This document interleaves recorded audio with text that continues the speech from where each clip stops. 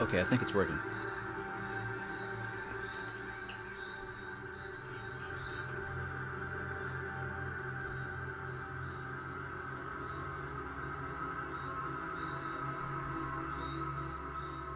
Greetings.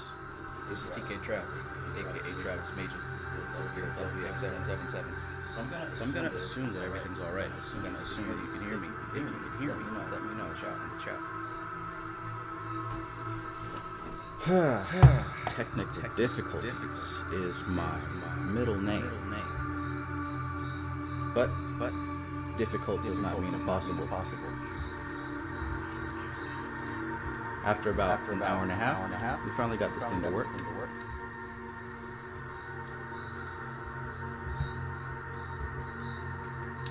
So, pretty sure we're good. Let me know if we're good.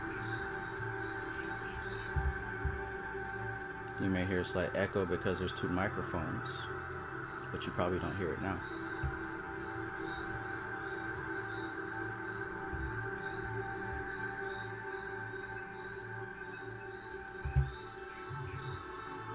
Okay. So yeah, I probably won't use two microphones next time. Well, it's my phone and the external mic, but anyways, that part's good. Everything else was a pain in the ass.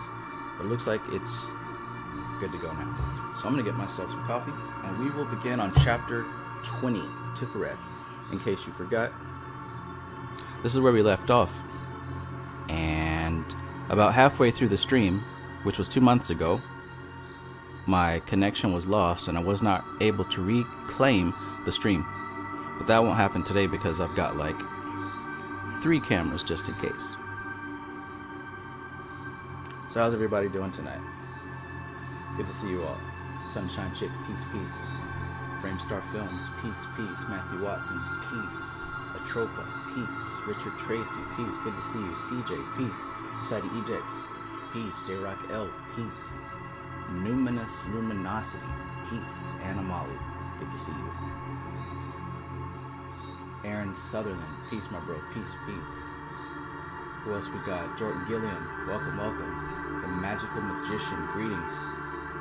JoJo817, I still remember who you are. No problem. Shinobi, I Hood, Nobi, Holcomb 6424, peace. Doug VT, gotta see you, peace, peace. Nicole Berkeley, good evening. Oh wait, greetings, greetings. Alright, so we're gonna dive into it, but I'm gonna get just a little bit of creamer. You guys ever heard of Rudolph Steiner?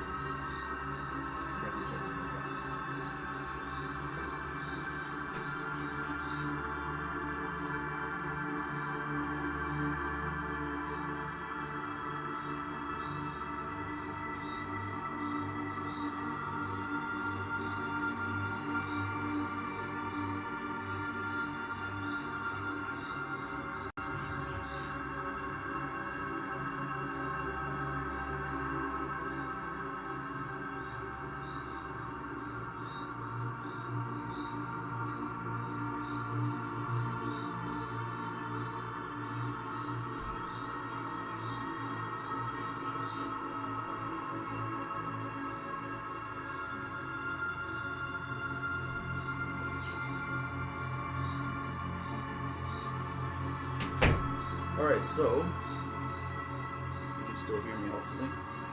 All good. So I'll put this thing over this thing.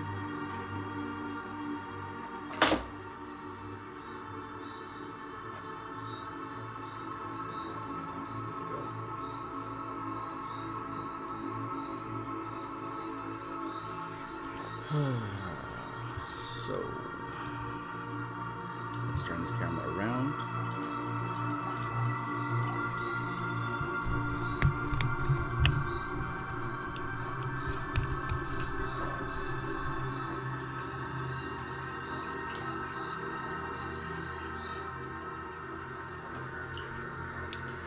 And you know what's funny is, like, nothing here is new. All this is stuff that I've already always had. I just never thought to set it up like this. I've used OBS before, but I had a problem with audio where I couldn't sync it up with Zoom, so I just stopped using it.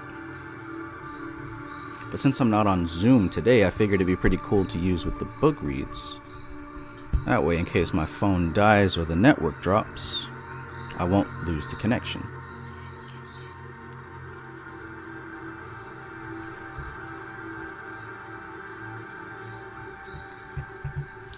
Okay, so there's one more thing that I was going to do. One more thing.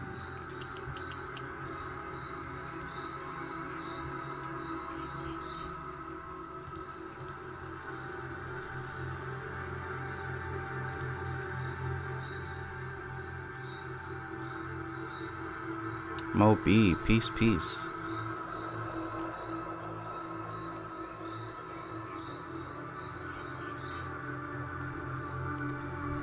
Atropa, welcome to the course. Glad you're able to sign up. As you saw from the comments, there's a lot of wonderful stuff in the class, like next level stuff. So I'm looking forward to hearing your feedback on the Spirit Summoning Master System.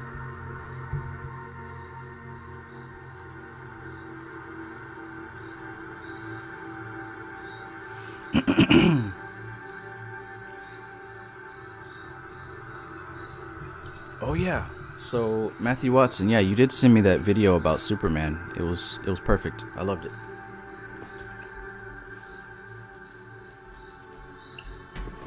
And just in time too, because I just started getting into DC, and my final copy came into the mail. So this has been staring me in the face ever since I started working at the bookstore back in 2006, I think it was. And this is like the graphic novel series, Justice. I always thought this picture was low-key kind of frightening. So like every time I passed by it in the graphic novel section, I like was curious about it. But I was never really a fan of DC. Well, anyways, my brother is. And just hearing some of the stuff that he says about what's going on in the DC universe made me eventually go ahead and start reading some DC stuff. So I figured this would be a good place to start.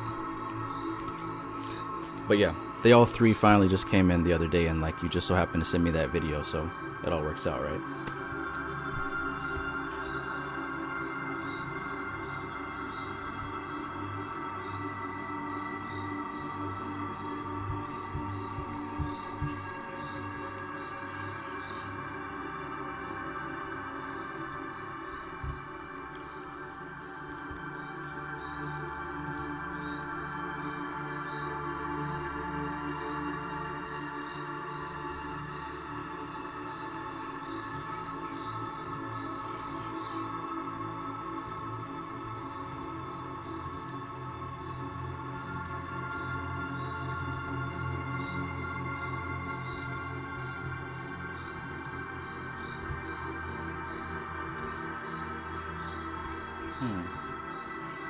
I wonder why that's not working.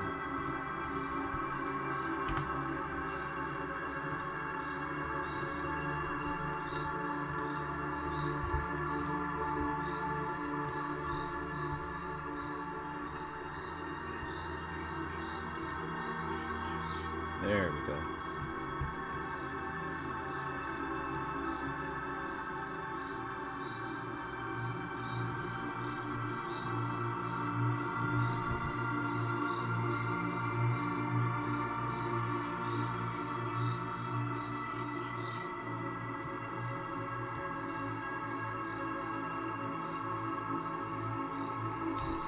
Okay. I think we're good.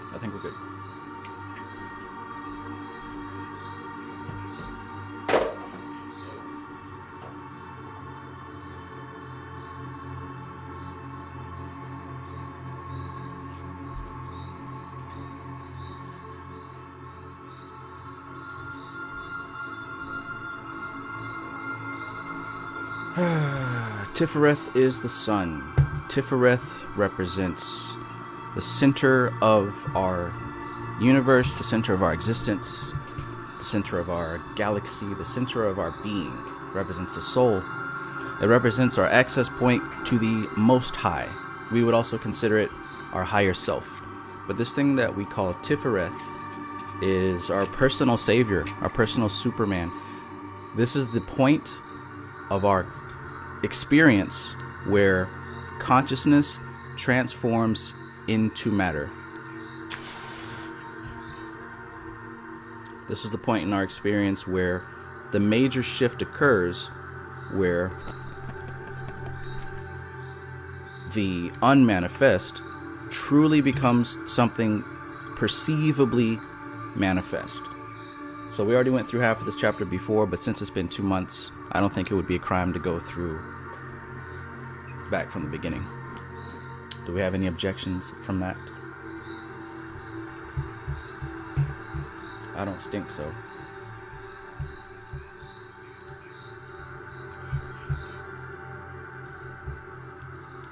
Alright, so without further ado, we're going to go ahead and get started. Like I said, we've already read the half of this, so I probably won't spend too much time digging into each verse, because that video is still up and you can still access it. But we're definitely going to slow down once we get past page 180, I think is where we left off. Okay? All right.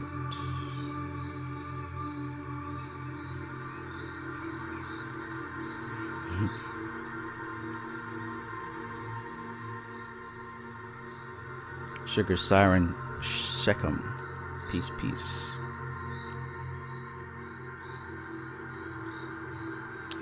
All right, let's do it.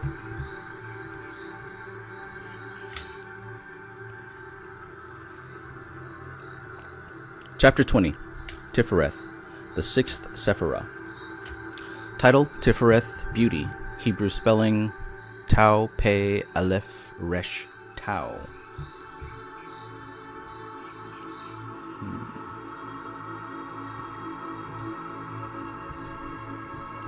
The magical image is a majestic king, a child, a sacrificed god.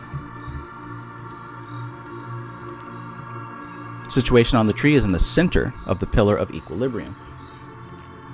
The Yetzeretic text, the sixth path, is called the mediating intelligence because in it are multiplied the influxes of the emanations, for it causes that influence to flow into all the reservoirs of the blessings with which they themselves are united.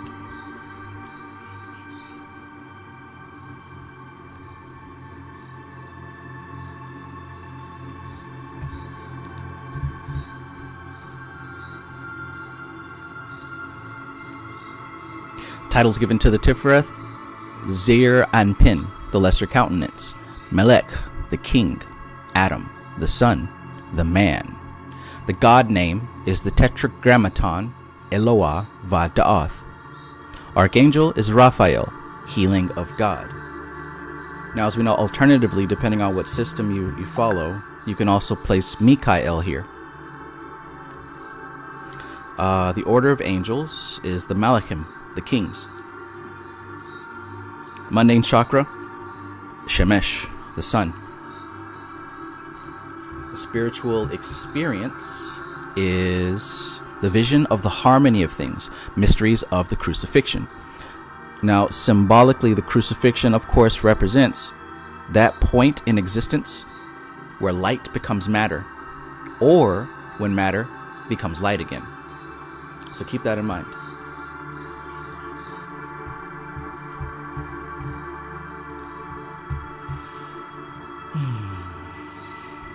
Correspondence in the microcosm, the breast. Symbols, the layman, the rose cross, the Calvary cross, the truncated pyramid, the cube. The tarot cards, the 4 sixes, 6 of wands, which is victory, 6 of cups, joy, 6 of swords, earned success, 6 of pentacles, material success. The color in Atziluth is clear rose pink.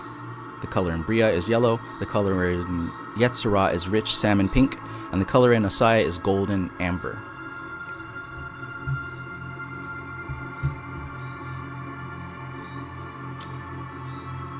So, let's go.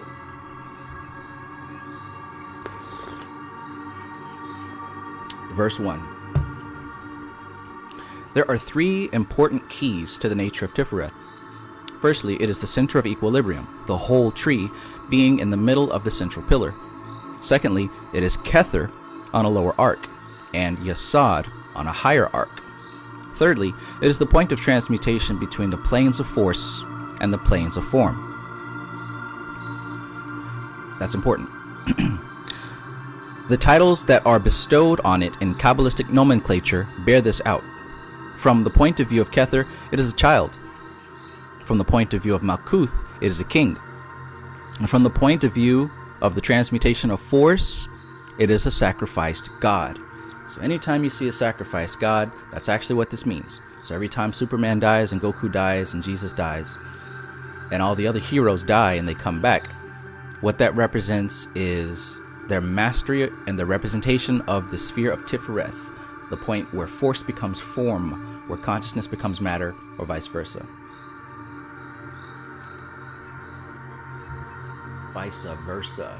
Shout out to Pastor Troy. 2. Macrocosmically, that is to say from the Kether standpoint, Tiphareth is the equilibrium of Chesed and Gibura.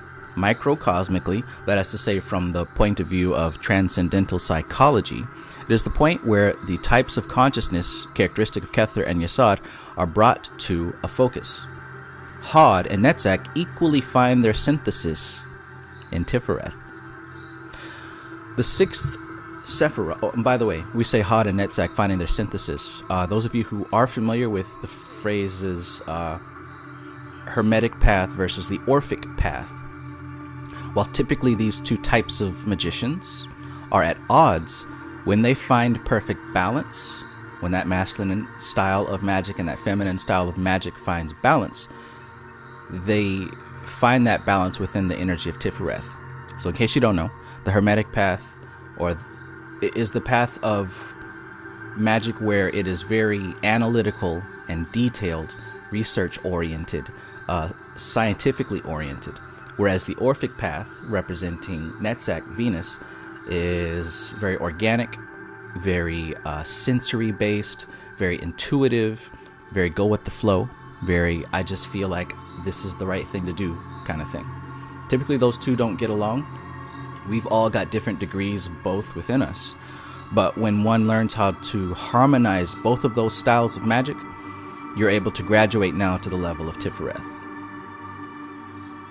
Now most people have a hard time even working with Yesod, but those of you who are members of this circle and have been studying and practicing for quite a while, you should have found yourself now either on the Hermetic path or the Orphic path.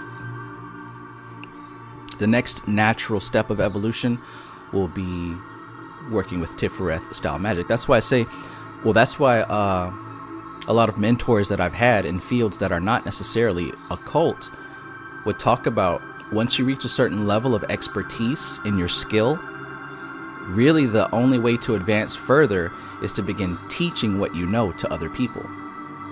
The master needs an apprentice, not just because he's a master and he needs to show off. A master needs an apprentice so that he can accomplish the work of the Tiphareth grade. So regardless if you're a part of the Golden Dawn system or any system, it doesn't matter. Once you become an expert in something, the next natural step to evolve is to begin teaching. Now keep that in mind. You have to have something to teach first. That doesn't mean you just see something or hear something that you like on YouTube and all of a sudden you're a teacher. Most of the time, before you get to that level of teaching, you should have failed way more than anyone who's even heard of the subject, right? You should have had more failures than successes, and that's where teaching comes from. It comes from experience. It comes from knowing what not to do so much that the right path is there, right?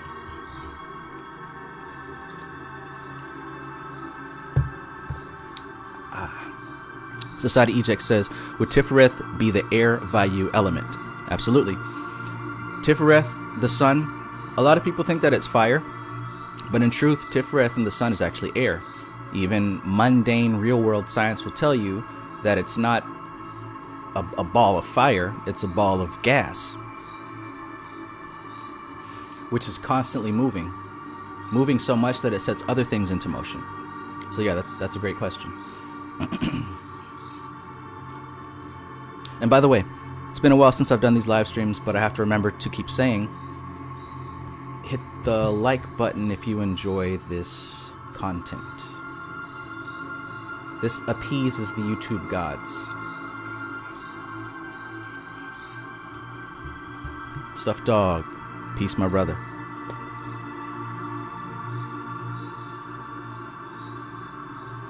Laya369, good to meet you.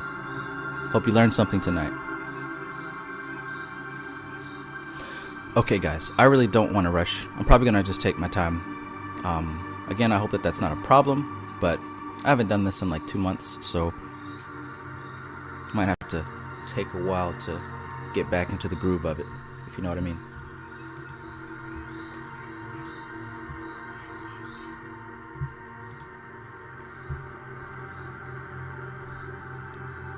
Richard Tracy says, failure is an information-rich data stream. I love that. That's true. Failure is an information-rich data stream. If you keep winning all the time, I mean, you'll learn what it's like to win, but in a way you're crippling yourself, because the longer that winning streak, the more you're going to fear losing what you have. And nothing cripples an individual like the fear of losing what they have.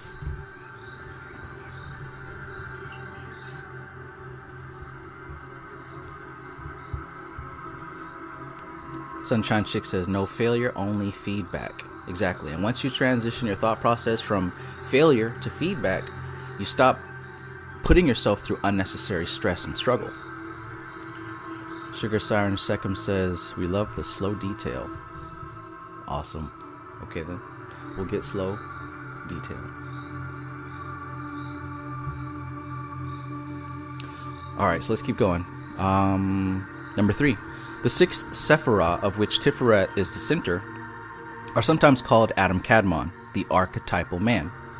So if you heard of Adam Kadmon, like what she just said, that's the archetypal man. Imagine if every human being is made in some kind of mold in the astral plane. Well, that mold will be called Adam Kadmon.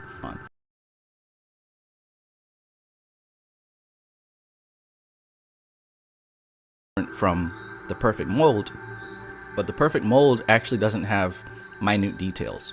It has general details, like arm, leg, arm, head, Allah, nose, 2 ears, 2 eyes, mouth, things like that.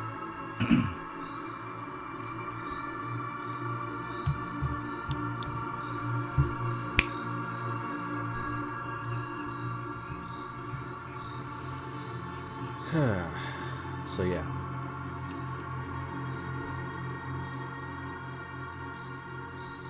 Al Dickey says L doesn't mean loss, it means learning experience. Exactly. Alright, so let's keep going. The 6 Sephiroth, of which Tiphareth is the center, are sometimes called Adam Kadmon, the archetypal man. In fact, Tiphareth cannot be rightly understood save as the central point of these 6, wherein it rules as a king in his kingdom. So I want you to keep this in consideration also. What Rudolf Steiner has said, as well as Dion Fortune and Ophiel and many others, one of the occult and also Llewellyn, one of the occult secrets is the higher rules the lower. So if you've taken my class or if you listen to my videos for any length of time, you know that I keep stressing the understanding of the 5 different layers of existence: the physical, the etheric, the astral, the mental, the spiritual. Well, I keep saying that for a reason. The higher controls the lower. So while most people exert all of their energy on the physical plane and are frustrated and disappointed when things don't go their way, when you step up a level and start exerting your influence on the etheric plane, you find that physical things come a lot easier. Likewise, if you exert your influence up on the astral plane effectively, you find that the trickle-down effect occurs. There's less that you have to do in the etheric, and there's less that you have to do on the physical. So the higher up that you begin doing your work, the less strenuous effort you have to exert on the lower planes. So the higher rules the lower. So like what it says here, we just talked about Adam Kadmon, and we talked about him being like a mold for human life. If you try to adjust things at the post-production level, you don't change the mold. But if you begin working with things at the mold level, then you begin to change things that happen afterwards.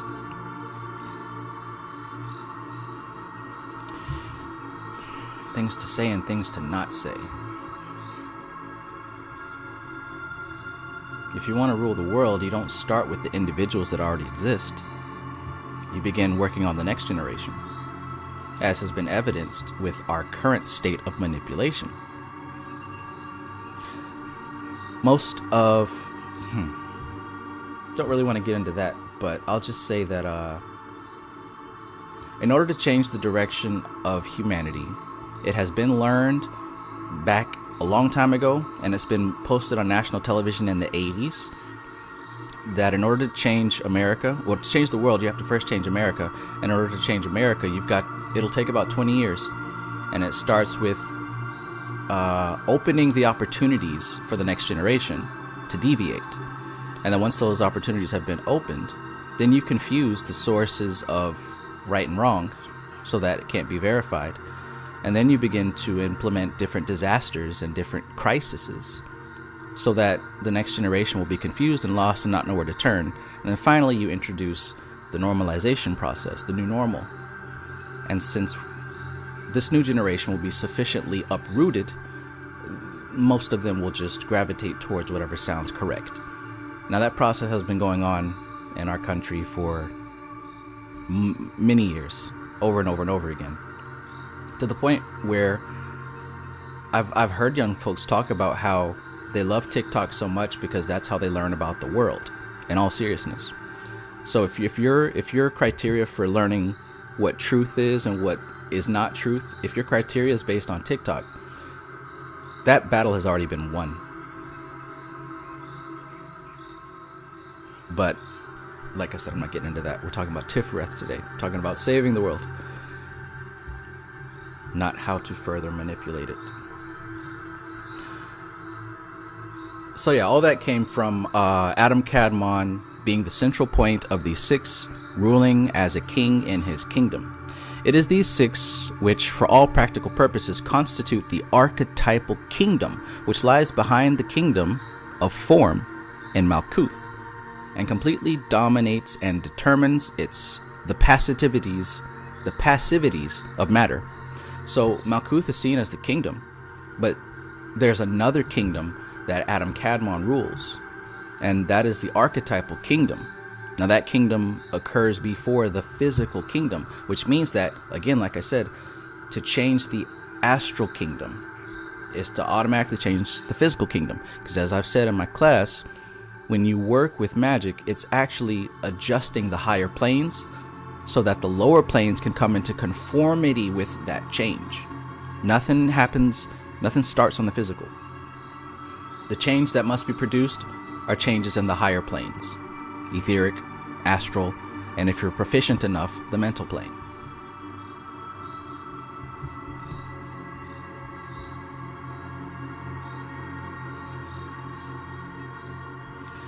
Stuff Dog says, I can attest to this. When the focus is changed, things flow different. Not better, different. The judgment of the change belongs to you. But I would suggest not to judge it, just go with it. Right? I agree with that.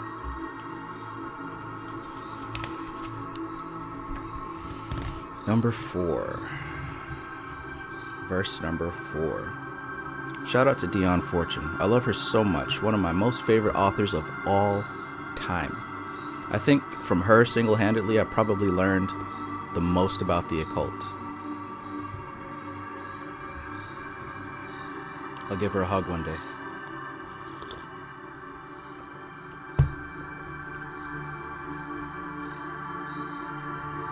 Okay, number 4. When we have to consider a Sephiroth in relation to its neighbors in order to interpret in the light of its position on the tree, it is not possible to proceed with an entirely systematic and orderly exposition of the Kabbalistic system. For we must, of necessity, forestall with partial explanations if our argument is to be comprehensible. We must therefore give some explanation of the 3 lower Sephiroth grouped around Tiphareth: Netzach, Hod, and Yesod. Netzach, we know that as the sphere of Venus, is concerned with the nature forces and elemental contacts. Hod with ceremonial magic and occult knowledge. Remember what I said about the Orphic path and the Hermetic path? Well, there you go. The Orphic path dances with the elementals. The Hermetic path studies about the elementals. And Yesod with psychism and the etheric double. Both of those paths have to use their etheric body because the elementals are interacted with on the etheric plane, whether it's dancing with them or just observing them. Tiphareth itself, supported by Qabalah and Qabalah, represent seership, or the higher psychism of the individuality. Oh, I've got the camera on the wrong page.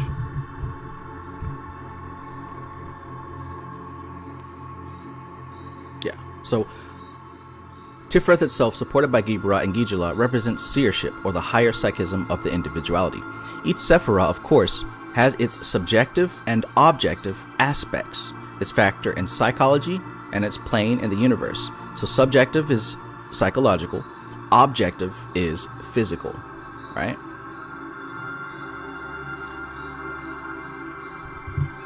Objective, you're going to be able to perceive it with your senses.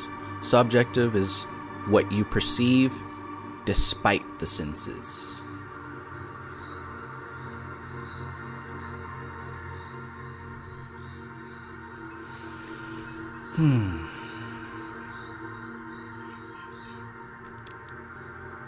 Number 6, the 4 Sephiroth below Tiphareth represent the personality or lower self. The 4 Sephiroth above Tiphareth are the individuality or higher self, and Kether is the divine spark or nucleus of manifestation. So in terms of like contact and working with stuff, you pretty much shouldn't even worry about Kether. That's so outside of bounds that that's not even the goal right now. The goal right now is to learn how all this stuff practically operates in your personal life. And more than likely, the highest point of contact that you're going to make is with Tiphareth. That just makes sense. Because anything past Chesed is going to take an overwhelming amount of non-attachment. We know of Chesed to be the planet of abundance. Well, with an abundance of anything, it's going to be very difficult to maintain your frame. Especially if you're not able to sit down and meditate for more than 5 minutes. But Tiphareth is definitely a major focus for anyone, really. Even mundane people, which is why the church really pushes leaning on Jesus and pulling support from Christ. Because no matter who you are, working with the Tiphareth element will do a lot of good for you individually and personally.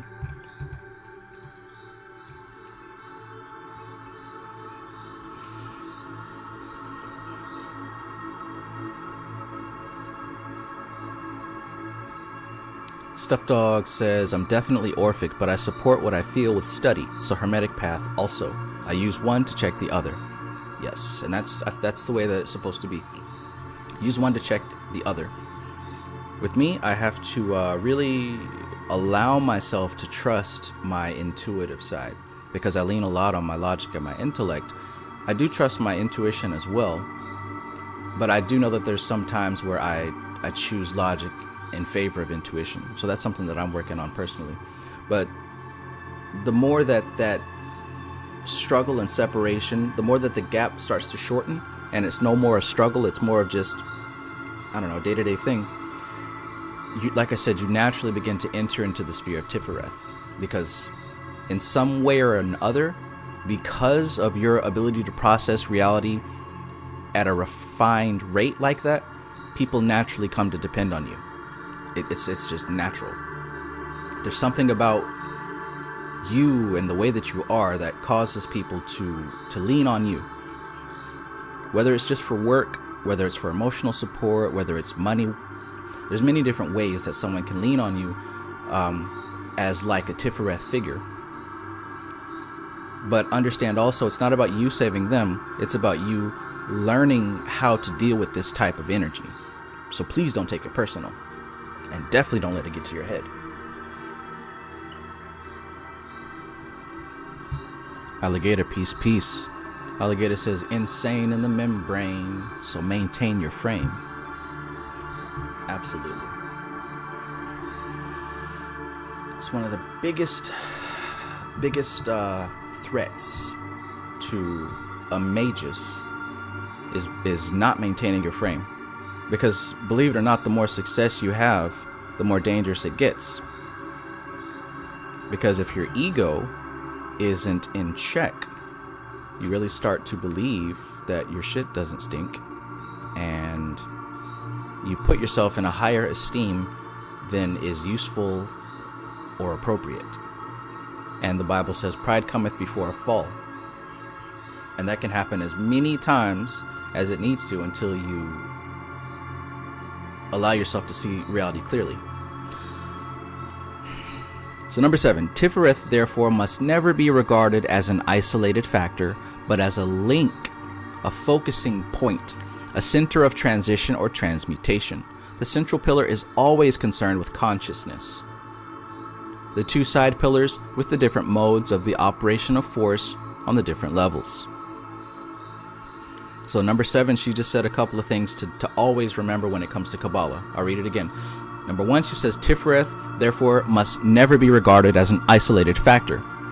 None of the Sephiroth should be considered as an isolated factor. Not Malkuth, not Kether. They are all connected to each other. This is to be understood in relationships, in patterns, and in patterns of relationships. We isolate the Sephiroth to study them, but in understanding them and in practice, they have to be considered with the connecting Sephiroth. It's a system. It's a system. So it's not that one's better than the other, one is higher or more holy, more divine. It's all one thing. It's all one thing.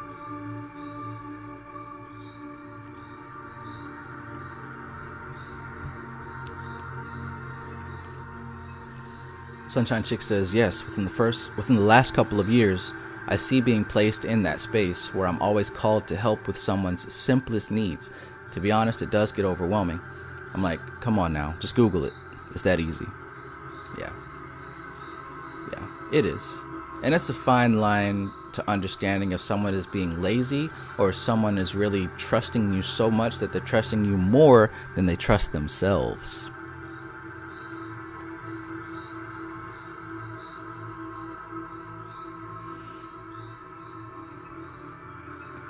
Alligator says, do you think the middle pillar exercise can converge the Orphic and Hermetic paths subconsciously? I think it could, because the middle pillar path is going to be addressing what's behind the mode of function. Because like what she just said there, I'll go ahead and read it. The two side pillars with the different modes of the operation of force on the different levels. Well, those operations of force stem from consciousness. So before your Hermetic and before your Orphic, your consciousness. So working with the middle pillar exercise, it's like you're trying your best to refine the seed from which the two paths branch off from. But truly to blend those two paths, because see, we fall into them naturally. We don't choose the paths. We just find ourselves there. To reconcile those two paths, we have to learn how to walk in the other person's shoes without judgment. So it's a very active process, and it is very difficult because many people get stuck in their ways. And if you're unable to see from the other person's shoes, then this is going to be difficult for you to reach the Tiphareth level. How can you be in a position to heal and help others if you can't see from someone else's shoes? So a lot of people you see who get stuck in their ways and stubborn and declare that their way is better than someone else's way, that's a sign that they have not reached this Tiphareth level, and they won't reach it until they're able to see from a different perspective. Interesting. So just listen out. You'll hear it. You'll hear. See, the more that you learn about this, the more you'll see that it's not actually a secret. No one hides anything. People, we all tell everything about ourselves. So you might as well just be honest. You tell who you are. Even if you try to pretend that you're something more than you are, it comes out of your mouth. It comes out of your mannerisms. It comes out of the words you choose. It comes out of the angle that you choose to speak from, right? It all just comes out. So if there's any type of isolation, if there's any type of separation or like prejudice or anything like that in your heart, it's going to come out one way or another. And if that comes out, that's an indication that you yourself are unhealed. And if you're unhealed, your rank, so to speak, isn't very high, because the dissolution within yourself is heavy and it presents you from ascension. It's not that anyone's holding you back. It's because you're unable to integrate those aspects of yourself which makes you consider other people your enemy and you're fighting against other people. The simple fact that you have that tendency, it's a heaviness. It displays the heaviness that you have. So working with the middle pillar exercise or with the lesser banishing ritual of the pentagram, hopefully it allows you to see that what you actually are is consciousness and not the manifestation of consciousness that you find yourself in. So if you learn to identify with consciousness more and more, I guess to answer your question, yeah, I guess it could help you to reconcile both paths. I know I just said a lot, but hopefully that made sense.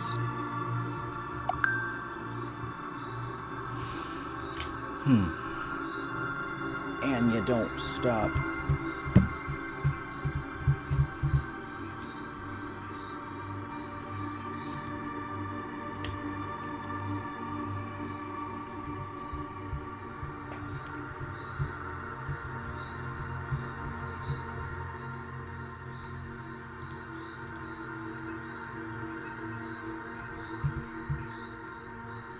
Okay, so like I was saying, 7, Tiphareth therefore must never be regarded as an isolated factor, right? None of the Sephiroth should be, but as a link, a focusing point, a center of transition or transmutation. Like I said earlier, this is the point where consciousness actually transforms into matter. This is where that, see, the transformation is gradually happening all up and down the tree, but it's at this point that the transformation is the most profound. It's at this point that the transformation is the most, where it stands out the most, right? Because it's already transforming up in Hakma and Bina, and it's transforming in Qabalah and Chesed, but the most profound transformation happens at Tiphareth, so much so that it stands out as the central point.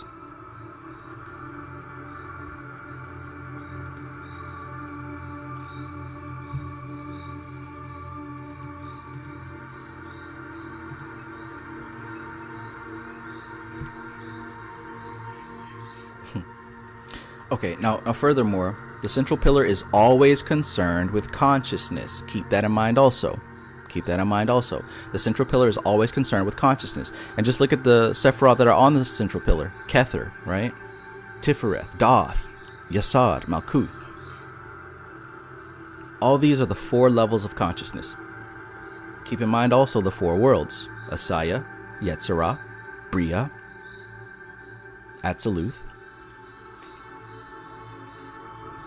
And then finally in chapter 7, she says the 2 side pillars are associated with the different modes of the operation of force on the different levels. Now when she says different levels, she's talking about levels 1, 2, and 3, which are on the left side, Bina, Qabalah, and Had, and then on the right side, Hakma, Chesed, and Netzach. Those are 3 different levels of the modes of operation of force.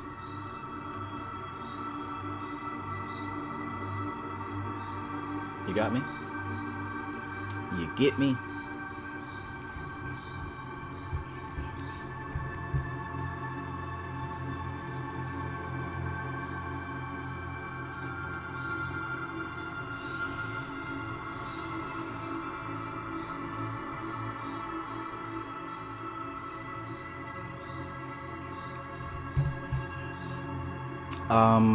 Chaubu, greetings. Chaubu says, is the baggage coming from the past lives? Yeah, you could say that. The baggage is coming from attachment. Attachment. Just like the Buddhists say, suffering comes from desire. Desire comes from suffering. Now, what this actually is talking about is our tendency to attach to things and identify with those things. Now, this tendency does not end when your physical body is finished, because attachment, it doesn't come from the physical. It comes from a higher plane. So your consciousness, as it incarnates over and over again, what you're actually carrying with you, right? For you to say, I have past lives, that denotes that you're carrying something. When you say me and my, what makes it me and my? Because the truth is that there's only one being in existence. Existence is only one being. That's the truth. That's the reality. The illusion is that you are separate from that thing. So in order for that illusion to take place, you have to believe that there are things that define what you are, that separate you from everything else. Now that alone is what causes karma. And so every time you do that, and as much as you do that, you begin to set in effect cause and effect that continues until you choose to not hold on to it anymore. And when I say choose to not hold on to it, I don't mean consciously. I mean deeply unconsciously you choose that it was never yours in the first place, and you release it, you let it go. Now I say deeply and unconsciously because it's not something that you just wake up and say, oh, I am not attached to anything, because you actually are unconsciously. So doing a lot of this work, what all this magic actually is in a roundabout way is learning what the truth is, which is you don't exist. There's only one being in existence. So learning how to work with spirits, learning how to astral project, learning how to work with tarot, learning how to do all these fancy things, what it starts to show you over time, right? Because just imagine naturally you're having success. Imagine naturally that you're having success with all your magical endeavors. After a while, you're naturally going to fulfill all your desires. You're going to start doing all the things that you never were able to do. Now, after you get everything that you've ever wanted, what do you think is going to happen after that? Just imagine right now that you actually had everything you ever wanted, that you were able to manifest it all. Like, think about that. Take a minute to think about that. I'm serious. So here you are sitting in your home and you've got all the physical stuff you ever wanted. You had all the subjective experiences you've ever wanted. You know, maybe you wanted to jump out of a plane, or maybe you wanted to start a business, or maybe you wanted to have a successful music career. Just imagine that you actually got everything. What do you think is on your heart now? You think you're going to want more stuff? You think you're going to want more experiences? Like, what do you actually think is going to happen once you get everything? Well, what happens is you start to realize that all that stuff that you thought you wanted, it didn't fulfill you at all. It was meaningless. Like, yeah, it made you feel good for a little bit, but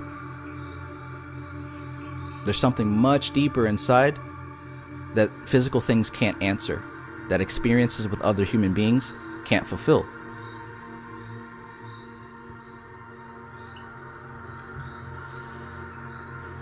And it's at that point that you're ready to start working with high magic, which is reintegration with the higher self.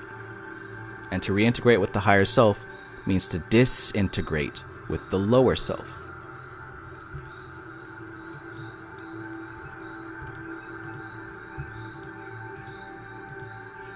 Should I stay or should I go now?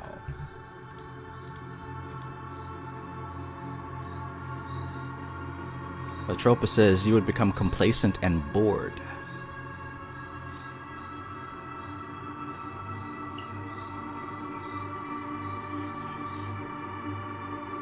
Lance Benefield says, I'm learning about the primordial sun now in my studies.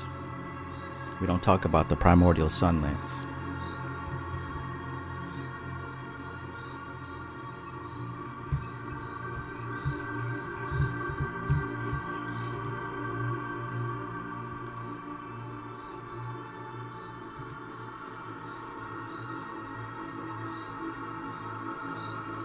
Aaron Sutherland says there would be nothing else for you to do. Exactly.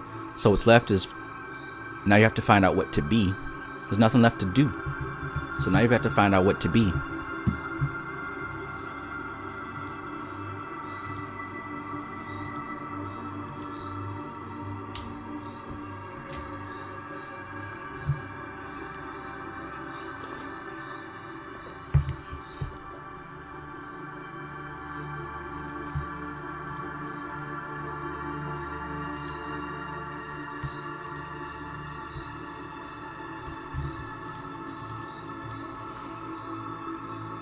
Number 8.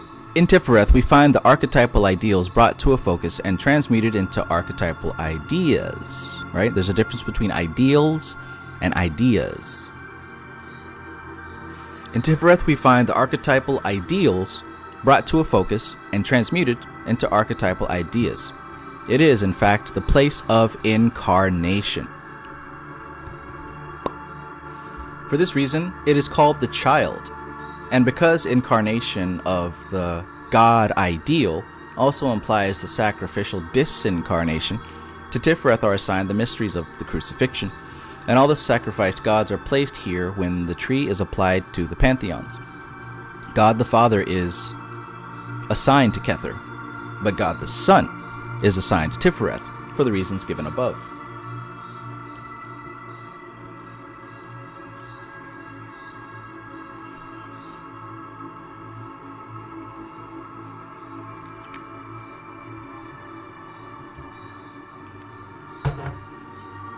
Number 9.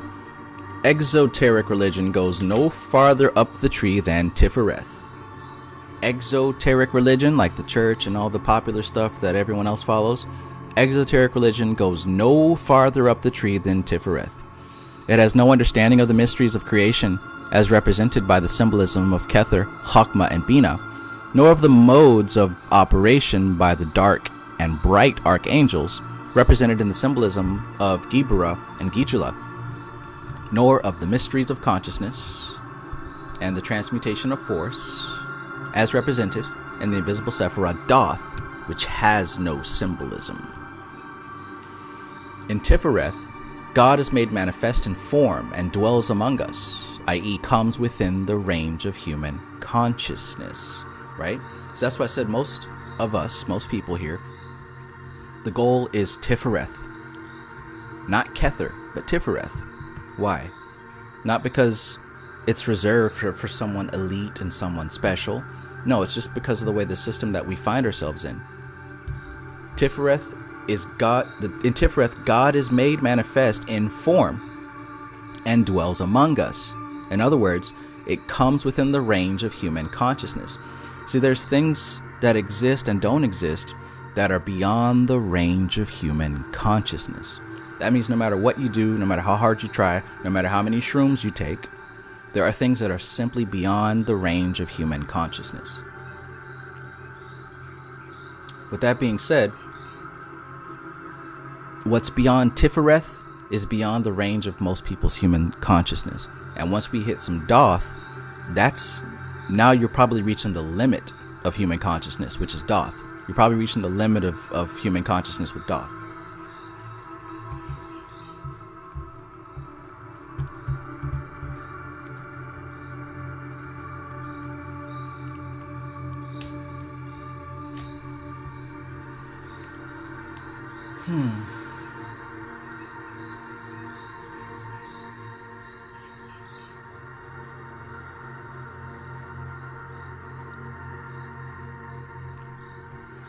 Alligator says, so you mean that Yahweh, Allah, and the Christian God are stuck at Tiphareth? Damn. At least what they teach is not structured for any of us to go beyond Tiphareth.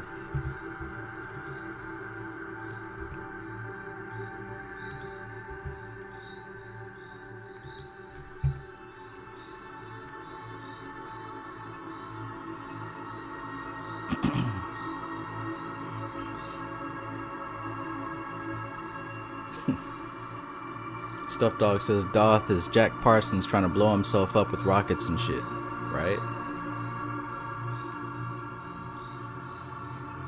So exoteric religion goes no higher. Okay, so let's see. In Tiphareth, God is made manifest in form and dwells among us. In other words, it comes within the range of human consciousness. In order that form may be stabilized, the component forces out of which it is built must be brought into equilibrium. Therefore do we find the idea of the mediator or redeemer inherent in the Sephirah. When the Godhead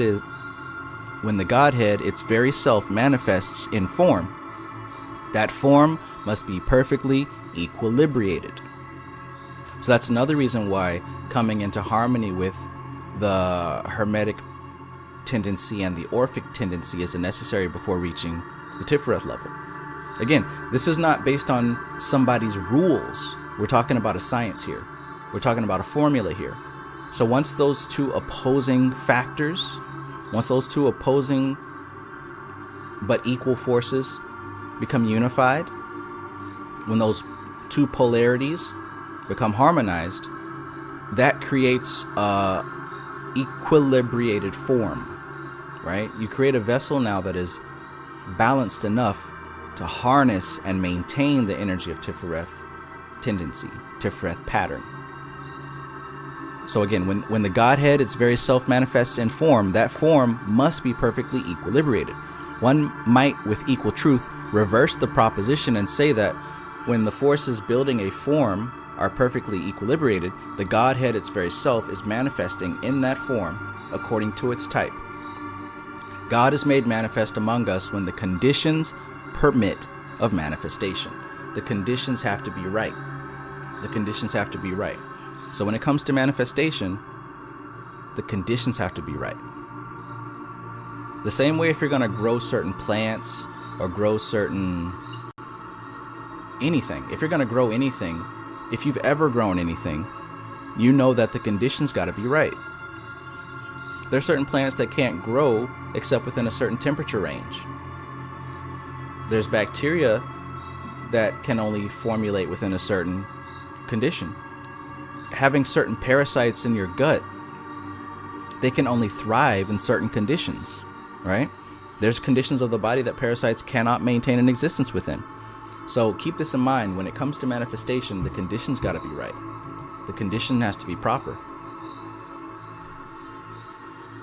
Likewise, if you're trying to manifest yourself into a better version of you, make sure that you're also working on the conditions for that to take place.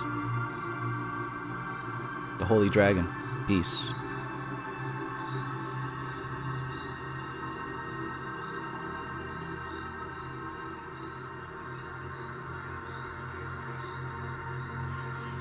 Chabu says, is that where some rabbis went crazy at Doth level? It's hard to say. I don't know any rabbis that went crazy, so I can't speak on any specifically. But what I can say is that people can quote unquote go crazy at any level. Most people don't leave the Malkuth level, let alone Doth level. And when we talk about crazy, I mean, let's really clarify what we're saying here. When we talk about someone who might be insane or, schizophrenic or lost in the sauce or whatever, when we talk about that, what that actually, a better clear definition of that would be someone whose inner reality and inner structure does not come into alignment with their outer structure. So they got stuff going on the inside that does not resonate or line up with what's happening on the outside. And if you live a life like that, then you're destined to have incongruence. You're destined to have suffering, right? That's just the way it is. So if that's the case, it doesn't matter what kind of magic you're working with or what level you're on. If your inside don't match the outside, you're bound to manifest suffering. Just like what we just read here. The conditions have to be in alignment with what you're trying to manifest. If your internal conditions are not in alignment with your external conditions, you're going to manifest dissonance. So that's why in what I teach, it's a lot of focus on framework. It's a lot of focus on framework, not what spell to use, what candle, what demon do I summon. You can find that on everybody else's YouTube channel.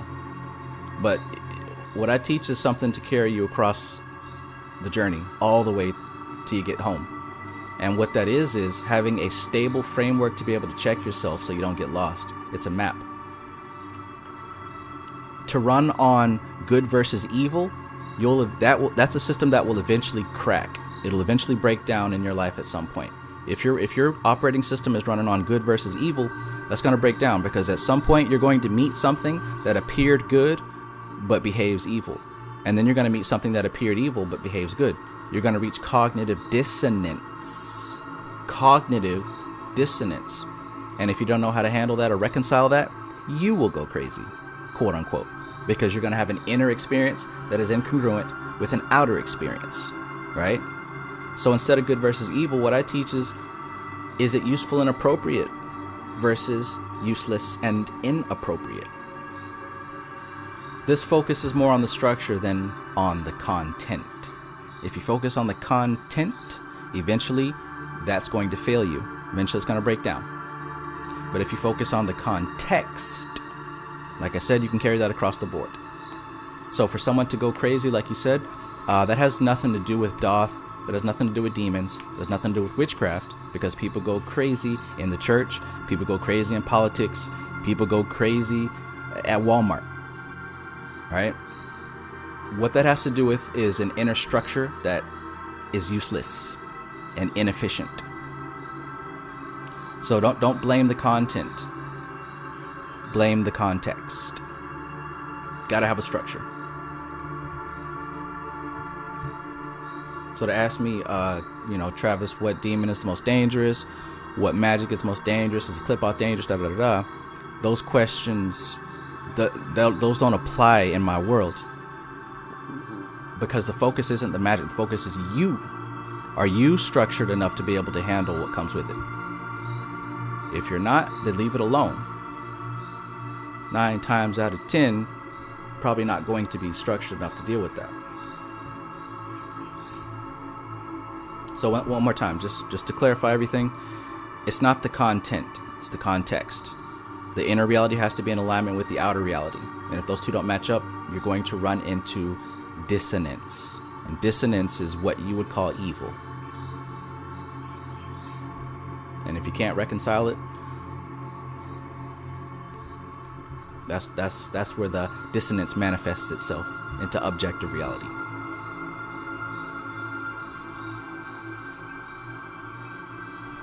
Framestar Film says Daedalus and Icarus fleeing from enslavement on their constricted wings. Fly too close to the sun and you end up in the sea. Exactly.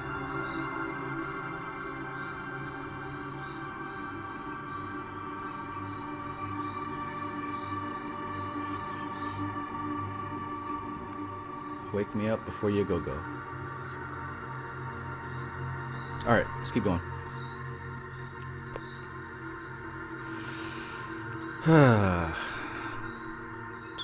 So, 12. Having come through into manifestation on the planes of form in the child aspect of Tiphareth, the incarnated God grows to manhood and becomes the Redeemer. In other words, having obtained incarnation by means of matter in a virgin state, i.e. Mary, Mara, the sea, the Great Mother, Binah, a supernal, as distinguished from the inferior mother, Malkuth, the developing God manifestation, is forever striving to bring the kingdom of the 6 central Sephiroth into a state of equilibrium.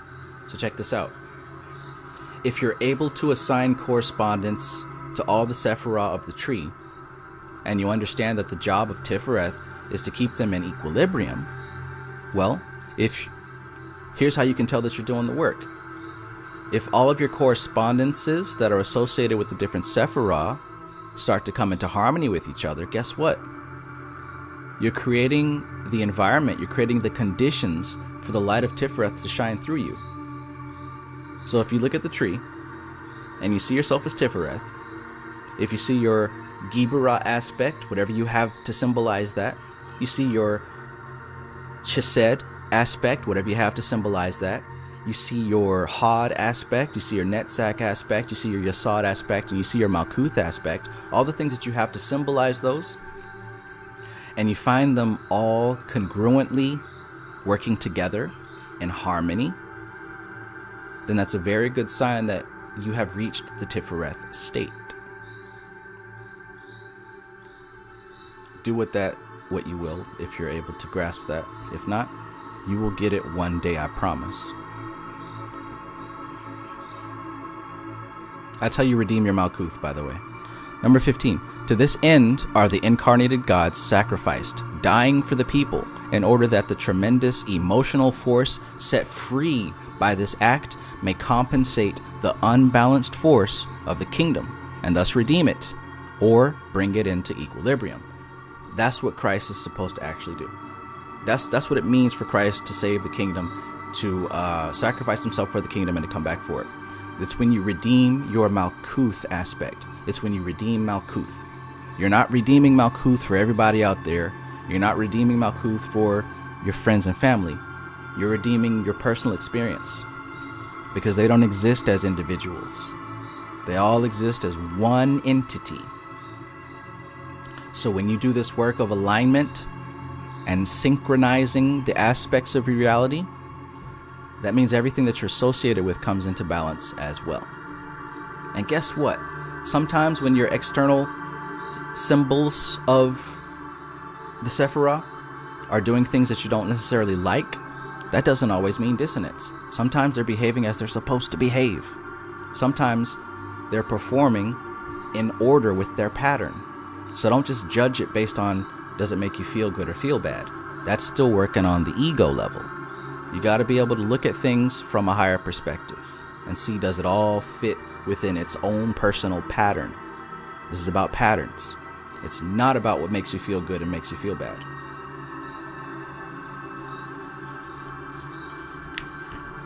But you guys know that already. Because we are the Illuminati.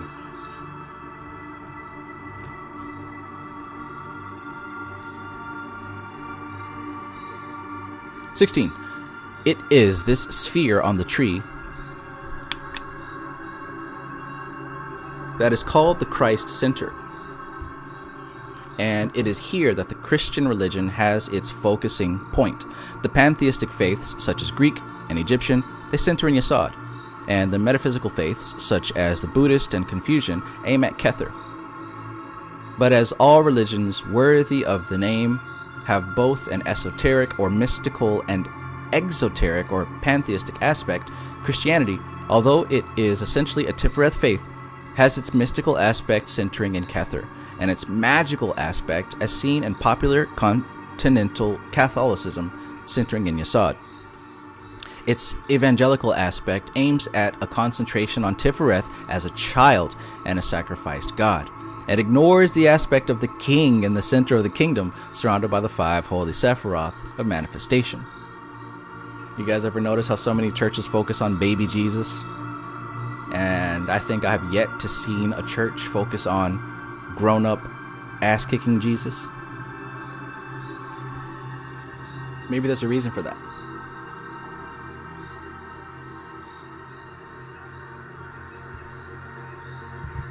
Maybe there's a reason for that. Vincent Del Cristol, peace, brother, peace. Rosie Jewel, qualitative social psych and doula. Rose, peace.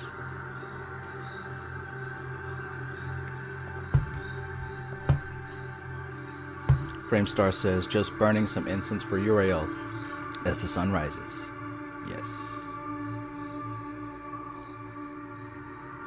Get that earth elemental magic.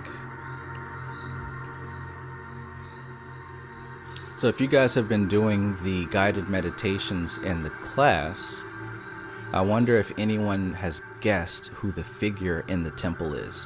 One person messaged me and guessed it correctly. They said it just came to them. And I didn't tell anybody yet, so it just came to them. The fact that that did was pretty awesome. But don't guess. Base it off of what you've learned so far. It's a name that you've heard already. But the entity in the temple is... Once you figure it out, you'll be like, duh.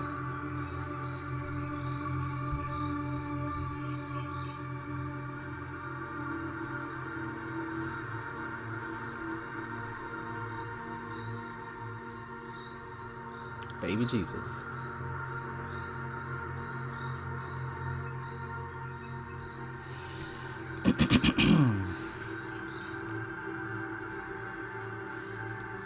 Yeah, man. All good. All good. Take your time. Number 17. Hitherto, we have considered the tree from the macrocosmic point of view, seeing the different archetypes of manifesting force come into action and build up the universe, and have but remotely approached them from the microcosmic point of view, and their psychological aspect as factors in consciousness. But with Tiphareth, our mode of approach changes, for from henceforward, the archetypal forces are locked up in forms and can only be approached from the point of view of their effect upon consciousness.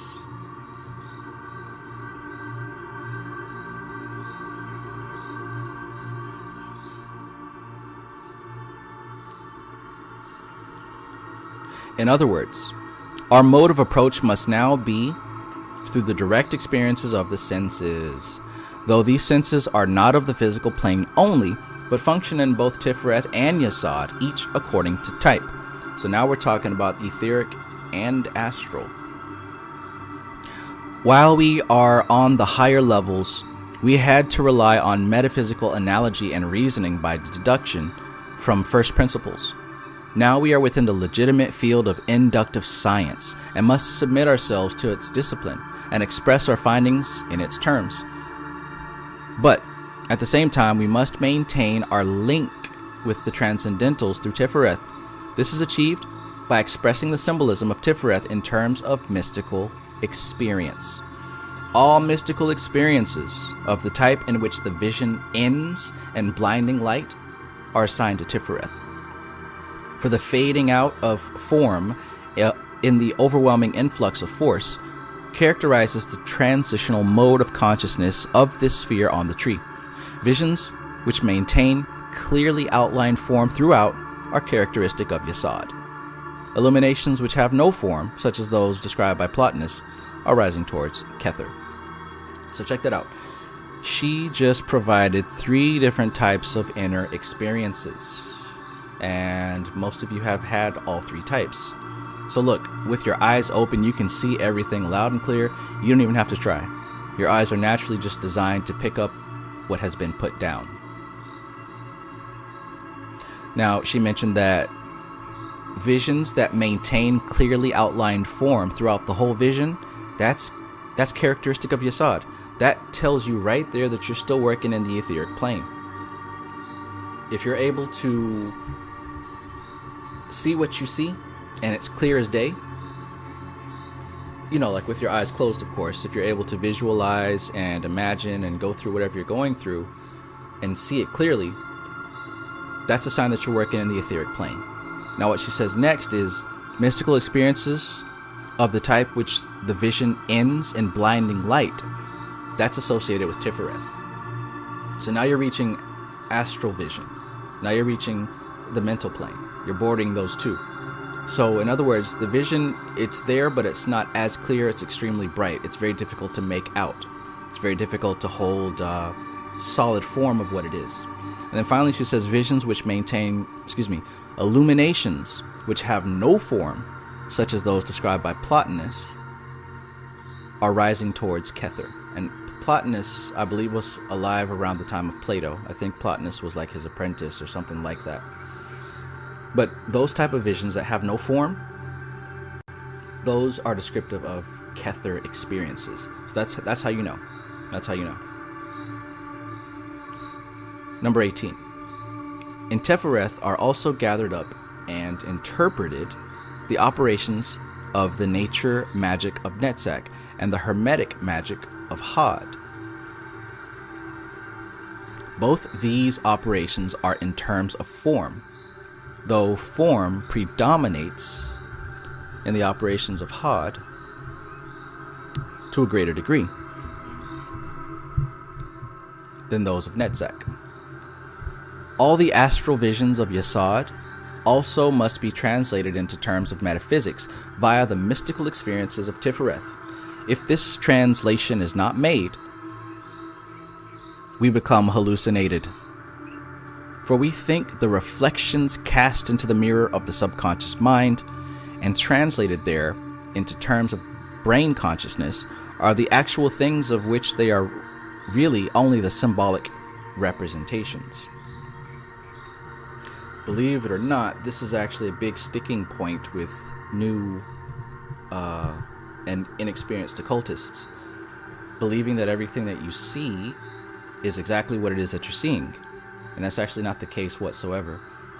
Honestly, what you're experiencing with your eyes open and even with your eyes closed is only a symbolic representation of what you're actually experiencing. You just got to think, what you're actually experiencing includes so much data, most of which is far removed from your memory database, because we interpret everything based on our memory, right?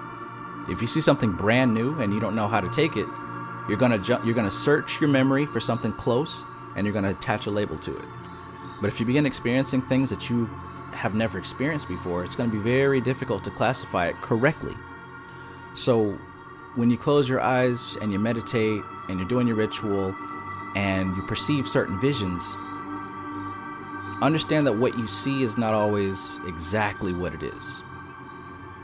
The visions are a result of your consciousness encountering certain vibrations, certain pockets of information, certain sets of data that your unconscious mind brings up relevant symbols to help you decrypt it and decode it.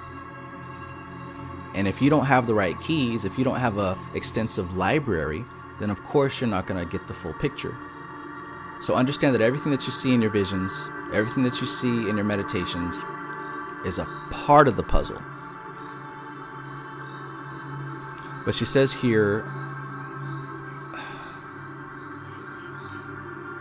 all astral visions of Yesod also must be translated into terms of metaphysics through the mystical experiences of Tiphareth. If the translation is not made, we become hallucinated. For we think the reflections cast into the mirror of the subconscious mind and translated there into the terms of brain consciousness are the actual things of which they are really only the symbolic representations. So she says it right there.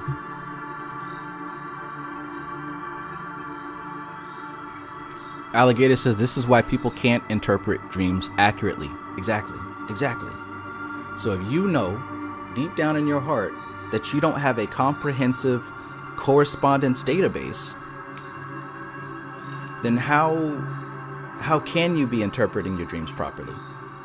How can you be interpreting any type of spirit communication properly if you know you don't have a thoroughly established correspondence database? That's why it's so important to take these different symbols, like the different Sephirah or the different elements or whatever, and construct for yourself a wide vocabulary of correspondences. Because the symbols are the language of the unconscious mind and the language of spirit. And if you don't have a database which is thorough, then your communication is going to be limited.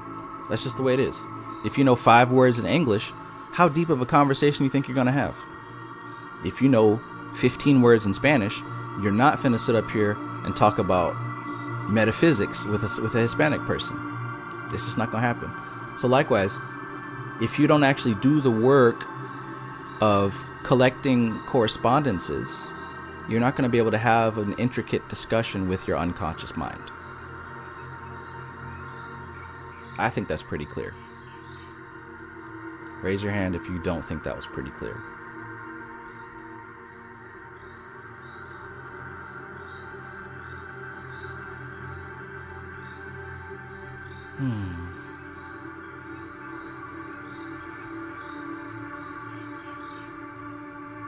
Sunshine Chick says, I keep dreaming of a casino, and I'm still trying to decipher that dream, LOL. Yeah, so really just think about all the different type of correspondences of casinos. So I'm going to go ahead and say, right off the bat, casinos, that's an earth element kind of thing, is it not? We're dealing with heavy earth element, right? So that's a start.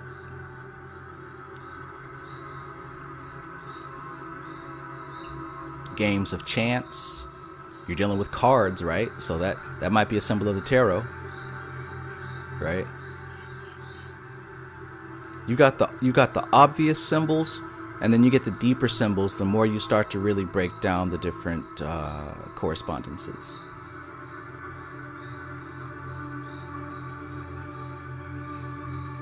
I would say you're getting deeper into working with the earth elements. Not only the money, but yeah. Keep digging. Pentacles, right? Lance Benefield says Native Americans. That's something.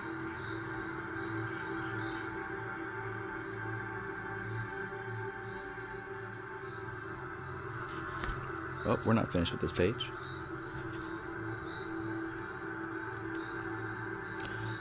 So, let's see.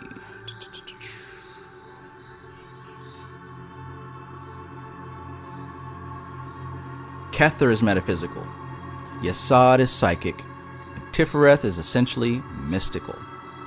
Mystical being understood as a mode of mentation in which consciousness ceases to work in symbolic consciousness representation, but apprehends by means of emotional reactions. So Tiphareth is the level.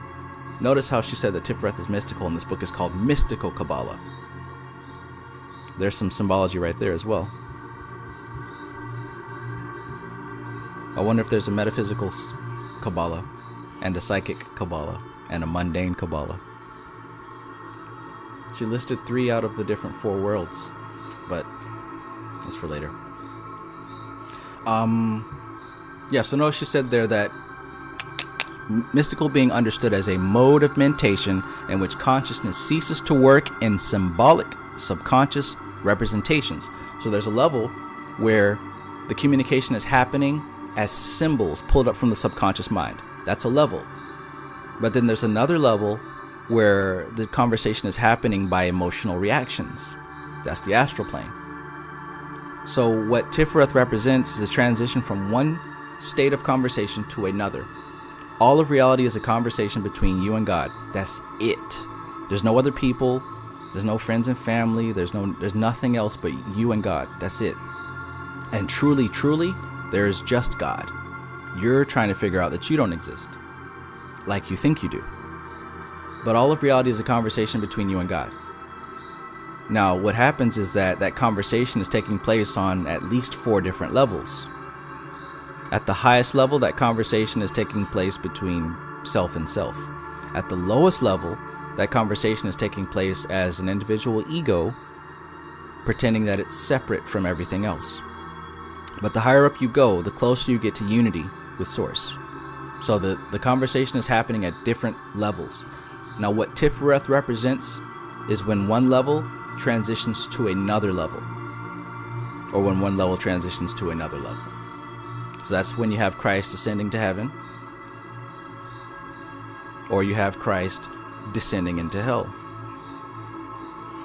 Either way, he's saving the people. You could also say Lucifer falling from heaven.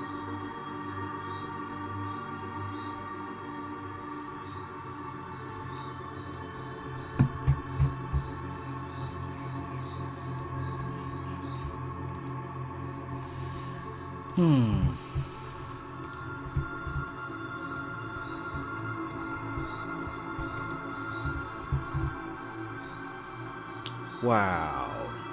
The likes are equal to the number of people who are present. That's pretty cool. But just in case you haven't liked the video, go ahead and like the video.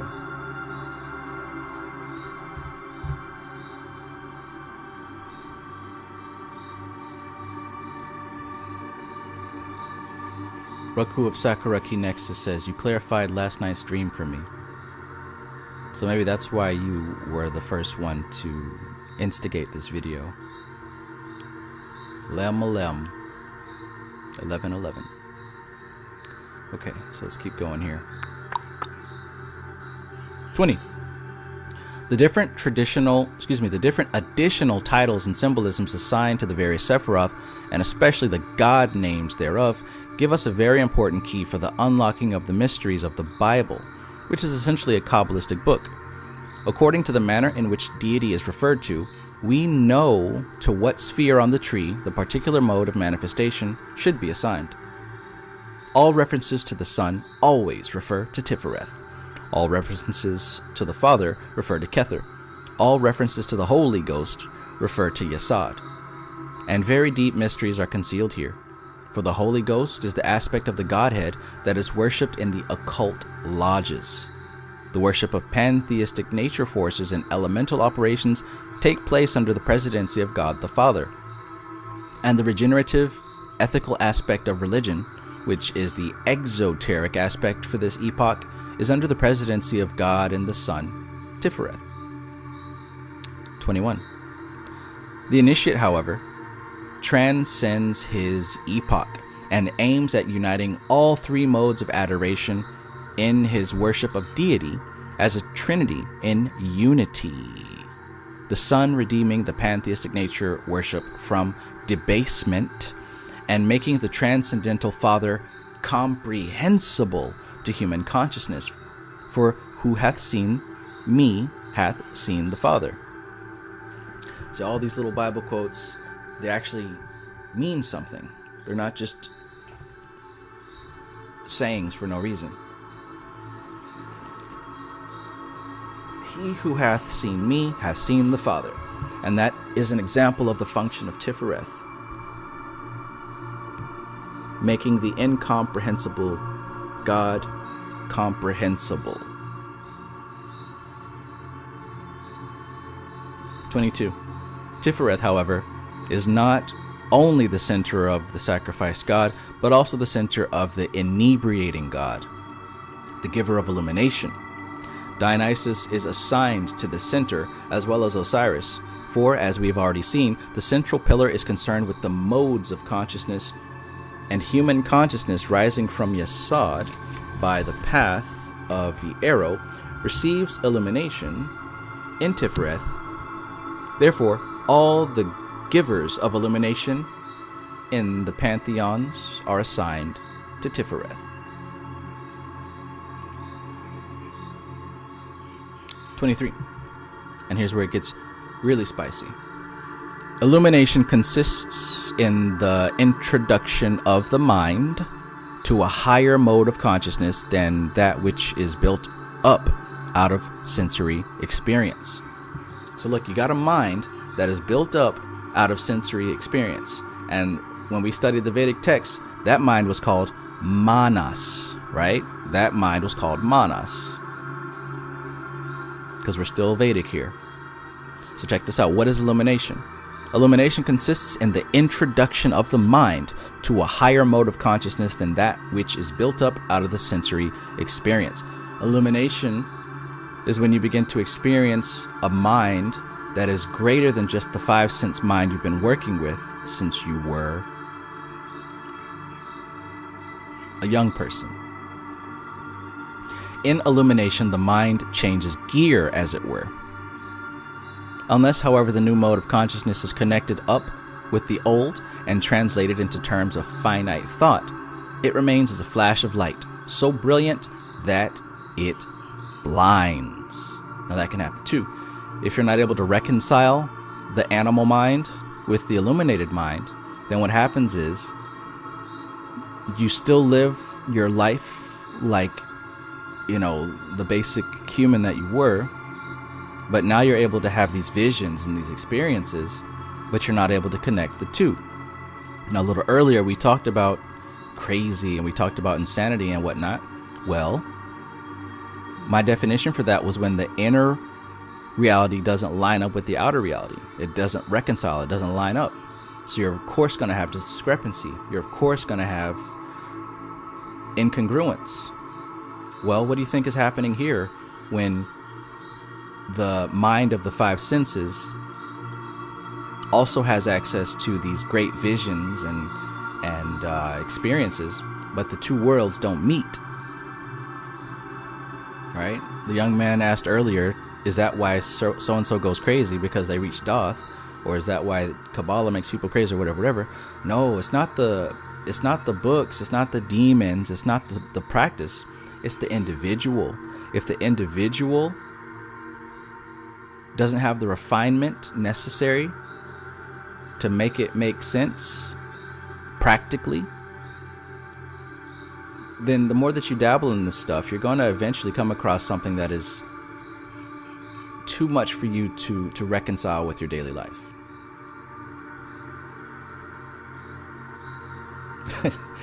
Yeah.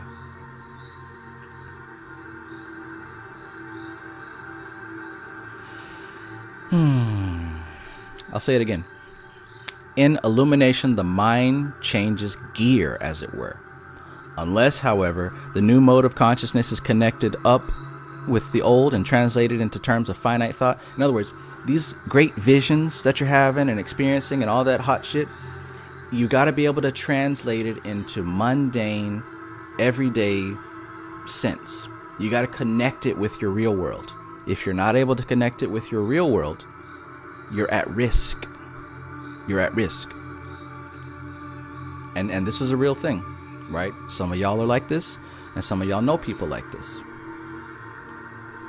So she says, unless the new mode of consciousness is connected up with the old and translated into terms of finite thought, it remains as a flash of light so brilliant that it blinds. At risk for what? At risk for being blinded. We do not see by means of the ray of light that shines upon us, but by means of the amount of that ray which is reflected from objects of our own dimension upon which it lights. Man, you can't get quotes like that and whatever the hell else y'all reading. What's she say? We do not see by means of the ray of light that shines upon us, but by means of the amount of that ray which is reflected from objects of our own dimension upon which it lights. You can't stare at the sun directly. You see what the sun illuminates, and you're able to translate the world based on that. I mean, yeah, duh, you can look at the sun and sun gaze all day. You know what I'm talking about. Staring into the sun does not give you vision. You use the sun as a tool to see everything else.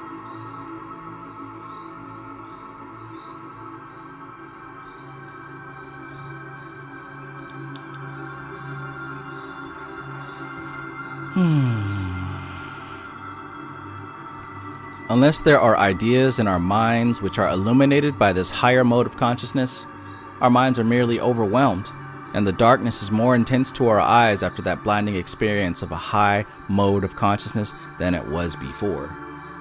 So again, like I said, you're at risk, and the darkness that was present becomes even more dark. Because when you allow yourself to be disillusioned, when you allow yourself to be caught up under unreality, those unhealed aspects of yourself now have a fertile ground to go to war, to do what they do best, and cause even more dissonance. I mean, just think about it. Let's say that all of a sudden now you start working with this and you believe that you're Christ and you've reincarnated as Jesus and you're here to save the world, and you got to take down the Illuminati, and what else? You got to kill the reptilians, and you got to beat the Archons, and all that other nonsense. Let's say you believe all that. But at the same time, you have tendency for escapism. You've got substance abuse issues. You've got personality disorder, body dysmorphia. Let's say you got all these other things going on too, right? You got abandonment issues. You got a mistrust of the opposite sex, right? So you got all that stuff going on too in the darkness. What kind of a cake do you think you're baking with all those ingredients? You feel me? So when I say when you become blinded, the darkness becomes even darker. It's hard enough to manage all those things when you're not working with this. So the inner reality has to match up with the outer reality, right? Because you're thinking you're Jesus, and at the same time you're thinking you have to go to war with some Illuminati and reptilians. At the same time you got abandonment issues, and you hate the opposite sex, and you're prone to escapism, and you got substance abuse. Like, it's not going to be pretty. It's not going to be pretty. So you got to make it make sense. You got to make it make sense.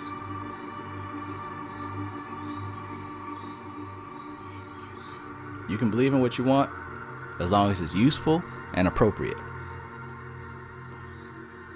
That's none of my business. I don't teach you what to believe, but I can certainly share you a couple of algorithms to adopt for how to believe.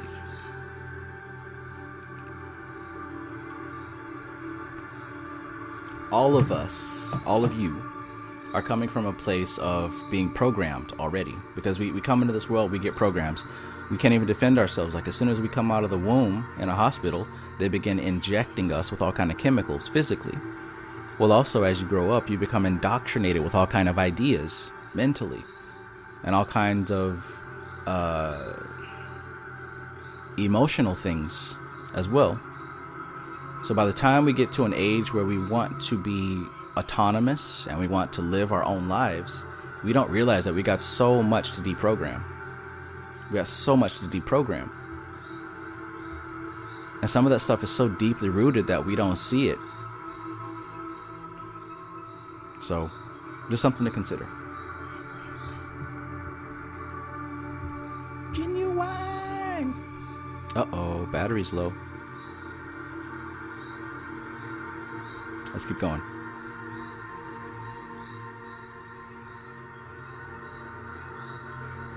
So unless there are ideas in our minds which are illuminated by this higher mode of consciousness, our minds are merely overwhelmed, and the darkness is more intense to our eyes after that blinding experience of a high mode of consciousness than it was before. In fact, we do not so much change gear as throw the engine of our mind out of gear altogether. This is, for the most part, is what so-called illumination amounts to.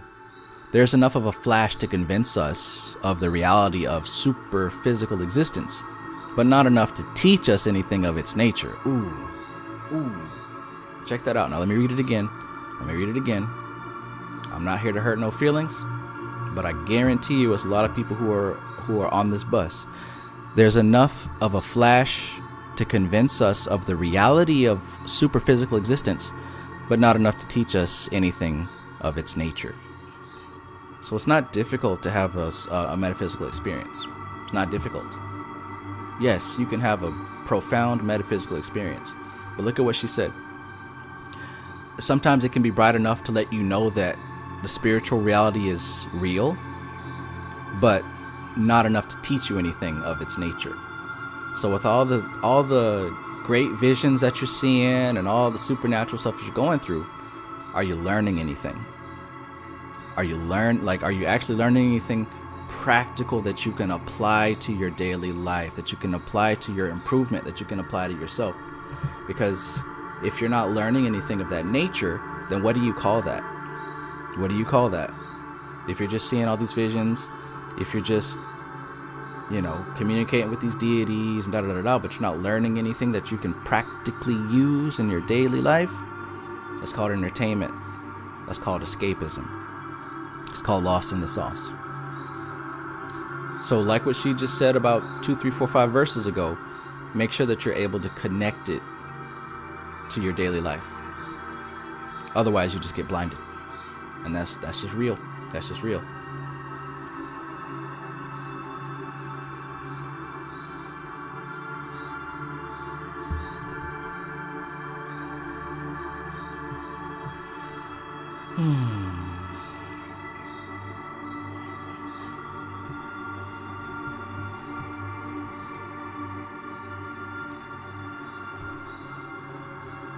"24. The importance of the Tiphareth stage in mystical experience lies in the fact that the incarnation of the child takes place here.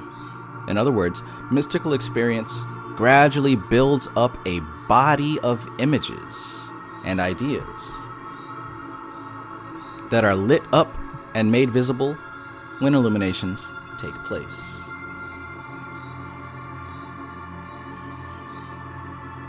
The incarnation of the child. So what we're symbolically talking about is your mystical experiences gradually build up a body of images and ideas. And those images and ideas are lit up and made visible once illumination takes place. So look, a lot of these experiences also are not, they're not just for entertainment, and they're not just to pass the time. They begin to build up a library of deeper correspondences, so that once you do begin to ascend and reach even higher levels, all these experiences now start to make a different layer of sense. It's almost as if, it's just like college. You go to school and you study a bunch of stuff that seems not important at all. And you're like, I just want to study my major. Why am I learning about this, that, and the third? But by the time you reach the end, you can look back and say, oh, I needed to learn all that stuff because it actually helped me do this. Sometimes it's not the actual experience. Sometimes it's the reaction and the result that you get from that experience. 25. This child aspect of Tiphareth is also very important, is a very important one to us in such practical work of the mysteries. as is concerned with illumination. For we must accept the fact that the child Christ does not spring like Minerva, full armed from the head of God the Father, but starts as a small thing, humbly laid among the beasts, and not even housed in with the humans. The first glimpses of mystical experience must, perforce, be very limited, because we have not had time to build up through experience a body of images and ideas that shall serve to represent them. Oftentimes, look, when we're getting some of this information, when we're getting these visions and whatnot, it's difficult to decipher them because, like I said, we don't have the library, we don't have the vocabulary to decipher them. So we're limited. We can only piece out and pick out what we do understand. And you're not really learning anything if you're only seeing what you already know, right? How are you learning something if you're only seeing what you already know? So what you're actually learning how to do is to extend yourself beyond your ego. Your ego and your memory is just based on stuff that you already know. Learning means that you begin to understand things that you didn't know before. So especially when we're dealing with magic, you're dealing with information that you've never experienced. So what that means is you've got to have the proper vocabulary to translate that, right? That's why you're wasting your time if you're just going over the same stuff like for years. Like, how many of y'all have seen some of these occult channels or whatever talking about the same thing for the past 3 years? The same 5 or 6 topics for the past couple of years. What are you're not learning here. You're just celebrating what you already know. You're just reinforcing your ego. If your goal is to expand into unity, then the process of learning means you're constantly putting yourself in an uncomfortable position of the newbie. You're constantly putting yourself in the uncomfortable position of the student, learning stuff you didn't know before. Because the more that you're able to learn that you didn't know before, now you're able to communicate with the higher aspects of yourself, because the higher aspects of yourself is full of data that you've never experienced. You're not going to get there if you're just ruminating on the same old stuff. If you've been talking about the same stuff that you was talking about 5 years ago, let's keep it real now. Let's keep it real.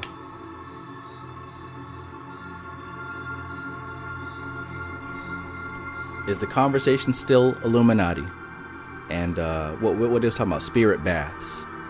Is the conversation still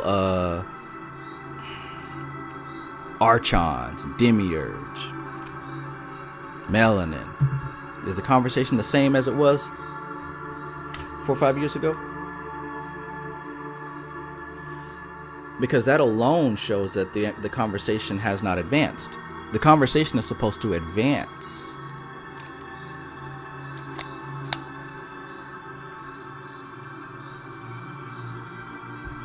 I'm not saying you can't talk about that stuff, but what I'm saying is that there should be a new layer of scholarship, right? I mean, sure, if you still want to talk about divine feminine and divine masculine and what we got to do as a people, did the level of conversation change, or are you literally still talking about what was talked about years ago, right? Yes, it's cool to listen to Bobby Hemmett. Yes, it's cool to listen to all the older speakers.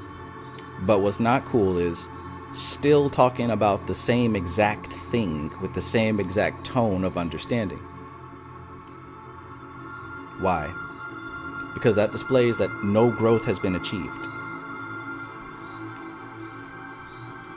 See, teachers give the tools to step up to the next level, not to worship and follow behind them forever.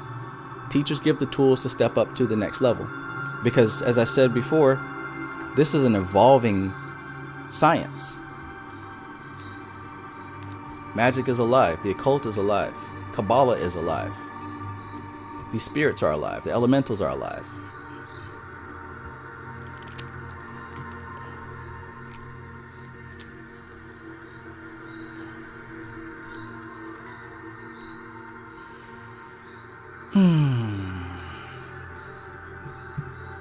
Good stuff. Good stuff.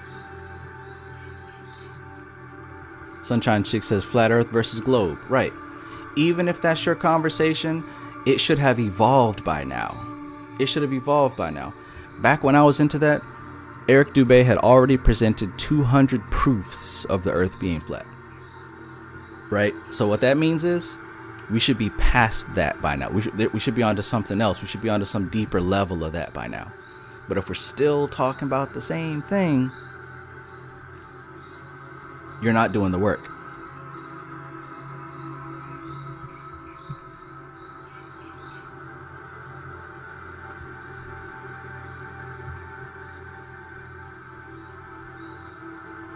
Goodness gracious. Great balls of fire.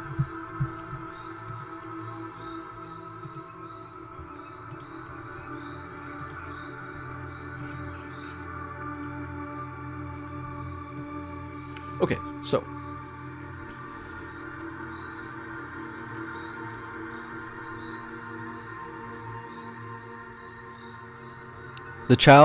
this child aspect of Tiphareth is also a very important one to us in such practical work of the mysteries as is concerned with illumination. For we must accept the fact that the child Christ does not spring like Minerva. Okay, I already read that.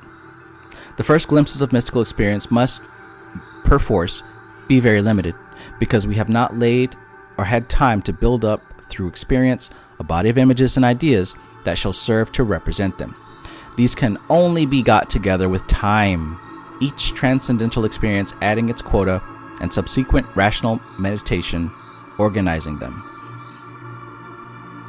26. Mystics are very apt to make the mistake of thinking that they are following the star to the palace of the Sermon on the Mount, not the manger at Bethlehem, the birthplace. It is here that the method of the tree is so valuable, enabling the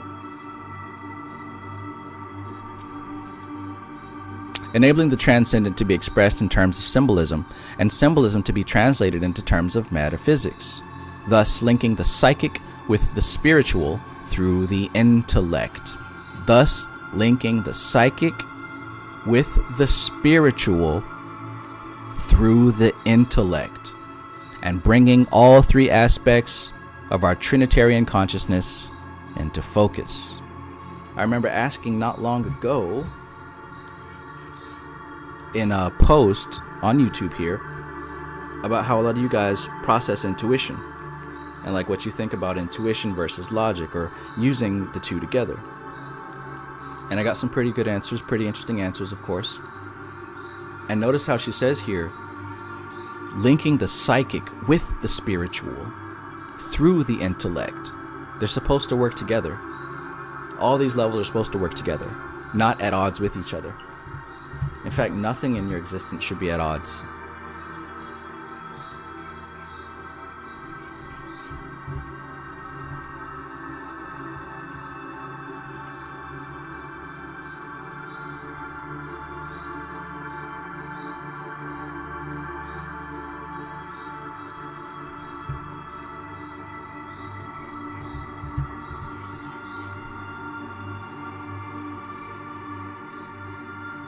Hmm. 27. It is in Tiphareth that this translation is made. For in Tiphareth are received the mystical experiences of direct consciousness with which illuminate the psychic symbols.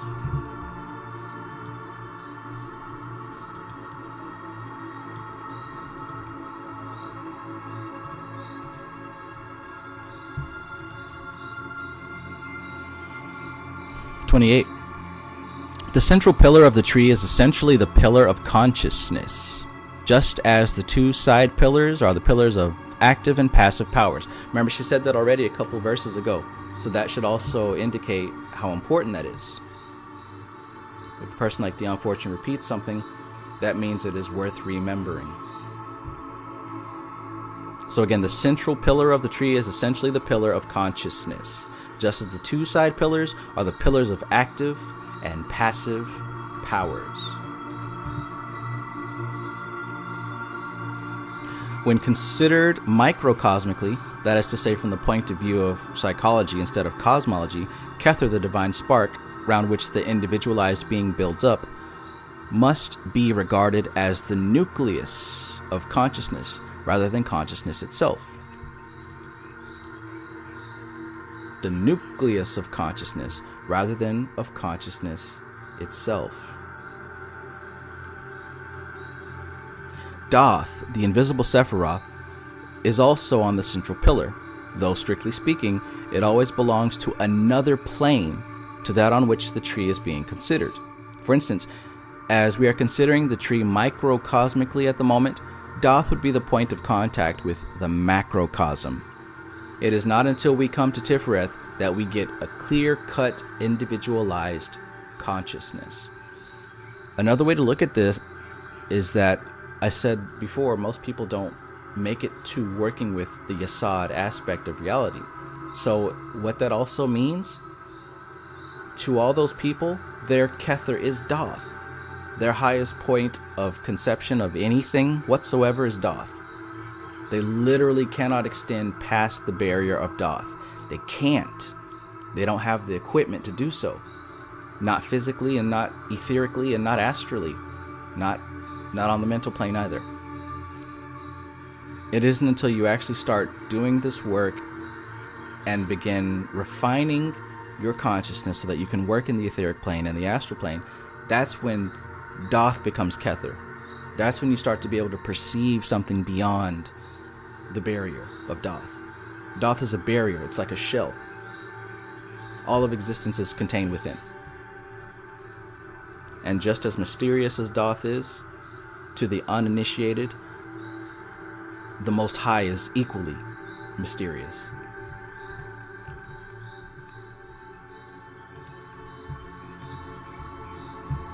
Victory is mine.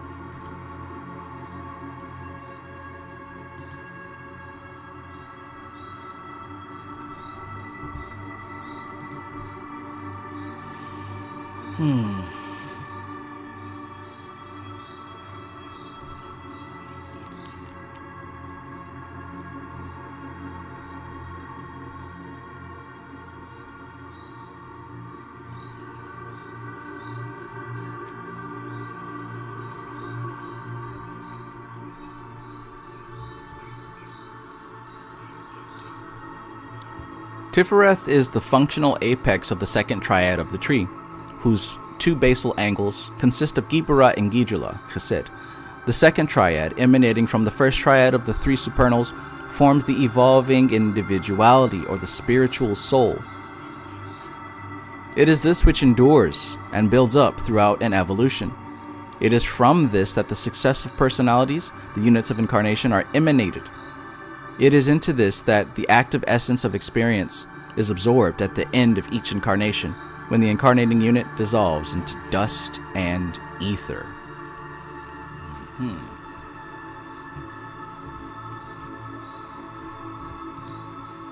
Dust and ether.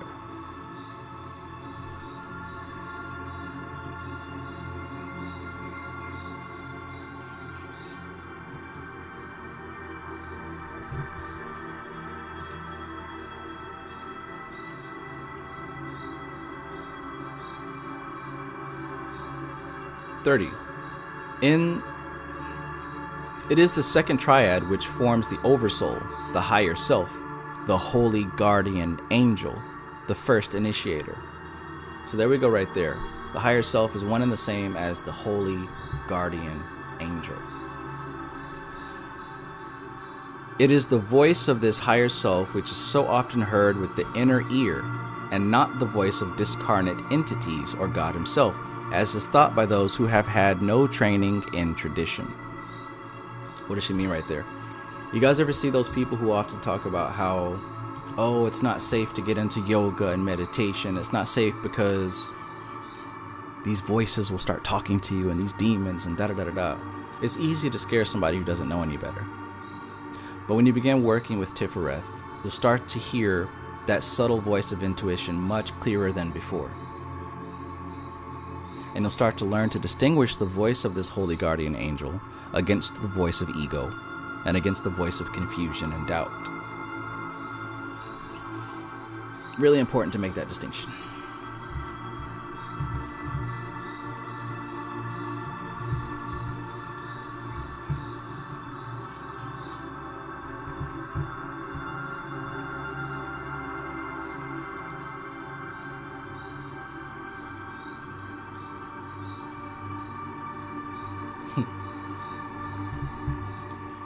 Good stuff. Let's go to verse 31.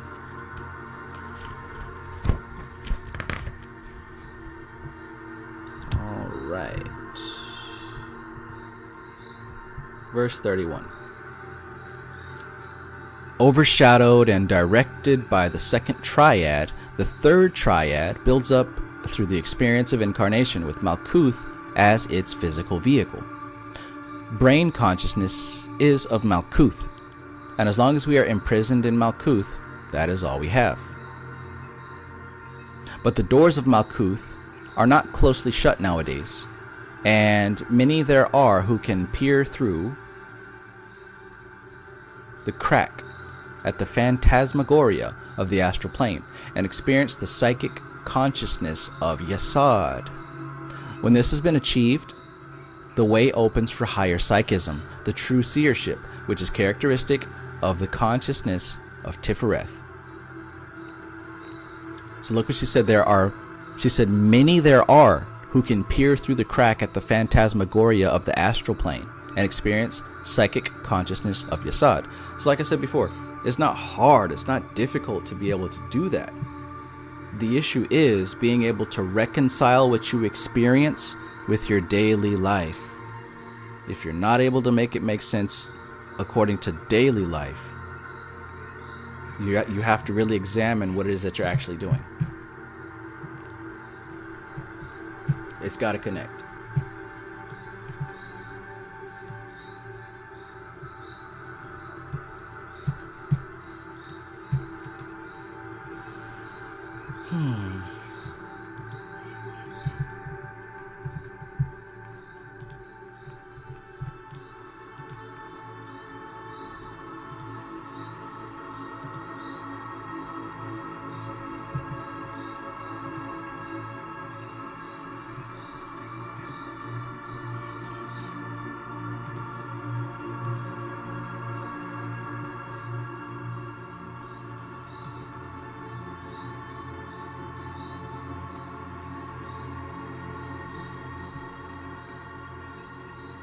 Okay. 32. Our first experience of the higher psychism, therefore, is usually in terms of the lower psychism to commence with. For we have only just risen clear of Malkuth and are looking up at the sun of Tiphareth from the moon sphere of Yesod. Therefore, we hear voices with the inner ear and see visions with the inner eye, but they differ from ordinary psychic consciousness because they are not the direct representations of astral forms, but symbolic presentations of spiritual things in terms of astral consciousness. This is a normal function of the subconscious mind, and it is very important that it should be thoroughly understood, for misconceptions on this point give rise to a very serious problems and may lead to mental unbalance. Everything that I was just saying before this. So what she's saying is, again, to understand that there's different levels of experience, and at each level, you have to take into consideration what you're dealing with. The physical plane, you're dealing with stuff that you can see with your eyes, and you can feel with your hands, smell with your nose, hear with your ears. On the etheric plane, you're still using those senses, but on a more subtle and refined state, to where you don't necessarily need an external trigger to experience reality with those senses. You don't need an external trigger. You're able to experience more directly the source of what it is that you're experiencing.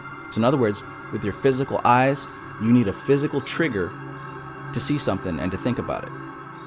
In your etheric body, you don't need a physical trigger because you're not using your physical eyes. You can imagine it, you can visualize it, you can experience it and still get a similar, if not better, result. Now what she's saying is, now we're dealing with the astral plane. Now we're dealing with a higher level.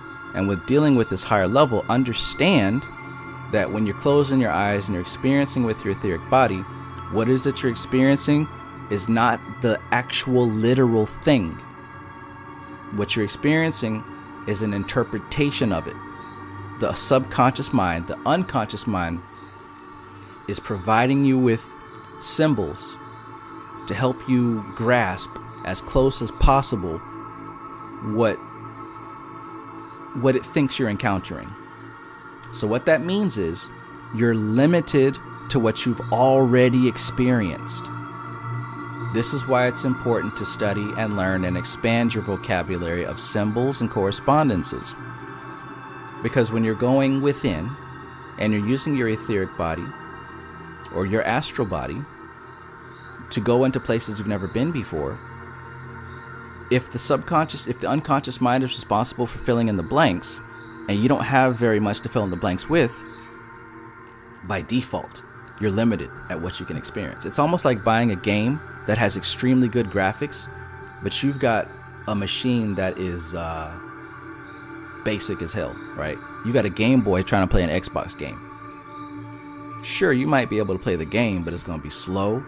The graphics are going to be awful. The sound is going to be awful. Hell, a Game Boy don't even have a little joystick, so you can't even move properly, right? You'll be ill-equipped for dealing with a true translation of the data. So it's important to study and it's important to practice. This is why you literally can't just jump in and think you got it. Not because any man-made rules, but because you haven't developed the equipment mentally or spiritually to be able to deal with what you're dealing with. So I'll read that again.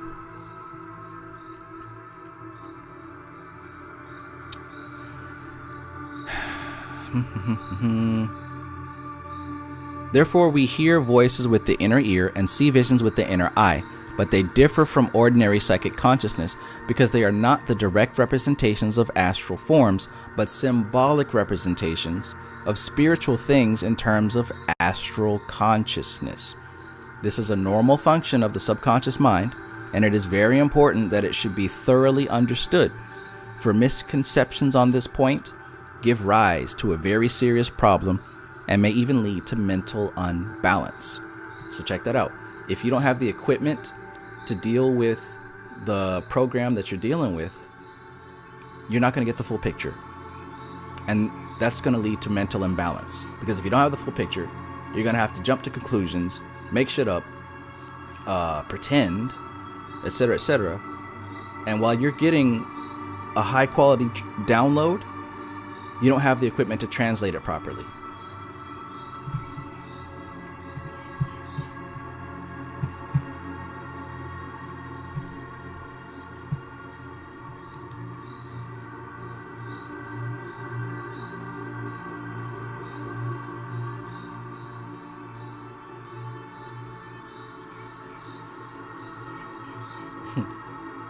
Alligator says number 32 is the maintain your frame verse. Yeah.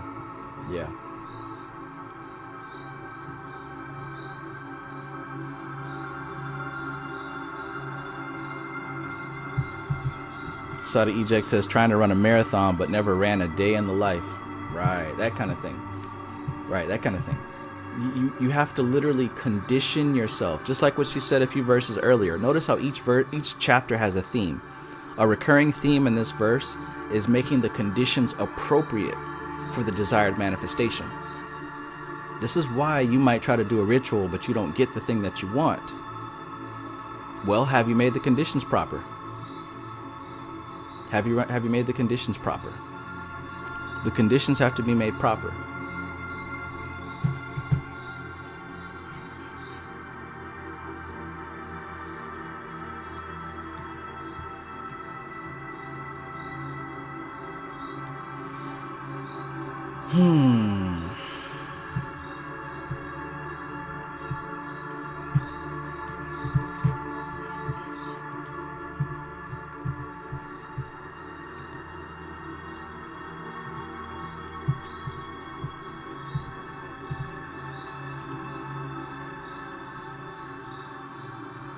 33. Those who are familiar with Kabbalistic terminology know that the first of the greater initiations is said to consist of the power to enjoy the knowledge and conversation of our holy guardian angel. This holy guardian angel, be it remembered, is really our own higher self. So those of you who've heard of that before, the holy guardian angel, I've seen people debate online about this. What is the holy guardian angel? Da, da, da, da. And debate usually happens between people who are not experienced with the subject. Online debates are usually dealt with people who don't know what they're talking about.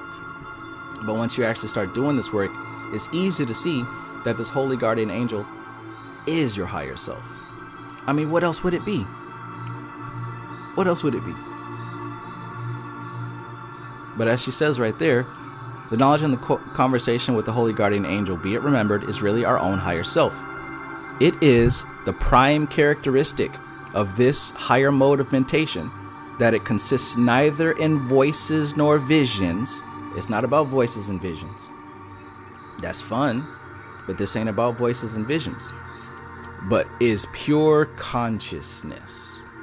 It is an intensification of awareness, and from this quickening of the mind comes a peculiar power of insight and penetration, which is of the nature of hyper-developed intuition. Hyper-developed intuition. The higher consciousness is never psychic. It's never psychic, but always intuitive, containing no sensory imagery. It is this absence of sensory imagery which tells the experienced initiate that he is on the level of the higher consciousness. So look, if you're dealing with visions, and visions, you're still in Yasod. You're not at a high place. Theoretically, anybody can do that. So the visions, while they're fun, while they're cool, that's not really a symbol of much, especially if you're not learning how to 1111, especially if you're not learning how to attribute those visions to practical use. When you start to deal with your higher self, it's not about visions. The higher self, it is. It simply is. So it doesn't need to talk to you in visions. It already knows the answer to the question before you're going to ask, because it exists in a place beyond time. So it's dealing with intuition. It's dealing with the right answer every time. Now, how do you think your life will change if you're able to deal with the aspect of yourself that has the right answer every time? Not a guess, not a vision, but the right answer. This ain't me. This is what Dion Fortune is talking about. Peace, Matthew Barrows. How do you manage to be going into Facebook jail so much? Like, what are you really doing on Facebook that they gotta slap that jail sentence on you repeatedly?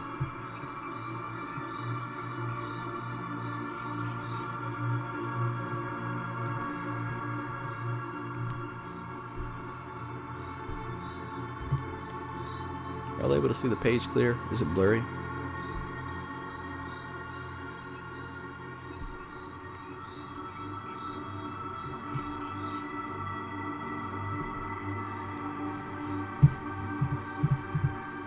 Just put this over here. Yeah, that's a lot better.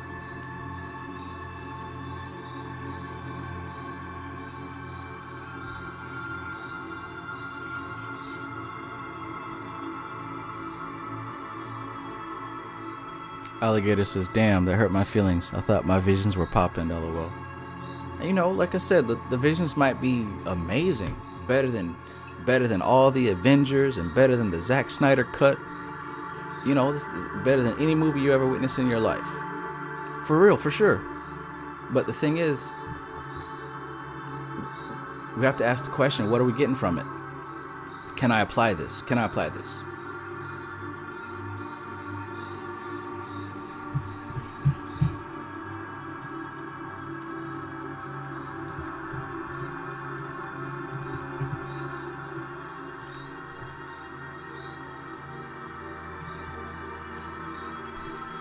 Okay.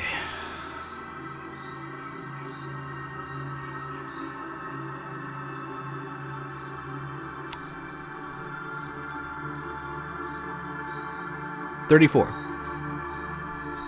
The ancients recognized this, and they differentiated between the mantic methods, which included the catonic or underworld contacts, and the divine inebriation of the mysteries.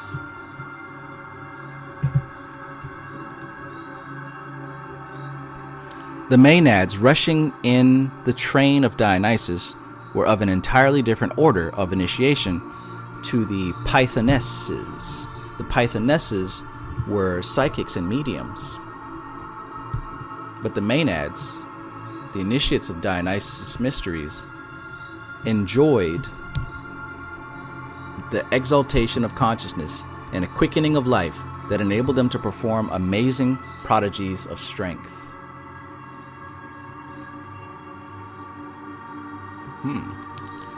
35. All the dynamic religions have this Dionysic aspect. Even in the Christian religion, many saints have left record of the crucified Christ of their devotion coming to them at last as the divine bridegroom. And when they speak of this divine inebriation that comes to them, their language uses the metaphors of human love as its appropriate expression. How lovely art thou, my sister, my spouse, faint from the kisses of the lips of God. These things tell a great deal to those who have understanding. And for those who don't have understanding, just consider the masculine and the feminine aspect of spirit. One gives, one receives. In other words, if we're talking about your higher self, you really don't have anything to give your higher self. You really have nothing to do but receive from your higher self. So, regardless of what gender you are, the higher self will always be masculine to you, and you will always be feminine to it. Because you have nothing to give your higher self. You only have to receive and process what has been given to you, to develop it and to give birth.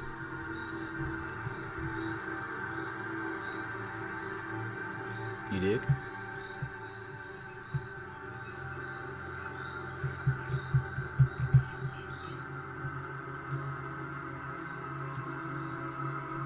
Peace, Jewel 512.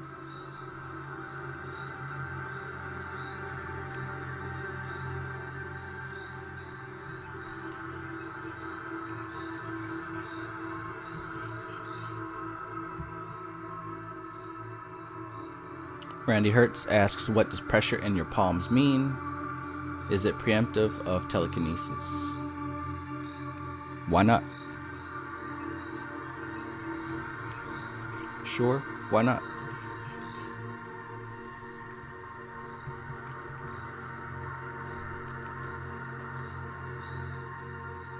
Nothing means anything until you apply meaning to it, and that meaning has to be backed up with evidence, so rely on what the evidence means. Now, my camera wasn't blurry the whole time. What makes it so blurry now? I think that's better. That might be better. Alright, let's continue.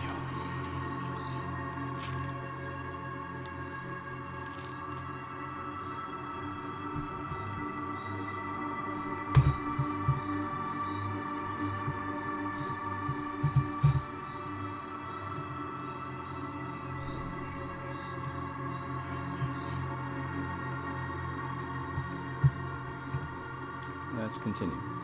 Alright, so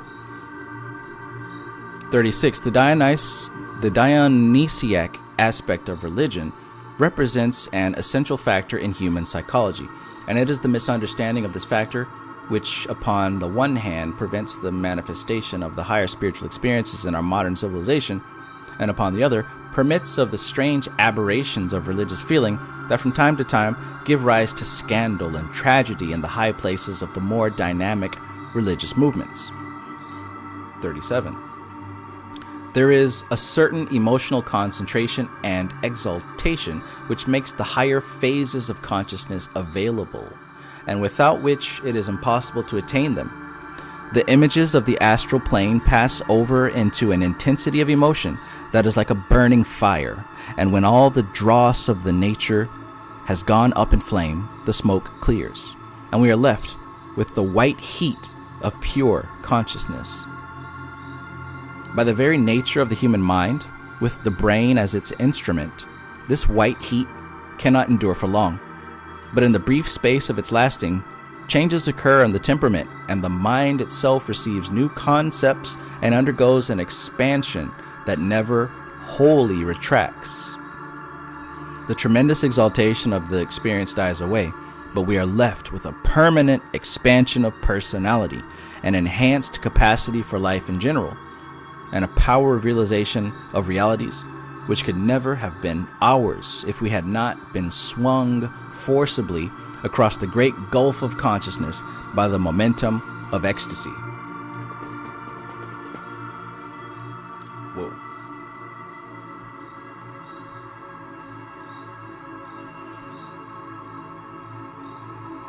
Whoa.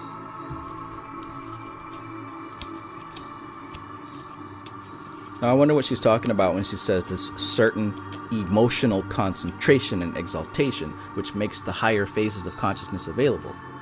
Not only that, but she says without those exaltations of emotional concentration, without that, it's impossible to attain these higher phases. I wonder what she's talking about.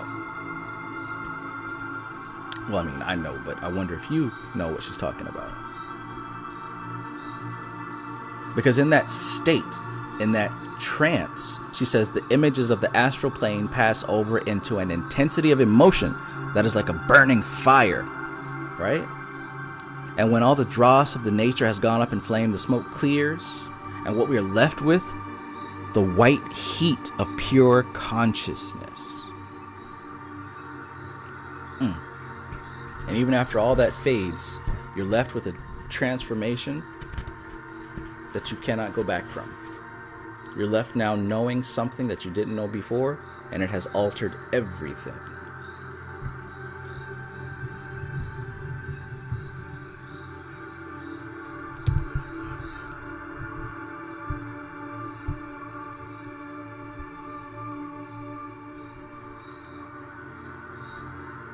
Focus.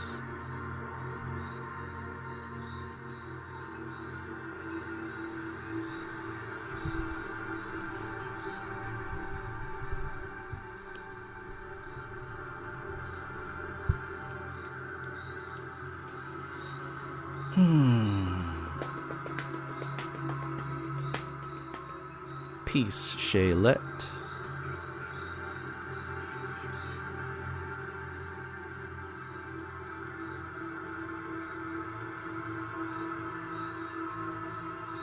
Shaylet says, I'm enjoying the knowledgeable dialogue. This is so eloquent. This is amazing, Trav. Oh, thank you.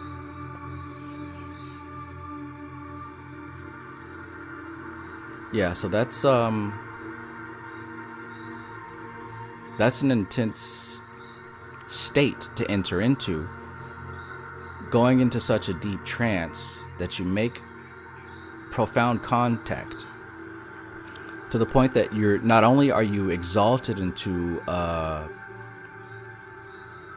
ecstasy, but that ecstasy isn't just for fun and games. You learn something. You learn something that changes everything. Now, there's different ways to get there for sure. But this is one of those experiences that you reach where it's not a question. You're not sitting here thinking, did I make contact? Was that real? No, it's wow. Wow. And all you can do is sit back for like a whole day trying to process what it is that you just went through.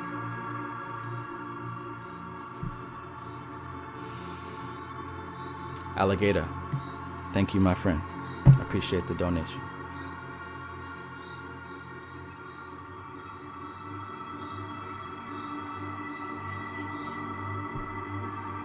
Randy Hertz says, I think that it all resorts to brain charges.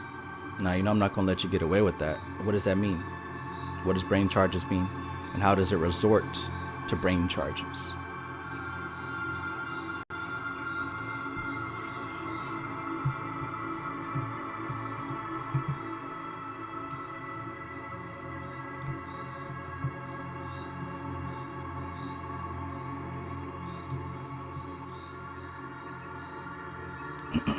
Okay, so 38. Modern spiritual leaders have no knowledge of the technique of the deliberate production of ecstasy. Uh-oh. Is she going to spill the beans? Let's find out. Let's find out if she's going to spill the beans.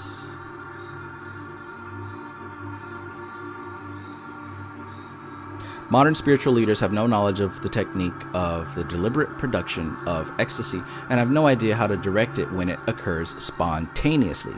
It can occur spontaneously.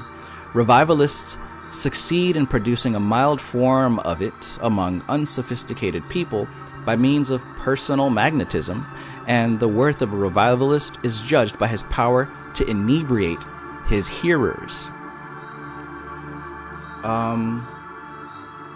She's laying clues everywhere based on the descriptive terms and phrases that she's using to describe this. Y'all know what this is. Just think about what she's saying, and you might be able to guess it. This has happened to some of y'all because we talked about it before. And some people have been chasing it for a very long time and never felt it. Some people have felt it while using mushrooms. Some people have felt it naturally. Some people have felt it more than once. Some people are very close to it.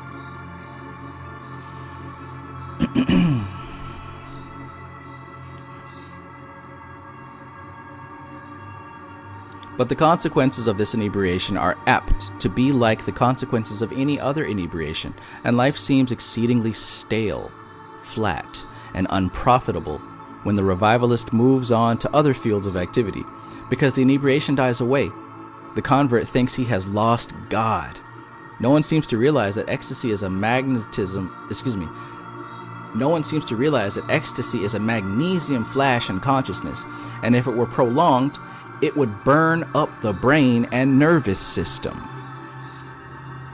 But although it cannot be, and is not meant to be prolonged, by means of it we swing over the dead center of consciousness and awake to a higher life.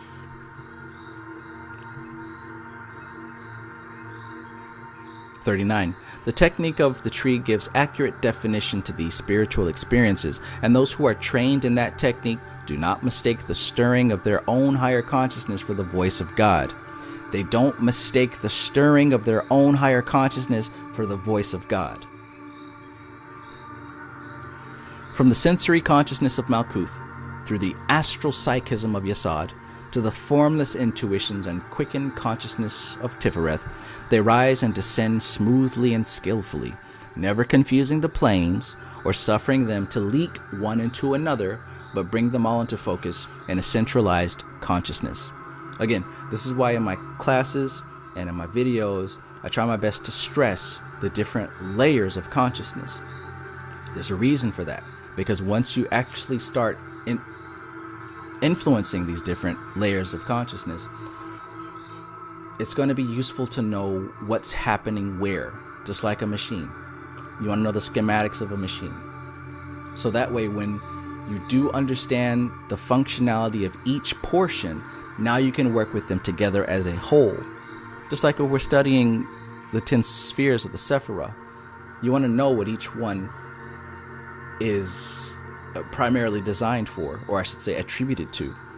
That way you can work the whole tree at the same time.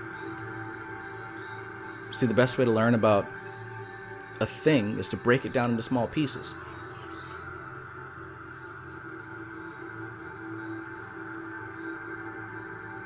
Carl Jr. says weed. Well, that is one thing that does blaze up, for sure. But maybe there are other things that burn white hot and transform you into something else. Nobody's gonna guess. We got brain charges and weed.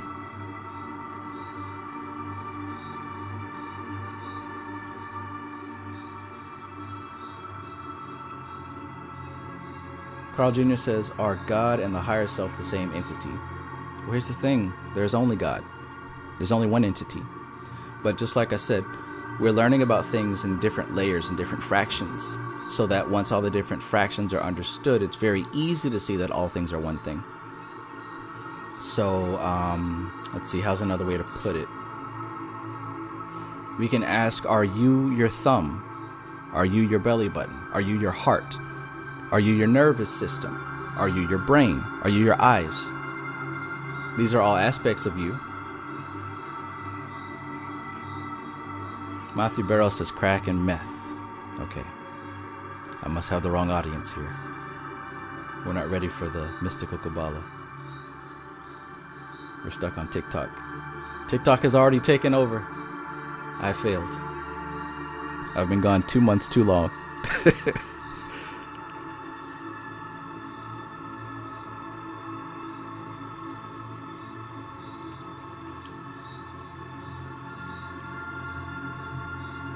But to answer your question, are God and higher self the same entity? I mean, yeah, right? God is the same entity as you. God is the same entity as the dog that barks super early in the morning and wakes you up that you just hate. God is the complaining Karen neighbor. God is whatever group of people that you hate. All of it. All of it. All of it. Because individual does not exist. It only exists from this perspective. And this perspective is temporary, meaning you weren't always in this perspective, and you will soon be out of this perspective. So once you're out of this perspective, it's very easy to see that God is all things happening at all times. And if that's the case, then there is no time and there is no space.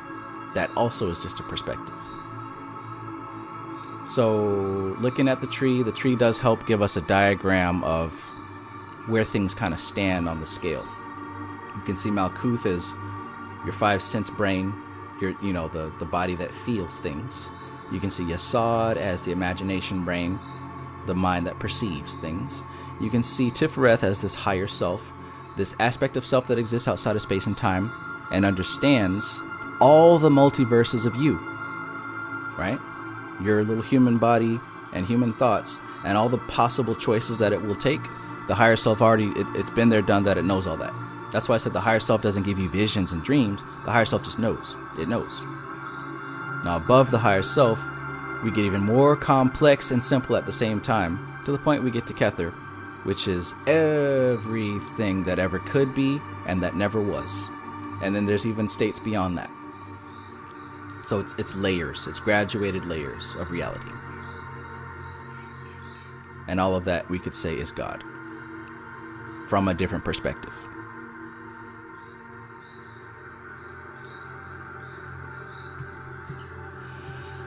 So, if you have Mystical Qabalah, the book, you can look back at verse 37 and see that she's talking about a Kundalini awakening. I don't know.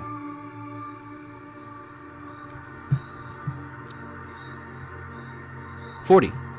Tiphareth is called by the Kabbalists Shemesh, or the sphere of the sun.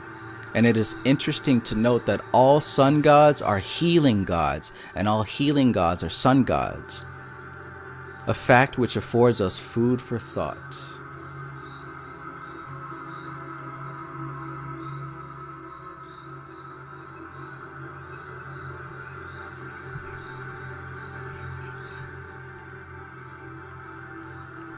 "41. The sun is the central point of our existence. Without the sun, there would be no solar system. Sunlight plays a very important part in the metabolism, the life process of living creatures, and the whole of the nutrition of green plants depends upon it. Its influence is closely allied to that of vitamins, as is proved by the fact that certain vitamins can be used to supplement its activities. How many people take chlorophyll and spirulina? We see therefore that sunlight is a very important factor in our well-being. We might even go further and say that it is essential to our very existence, and that our association with the sun is far more intimate than we realize.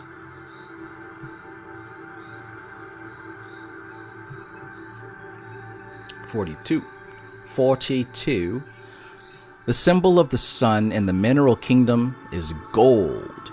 The correspondence of the sun in the mineral kingdom is gold, pure and precious, which all nations have agreed in calling the metal of the sun and recognizing as the most precious metal and the basic unit of exchange. The part played by gold in the polity of nations far exceeds its intrinsic utility as a metal. It is, moreover, the one substance on earth which is incorruptible and untarnishable. It may be dulled by the accumulation of dirt on its surface, but the metal itself, unlike silver or iron, undergoes no chemical change or decomposition. Neither does water corrode it. That's pretty important. It's important because of the correspondence we're dealing with here. We find gold as a very precious metal. And just like she said, we base our system of exchange upon it. Even to this day, from the beginning of man trading stuff, gold has always reigned supreme. Always. Ain't nothing changed. That's not an accident. That's not a coincidence. That's not just people just decided it. No. The correspondence of gold and the sun existed before men could process the concept of exchange. And look what she says here. She says that it is moreover the one substance on earth which is incorruptible and untarnishable.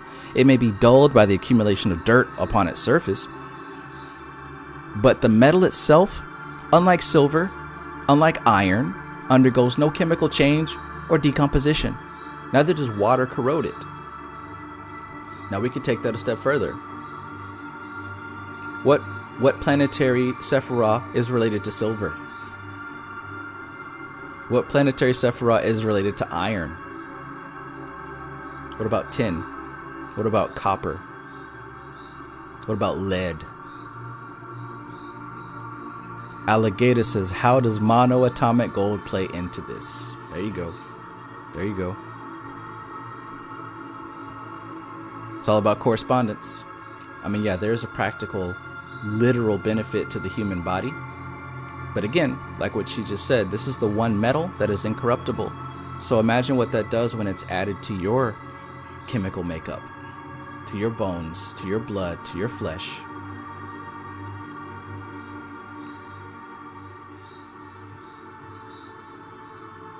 I keep that gold in me. I keep that gold in me, for sure.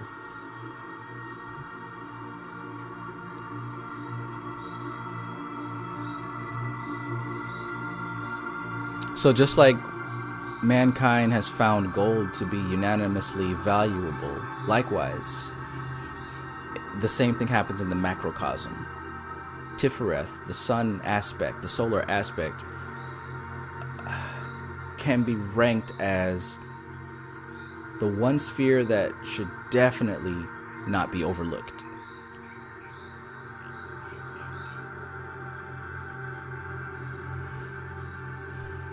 Thank you, Randy Hertz. The moon is associated with silver, and Mars is associated with iron. Absolutely. And notice how she also says that water doesn't corrode gold. Something to it. 43. The sun is to us truly the giver of life and source of all being. It is the only adequate symbol of God the Father, who may aptly be called the sun behind the sun.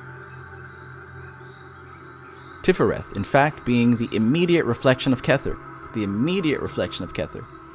It is through the mediation of the sun. Oh, and by the way, so Tiphareth is the immediate reflection of Kether, which means that Yesod is the immediate reflection of Tiphareth, and Malkuth is the immediate reflection of Yesod. Malkuth is a reflection of Yesod. Yesod is the reflection of Tiphareth. Tiphareth is a reflection of Kether. As above, so below. Thy will be done on earth as it is in heaven. Magic is the gradual conformity of your work on the higher planes down to the physical plane. Reflection. See, manifestation is not about chasing stuff. It's not about getting stuff. It's not what candle do I use and what demon do I use. It's about alignment. And when I say alignment, she said it better by making sure that you produce the correct environment for a thing to manifest. Framestar Film says something interesting as well. So your own gold is to be found in your heart center. Yes, this is where we're also talking about correspondences, right? The sun and gold also corresponds with the heart, right? Anahata, the heart chakra. Notice how that is extremely similar to what she's talking about here in Tiphareth. So it's not necessarily, monatomic gold, I take it every day. Awesome. But the emphasis isn't so much on the physical stuff as much as it is on the subjective things. So we talk about the heart center, we talk about Tiphareth. This is the chakra that should definitely not be overlooked. A lot of attention should be paid here, because that's the point where consciousness is truly transmuted into matter.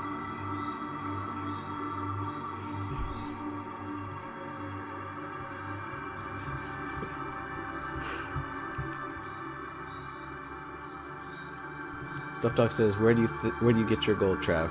I get it from Amazon. I use Inner Gold. I've been using them for years.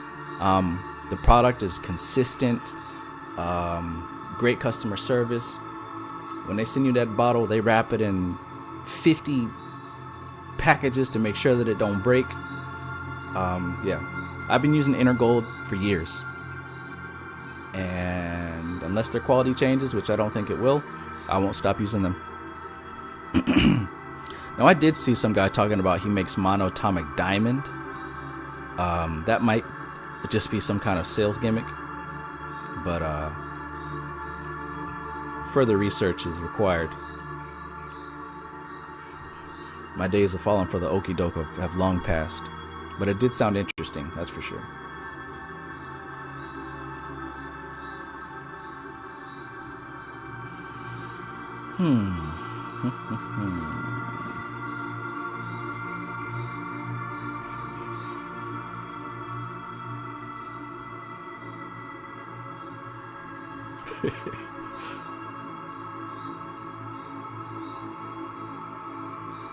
All right, let's continue. 43. The sun is to us truly the giver of life and the source of all being. It is the only adequate symbol of God the Father, who may aptly be called the sun behind the sun, Tiphareth, in fact being the immediate reflection of Kether. It is through the mediation of the sun that life comes to earth, and it is by the means of Tipharetic consciousness that we contact the sources of vitality and draw upon them, both consciously and unconsciously. Now, it's sufficient enough to take that figuratively, but there's also a much deeper exploration into that verse right there. That's going more into the theosophical territory, though. The way that I structure it in my head, you've got Golden Dawn stuff over here and Theosophy stuff over here. Golden Dawn stuff over here, you know, Israel Regardi, Dion Fortune, Crowley, McGregor Mathers, and everybody on that team. Then over here, we got the Theosophy stuff with Madame Blavatsky, Rudolf Steiner, A.E. Powell, Annie Besant, C.W. Ledbetter, and all that. In a way, it's like Marvel versus DC. And just like I'm only just now getting into DC, I'm also just now really getting into Theosophy as well. And Theosophy, they're talking about the same things, but they approach it at a different angle, and they dig with a different set of tools. And I'm bringing all that up because what she's just mentioned here is that through the mediation of the sun, it is through the mediation of the sun that life comes to the earth. Well, they literally break that down in Theosophy. Theosophy is where we get Agartha and Shambhala and Atlantis and Lemuria and Mu. They're the ones that have highly detailed documents on the world before this one. And it has a lot to do with elementals, and it has a lot to do with the development of life from these planets and how these planets vibrated at the time. Now, I'm not an expert on that stuff yet. Like I said, I actually just started digging into it, but holy cow. Their system is kind of complex, but that's never stopped me before. I said that to say that what she just threw out right here, and I'm looking back now, I see that she's actually thrown in a couple of references to theosophy. That's one of them. I don't remember what book it was. I think it might have been...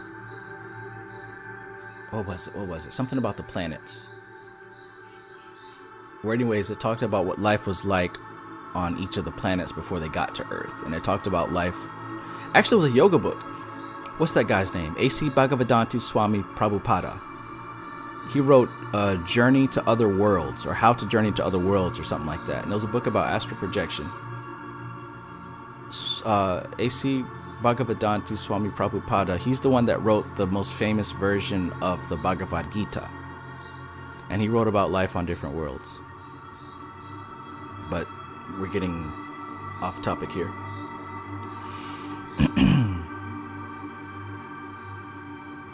It is through the mediation of the sun that life comes to the earth, and it is by means of the Tiphareth consciousness that we contact the sources of vitality and draw upon them, both consciously and unconsciously. Now, all that stuff that I just said, it is from that stuff that people get the concept that the sun is actually a gateway to other dimensions. That's where people get that concept from. You may have heard before, probably delving into the flat earth stuff and what was it? I don't know. At some point, they start talking about Mount Meru and how lining up with the sun, there's a portal to other dimensions and other worlds. Well, all this comes from stuff that was written in Theosophy.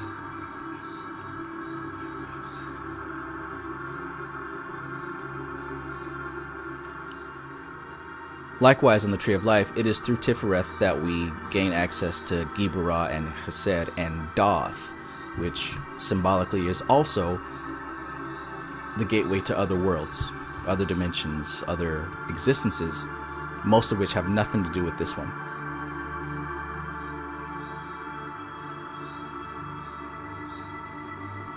"44. The sun is, above all things, the symbol of manifesting energy. It is sudden, unaccustomed gushes of solar spiritual energy that cause the divine inebriation of ecstasy. It is gold as the basis of money, which is the objective representative of externalized life force. Externalized life force, prana. Money, abundance, wealth, gold is a representation of prana. So if you've got inner beliefs about how money is evil, you're also blocking yourself from receiving the necessary prana to thrust your consciousness into a higher level of understanding.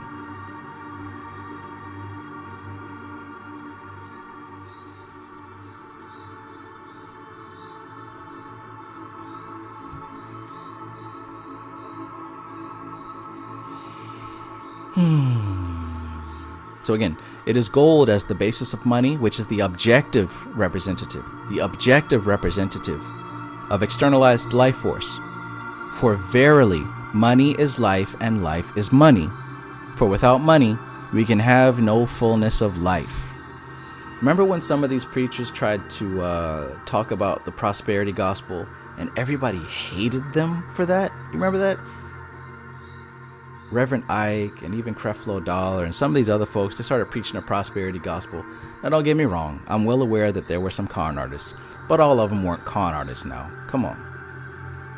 What is it about people that made them want to stand up and attack these folks for trying to get their congregations to believe in abundance for themselves? What does that say? I used to love those prosperity preachers, man, because some of what they talked about worked. I used to have them verses circled in my Bible, and I'd repeat them every day, and I would see results, right? Now, I didn't get money like Creflo Dollar got, or Reverend Ike, but I started seeing improvement in my life. I'm just saying.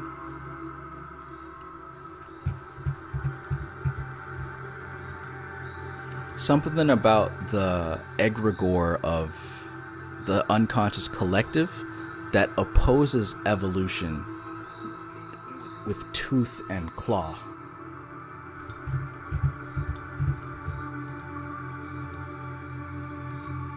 And at the same time, the elementals fight for our evolution, even at the expense of humanity. Hence why artificial intelligence is growing so fast that we don't even realize what we've done. But it was supposed to happen. And that is entirely the work of the elementals. As a matter of fact, according to Rudolf Steiner, a new set of elementals has recently come into existence.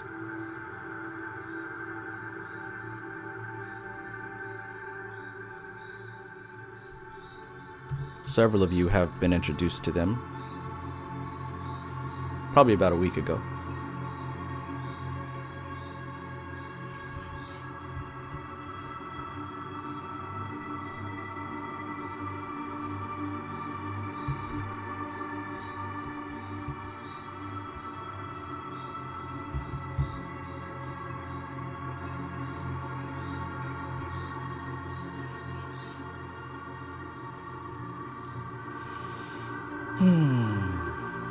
Alright, I hope you guys are enjoying this conversation.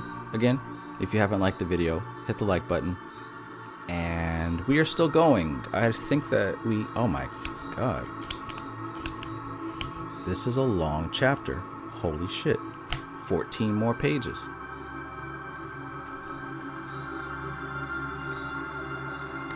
Okay.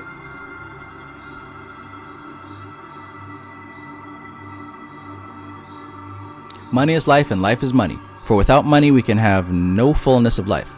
Life force manifesting on the physical plane as energy and on the mental plane as intelligence and knowledge can be transmuted by the appropriate alchemy into money, which is a token of the capacity or energy of someone. Let me run that back. So what she said is that gold as the basis of money, which is the objective representation of externalized life force, prana, right? That's what she said. Now get this, right here. This is verse 44. Life force manifesting on the physical plane as energy and on the mental plane as intelligence and knowledge, right? Can be transmuted by the appropriate alchemy into money, which is a token of the capacity or energy of someone. It's a token of the capacity or energy of someone. Prana. So that prana exists on multiple levels. Prana existing on that mental plane exists as intelligence and knowledge. And she said with the right alchemy, you can turn that knowledge into money. You can turn that intelligence into actual gold representative.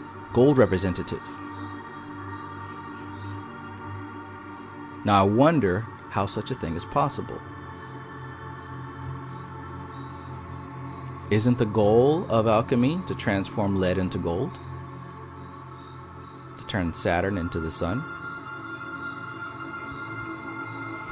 She says money is the symbol of human energy, by means of which we can store up our output of work hour by hour, receiving it back as wages at the end of the week.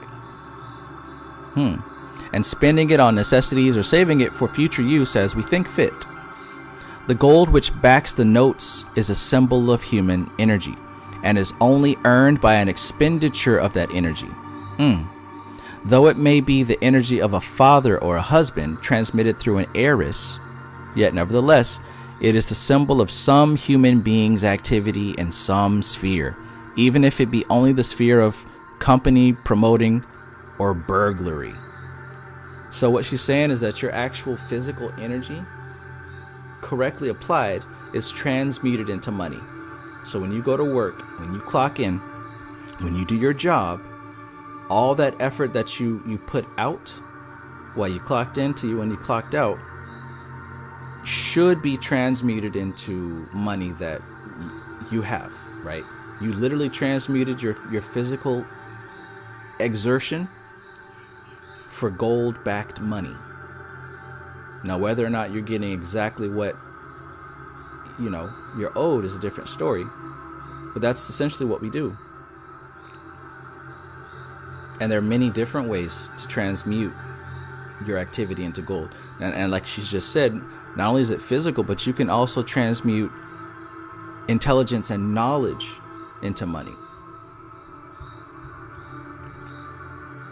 But it all depends on, it's an energy exchange. We're dealing with the earth element. And as I said in my class, the earth element, its specialty is in exchange, transformation, because the earth is the result of receiving every force known to the universe and transmuting it into something else. That's what the earth does.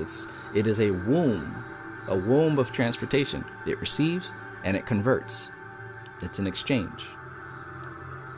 So that's something that you talk to the earth element about. Gnomes, gobe, etc.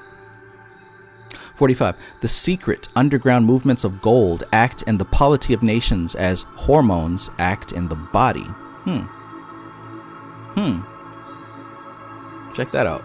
The secret underground movements of gold act in the polity of nations as hormones act in the human body. Interesting.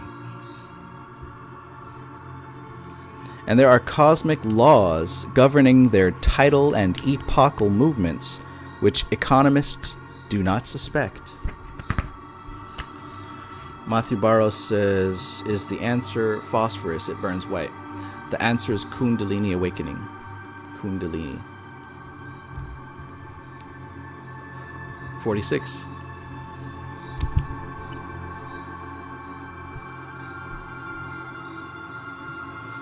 Kether, space, the source of all existence, reflects into Tiphareth, which acts as a transformer and distributor of the primal spiritual energy. We receive this energy directly by means of sunlight and indirectly by means of the chlorophyll in green plants, which enables them to utilize sunlight and which we eat at first hand in vegetable foods and at second hand in the tissues of herbivorous creatures.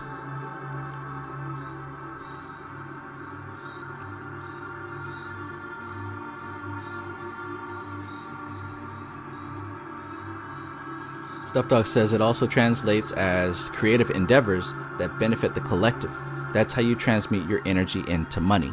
Yes, sir. That's the more enjoyable way to do it. There's many ways to do it.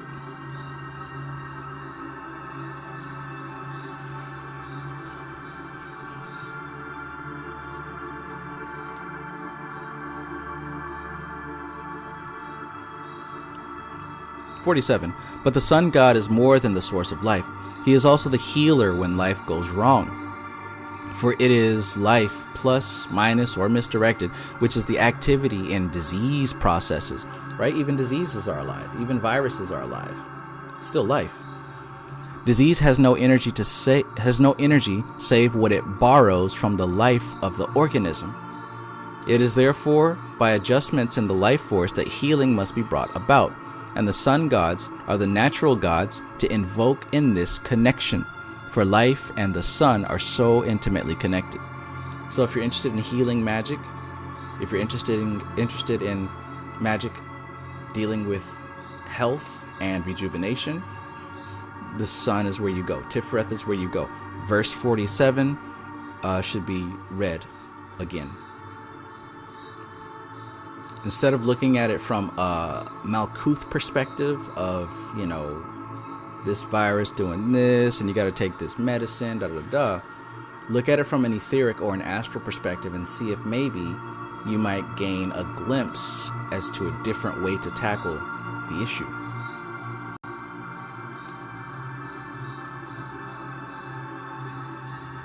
Because again, we spoke about Adam Kadmon in the beginning, remember that? And I said Adam Kadmon serves as the mold or the framework of a human, a perfect framework.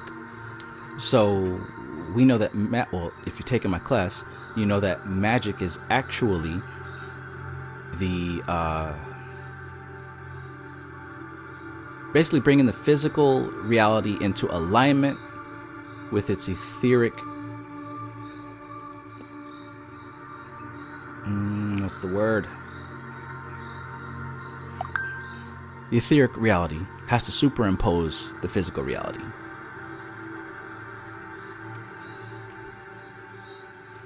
And if you're able to work with the perfect model of human being and superimpose that over your physical reality, things start to come into an alignment.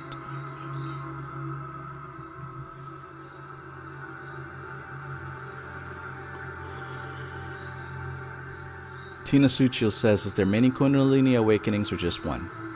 There are many. Several. Mostly because when it happens, it opens you up to a new level of understanding. Now, that doesn't necessarily mean you get enlightenment, but you do get closer.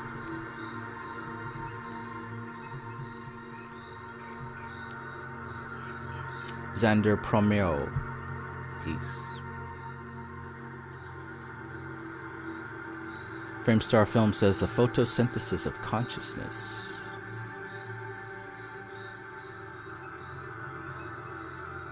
Stuff Dog says you can also hoe. That brings money. Lots of hoes exchanging that ass for cash. Yeah.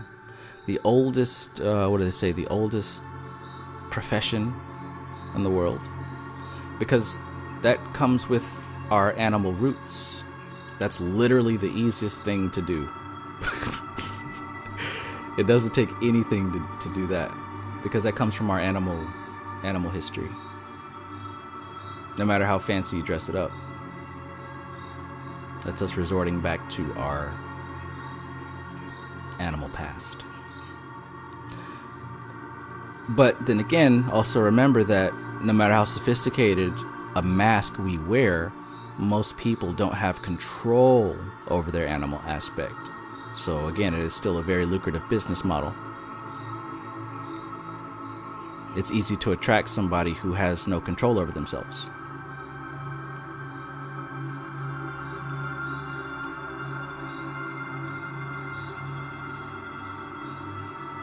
I look at my timeline on my social media apps, and it's just so much sexual stuff and ass jiggling everywhere. And at first it was cool, but now it's like, what is happening? Is it my algorithm, or is it the whole app? I don't get it. I never thought that I would be one to start blocking some of these accounts, but it's gotten that bad.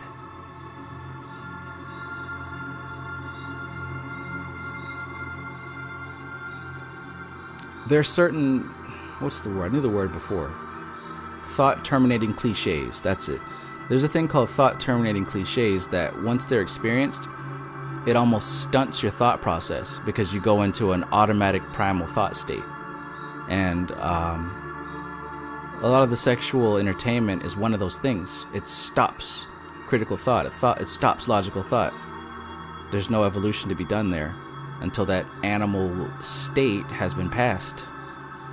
And if you're constantly being triggered in that way, it's going to be very different kind of difficult to get out of it. Corporeal Chaos Consulting, peace. Funny you pop up. You're exactly where I got the thought terminating cliche concept from. Corporeal Chaos Consulting says you got to stop liking the ass pics, LMAO. Otherwise Instagram will feed it to you. I know it hurts. Yeah. I guess I got to stop liking the pictures then.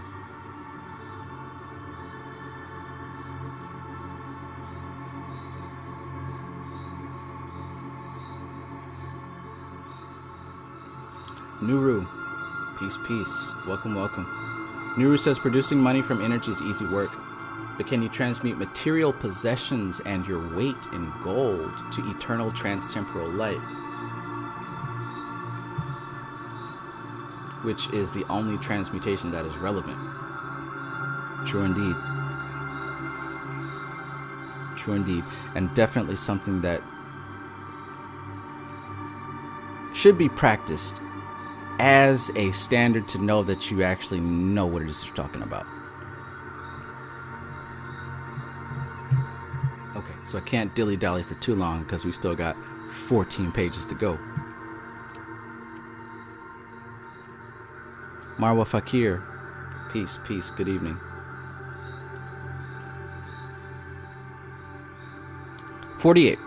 It is by means of their knowledge of the manipulation of the solar influence that the ancient initiate priests performed their healings, and sun worship lay at the root of the Aesculapian cult of ancient Greece. 49.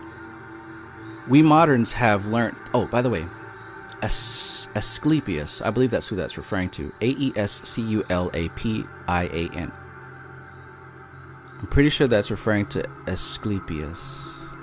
I might need somebody to look that up.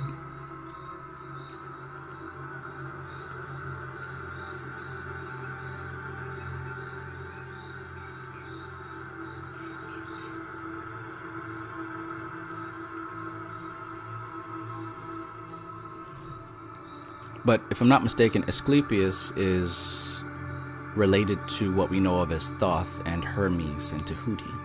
At least the Greek version. No. Asclepius is where we get that staff with the snake around it. Yeah. Asclepius is the god that we got the staff with the snake wrapped around it for healing. And that's why the medical industry uses that staff with the serpent around it, because of that god Asclepius. So to run that back, she says, it is by means of their knowledge of the manipulation of the solar influence that the ancient initiate priests performed their healings, and sun worship lay at the root of the Asclepian cult of ancient Greece. Cool.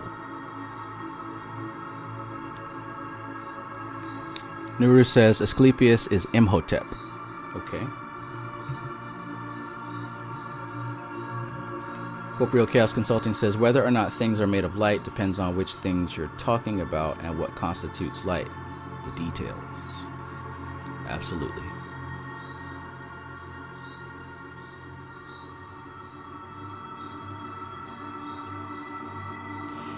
Okay. We moderns have learnt the value of sunlight and vitamins in our physiological economy, but we have not realized the very important part played by the spiritual aspect of the solar influences in our psychic economy, using that word in its dictionary sense. There is a Tiphareth factor in the soul of man, which, according to ancient tradition, has its physical correspondence in the solar plexus, not in the head or the heart, which is able to pick up the subtle aspect of the solar energy in the same way that the chlorophyll in the leaf of a plant picks up its more tangible aspects. So, Randy Hertz, you might actually have been more accurate than what I said as far as Tiphareth relating to the solar plexus than Anahata. Considering that the solar plexus is the area where we digest and transmute, just like the sun. And it's also yellow, like what you said is closer to gold.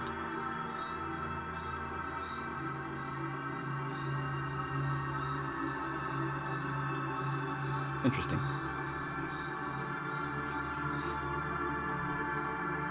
So like she says, not in the head or the heart, which is able to pick up the subtle aspect of solar energy in the same way that chlorophyll in a leaf of a plant picks up its more tangible aspect. If we are cut off from this energy and prevented from assimilating it, we become as sickly and feeble in mind and body as plants growing in a cellar cut off from its more tangible aspect. 50. This cutting off from the spiritual aspect of nature is due to mental attitudes. Mental attitudes. When we refuse to acknowledge our part in nature and nature's part in us, we inhibit this free flow of life-giving magnetism between the part and the whole, and lacking certain elements essential to spiritual function, psychic health is impossible. So notice again how previously she talked about transmutation dealing with the mental plane. Well, notice how what she says right here, when we refuse to acknowledge our part, we inhibit the free flow of life-giving magnetism. How? She says that the cutting off from the spiritual aspect of nature is due to mental attitudes. Mental attitudes, belief. Notice how deeply impactful your mental attitude influences how you process energy. So that supersedes what you eat. That supersedes anything physical. That supersedes taking monatomic gold. That supersedes eating vegan. But it can also enhance those things too. Transmutation, mental transmutation.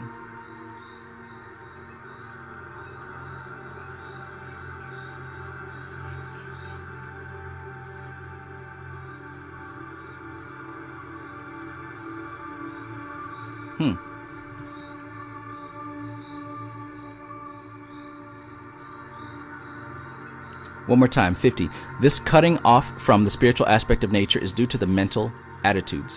When we refuse to acknowledge our part in nature and nature's part in us, we inhibit this free flow of life-giving magnetism between the part and the whole. And lacking certain elements essential to spiritual function, psychic health is impossible. Woo! Psychic health is impossible. If we cut ourselves off from integrating with the whole. 51. Psychoanalysts attach great importance to repression as a cause of psychic disease. They learned to recognize repression because in its extreme form of sex repression, its ill effects are conspicuous. They did not realize, however, that sex repression, unless it is caused by circumstances, in which case it does not give rise to dissociation, is but the result of a cause which lies far deeper than sex and has its roots in a false spirituality, a spurious refinement and idealism which has led to the cutting off of the sympathies, the recognition of the gratitude of a living creature from the giver of life, the higher aspect of nature. This is caused by a spiritual vanity which considers the more primitive aspects of nature as beneath its dignity. Let me read that last part again.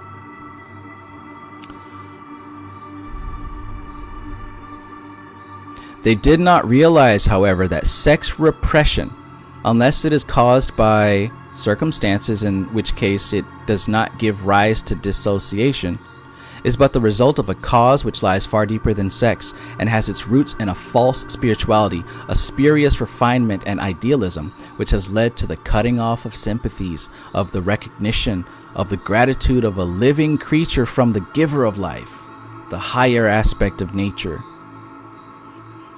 This is caused by a spiritual vanity. Check that out, a spiritual vanity, which considers the more primitive aspects of nature as beneath its dignity.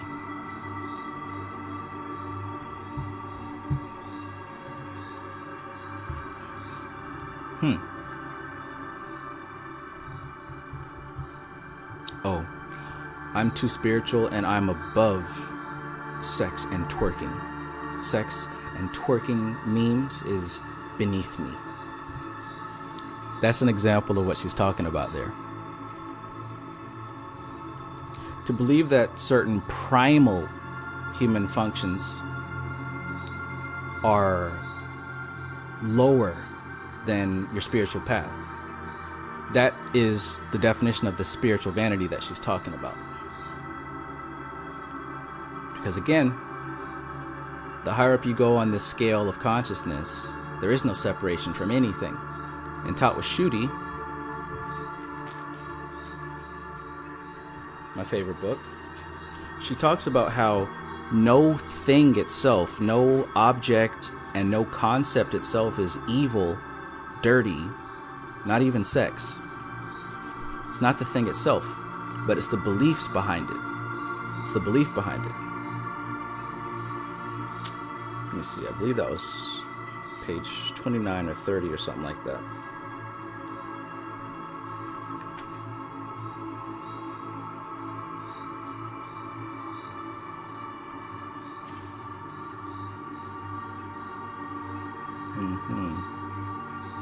In any case, if you guys read that book, then you probably remember that part.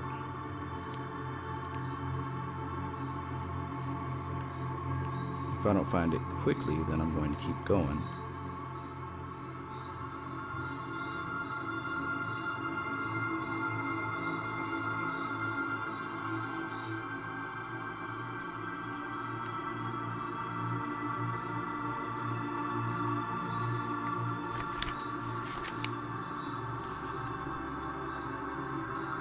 Yeah, I don't remember what page it was on, but it's in here somewhere.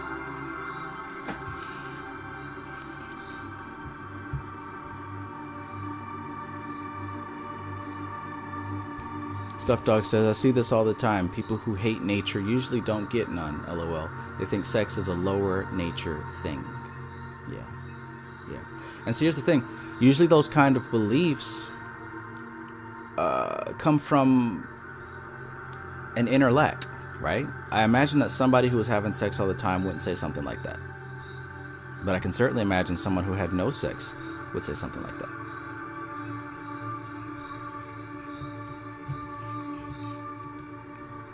Which is why it's always important, like I said, to check the congruency between your inner beliefs and your outer reality. It's got to have congruence. What's going on the subjective? It's got to be congruent with what's going on out here. Otherwise, you run the risk of living in a fantasy.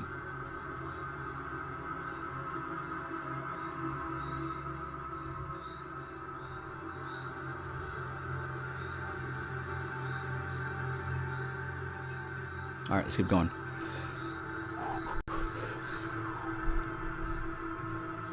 '52. It is because of our spurious ideals with their false virtues that we have so much neurotic ill health in our midst. It is because Priapus and Cloacina. You guys remember Priapus?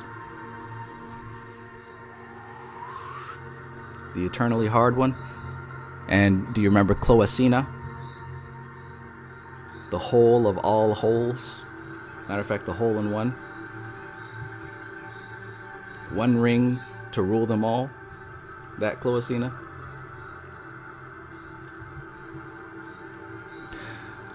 It is because Priapus and Cloacina are not given their due as deities that we are cursed by the sun god and cut off from his benign influence.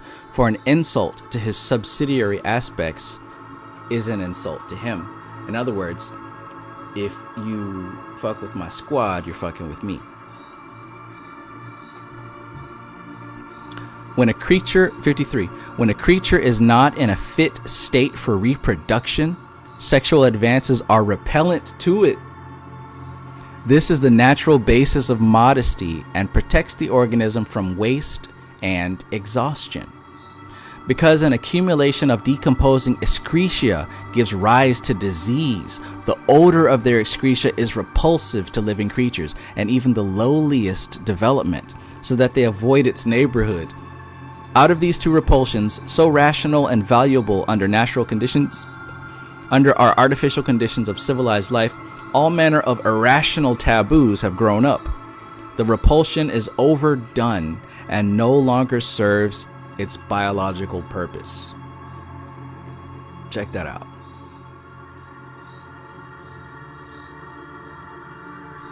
Our so-called evolution of society has somewhat caused us to misconstrue some of our natural symbols. For example, what she just said here, she's talking about when a creature's not in a fit state for reproduction, sexual advances are repellent to it, right? So basically, if something is unhealthy, if it's infertile, if it has not been keeping up with its hygiene, then sex pretty much avoids it. But because of our artificial society and how we have things worked up, it's almost like how us installing lights and electricity has altered our circadian rhythms. Well, the same thing happens for our natural sexual rhythms. And because of this, she says,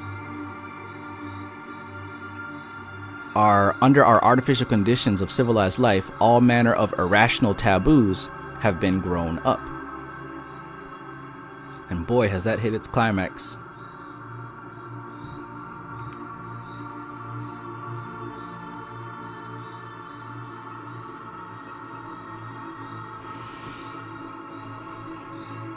'54. Our attitude towards two important sections of natural life implies that they are unnatural, debased, and poisonous. Consequently, we cut ourselves off from the earth contacts. Then the circuit is broken, and the heavenly contacts also fail us. Dion Fortune, are you saying that we have to have a healthy sex life in order to make sufficient contact? Because if that's what you're saying,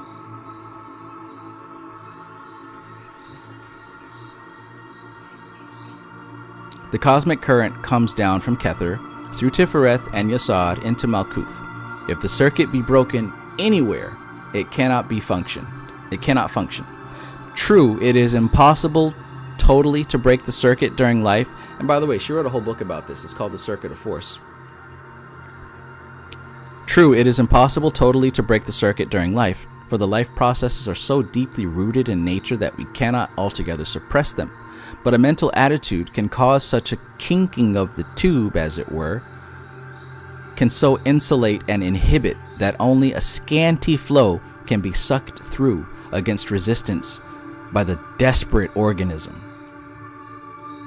These words that she chose to use: kinking, sucking, and desperate. All in the same sentence, too. Clever Dion Fortune. Kinky, desperate, sucking. Chill.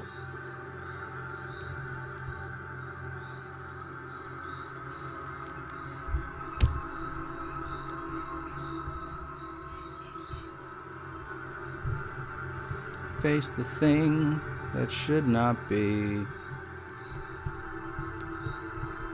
I think I need another coffee.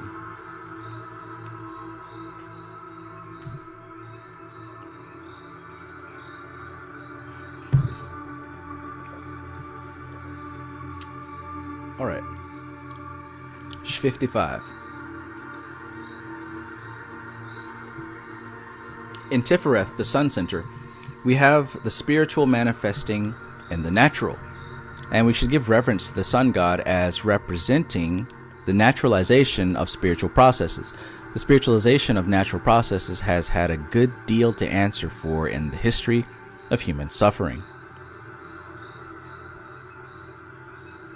56. The symbols assigned to the sixth Sephirah become a very illuminating study when we examine them in the light of what we now know about the significance of Tiphareth.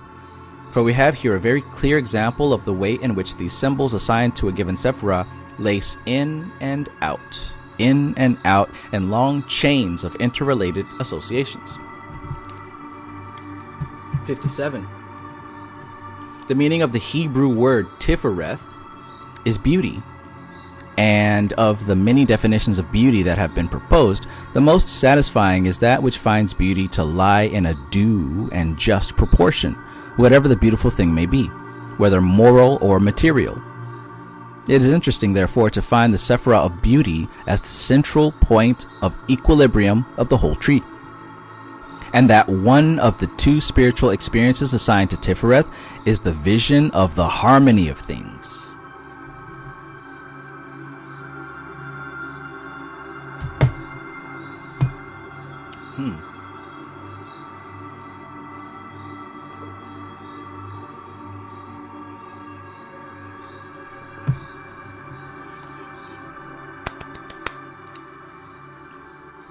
Delicious.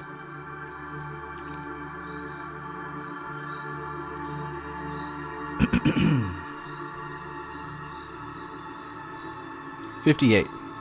It is curious that two separate and, at first sight, unrelated spiritual experiences should be assigned to Tiphareth.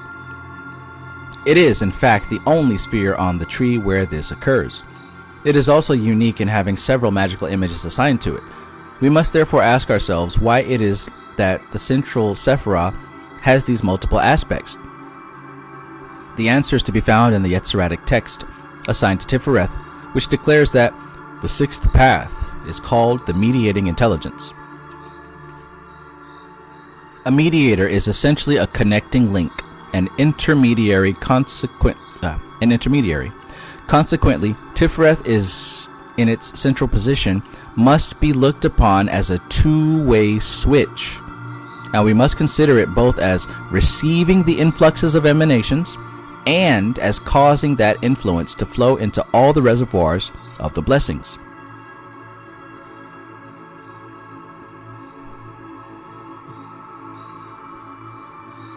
We may therefore look upon it as the outward manifestation of the 5 subtler Sephiroth, and also as the spiritual principle behind the 4 denser Sephiroth.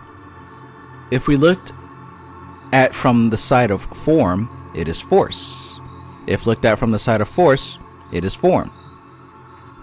It is, in fact, the archetypal Sephiroth in which the great principles represented by the 5 higher Sephiroth are formulated into concepts. In it are multiplied the influences of the emanations, as the Sefer Yetzirah declares.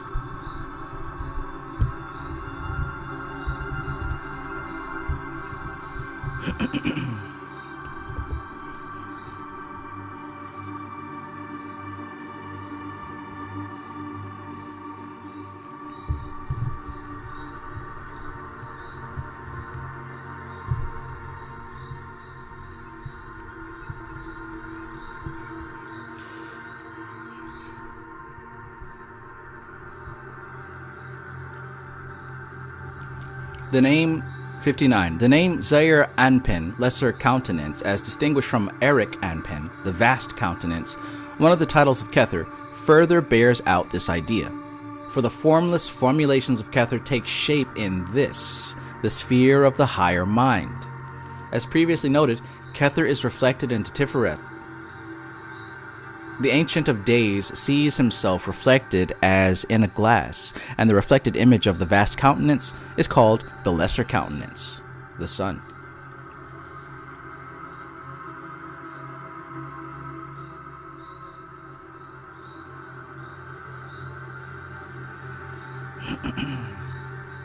Offset Aja, peace.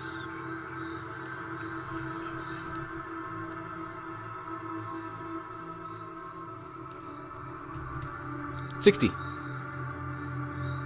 Oh, and I don't want to overlook that also. For the formless formulations of Kether take shape in this, the sphere of the higher mind. This is another reason why Tiphareth is so important, because it is here that Kether becomes something that we can conceive of. You don't experience Kether directly. Hell, you don't really experience Tiphareth directly. We experience the higher planes through Yesod. And the same way that the Bible and Jesus talks about, you see the Father through me. If you've seen me, you've seen the Father. What that's referring to is that in Tiphareth is where we're able to conceive of Kether. It's through the works of Tiphareth that we're able to conceive of Kether. The same way that the moon reflects the sun reflects Kether. The same way that we don't see light. You don't see light. Nobody has seen light. But what we do see is what light illuminates. Right? So you don't see Kether, but within Tiphareth, you see what Kether illuminates.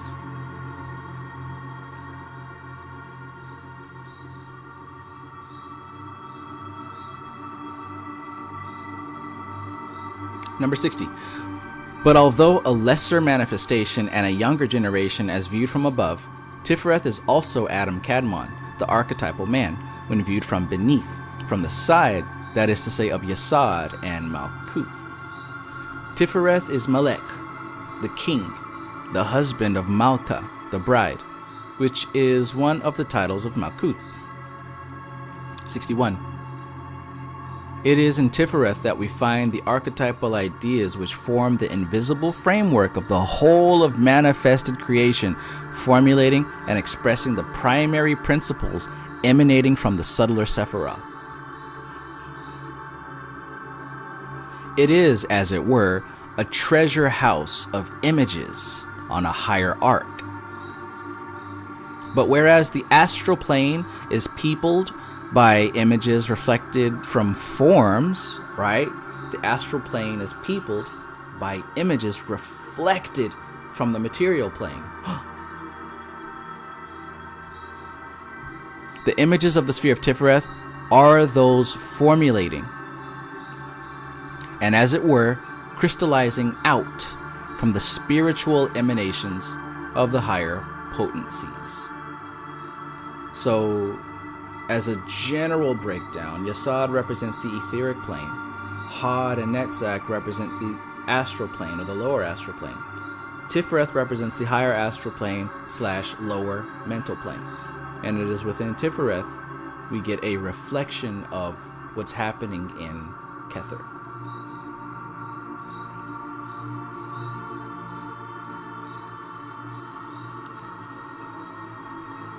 Take me out to the ball game. Take me out to the crowd. Buy me some peanuts and Cracker Jacks.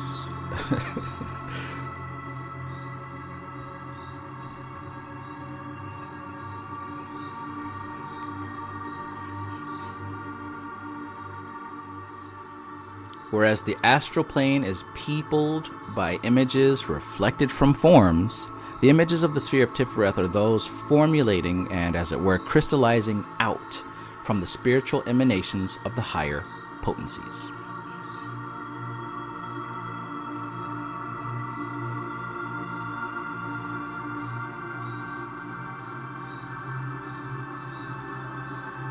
(62) Tiphareth mediates between the microcosm and the macrocosm. As above, so below, is the keynote of the sphere of Shemesh, wherein the sun that is behind the sun focuses into manifestation. 63.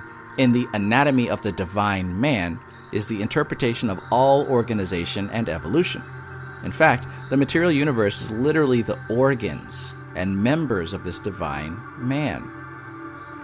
And it is through an understanding of the soul of Adam Kadmon, which consists of the influxes of the emanations, that we can interpret his anatomy in terms of function, which is the only way in which anatomy can be intelligently appreciated. Right? Breaking it down piece by piece and understanding the function of each piece. That's our method of learning, at least in this group.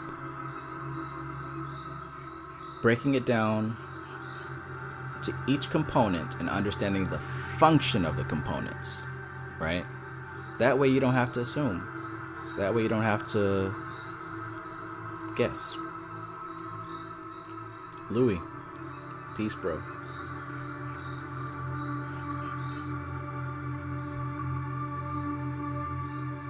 So, and it is through an understanding of the soul of Adam Kadmon, which consists of the influxes of the emanations, that we can interpret his anatomy in terms of function, which is the only way in which anatomy can be intelligently appreciated. It is because science is content largely to be descriptive and shrinks from purposive explanation. So science is good to describe things, but science is terrible as far as defining purpose. Am I right? Is Dion Fortune right? Science doesn't really tell us purpose, but it can describe something in the five senses. It looks this way. It smells this way. It moves this way. It tastes this way. But why?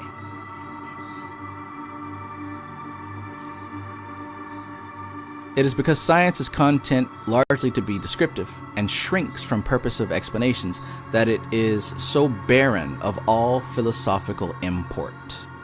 64. In transcendental psychology, which is the anatomy of the microcosm, the breast is the correspondence assigned to Tiphareth. In the breast are the lungs and the heart, and immediately below these, organs, and intimately connected with them and controlling them, is the greatest network of nerves in the body, known as the solar plexus. Aptly so named by the ancient anatomists.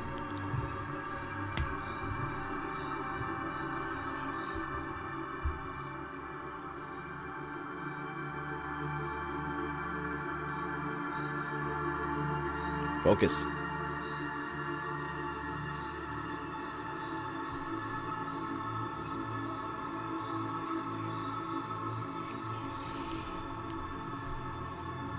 The lungs maintain a singularly intimate relationship between the microcosm and the macrocosm by determining the ceaseless tidal motion of the atmosphere, in and out, in and out.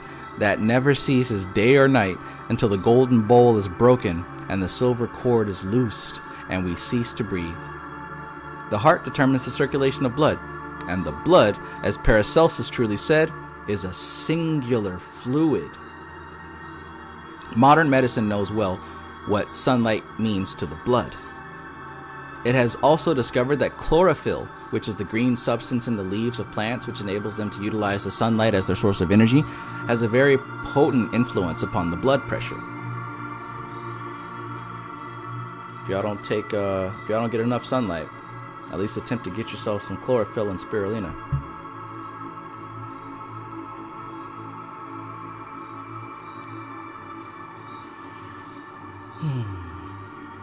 Peace, Louis. Good to see you.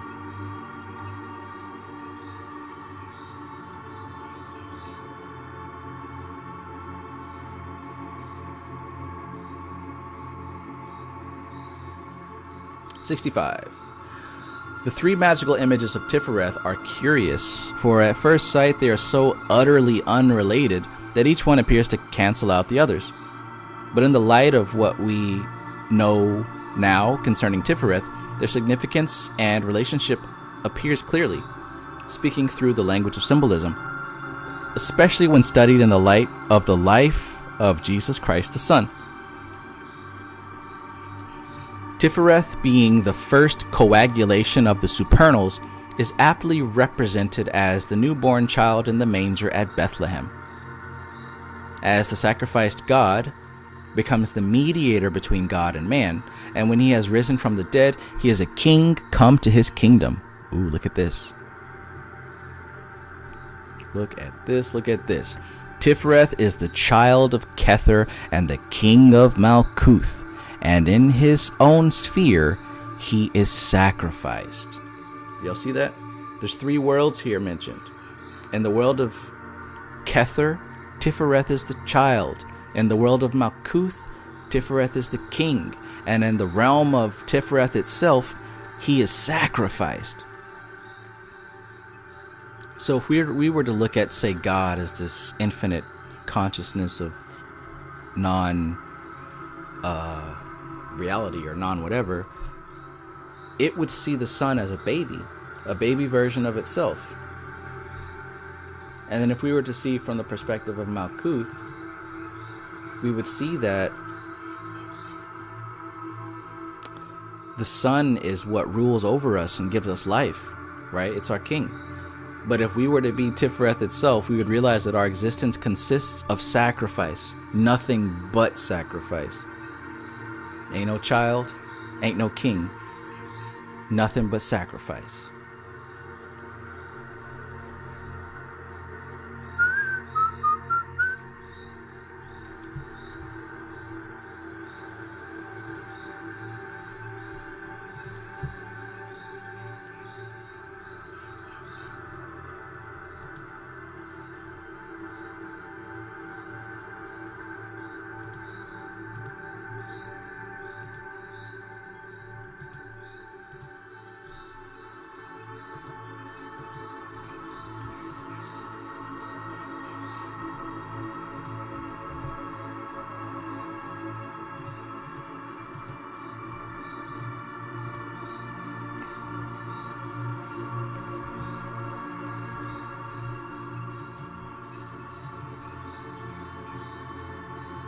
Photon 8, peace.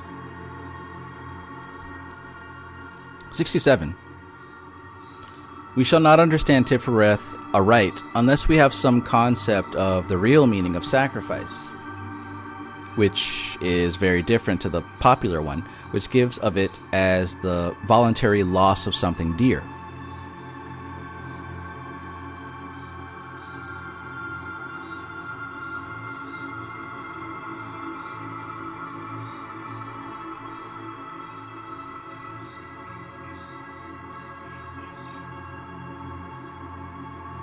Sacrifice is the translation of force from one form to another.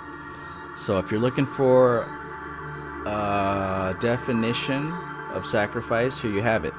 Sacrifice is the translation of force from one form to another. There is no such thing as total destruction of force. However completely it disappears from our kin, it maintains itself in some other form according to the great natural law of the conservation of energy, which is the law that maintains our universe in existence. Energy may be locked up in form and therefore static, or it may be free from its bondage to form and in circulation. So think about this whenever you're doing your work with your spirits or whatever, and you have to perform a sacrifice or an offering. Like I say in my course, that doesn't mean you have to go out and spill some blood or scoop some food off your plate into the corner of a tree or nothing like that. It's not the action itself.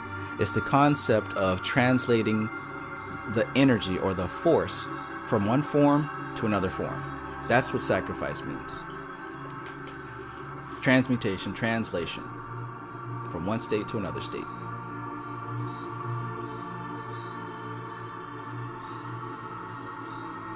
She says, when we make a sacrifice of any sort, we take a static form of energy, and by breaking up the form that imprisons it, we put it into free circulation in the cosmos. That which we sacrifice in one form turns up again in due course in another form. Y'all hear that? Apply this concept to the religious and ethical ideas of sacrifice, and some very valuable clues are obtained. Now, this also goes for the questions that I get about, what do I do with the sigil? Do I burn it? Do I flush it? Do I bury it? Do I rip it apart? Do I keep it? Well, understand that you're dealing with the same concept here.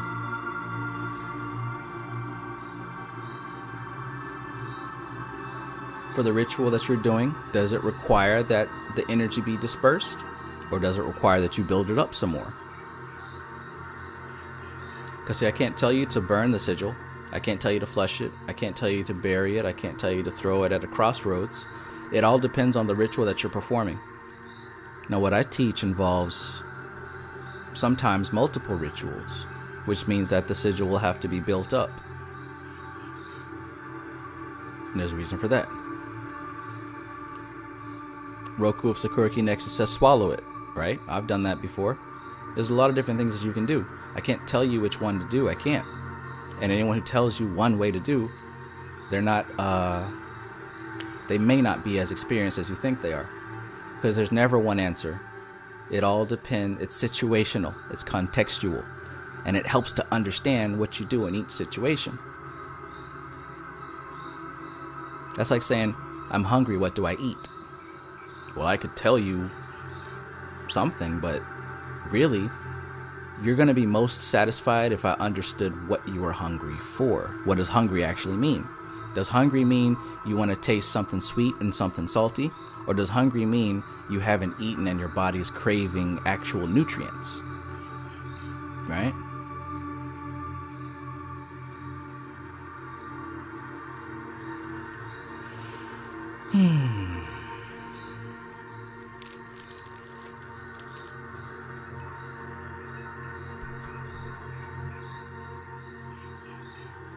Where we at with it?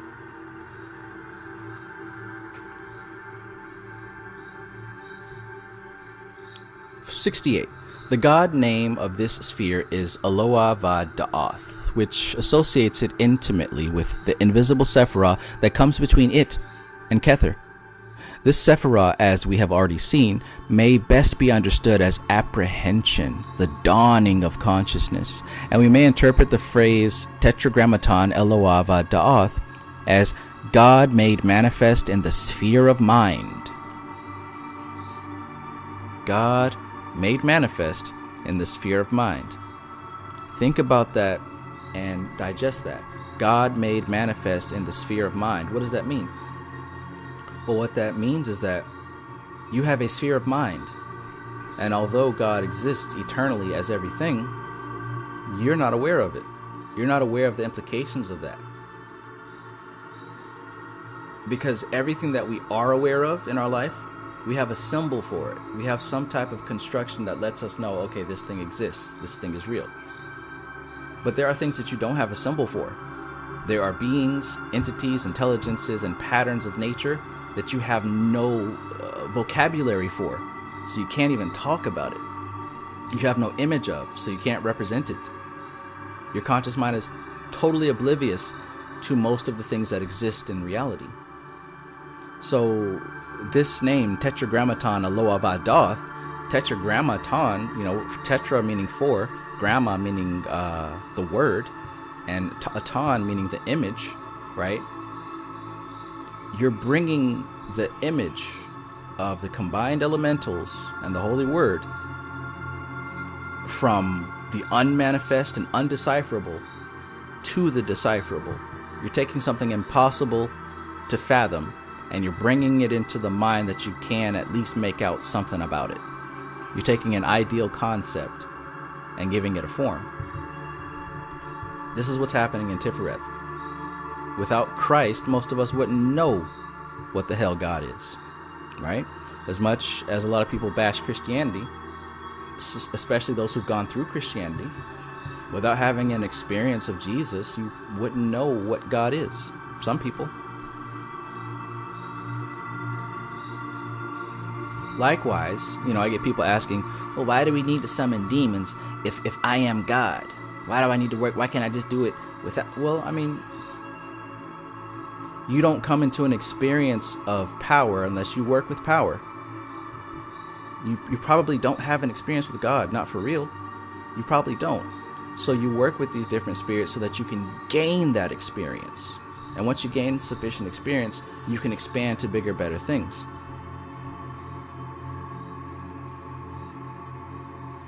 It's a gradual process of expansion. There is no skipping steps. You can't skip steps. You couldn't even if you tried. You could blaze through this book in one sitting. That definitely doesn't mean you'll understand it. I've blazed through this book 4 or 5 sittings, and I'm still coming to terms with some of the things that I completely missed, right?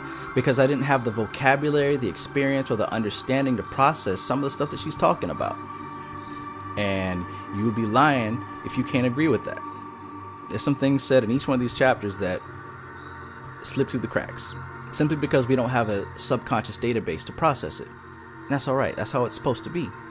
Through your work, you gain that database to process greater things.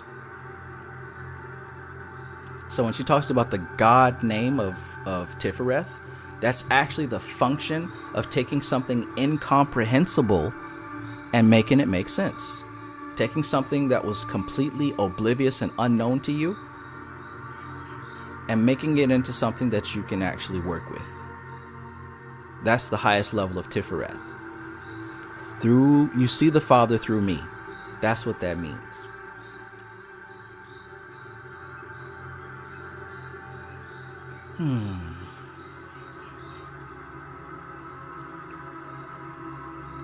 Roku of Sakuraki Nexus says, Trav, do you consume the purple or red, orange, inner gold? I've tried everything they had to offer. The one that I buy consistently is, I'll show you.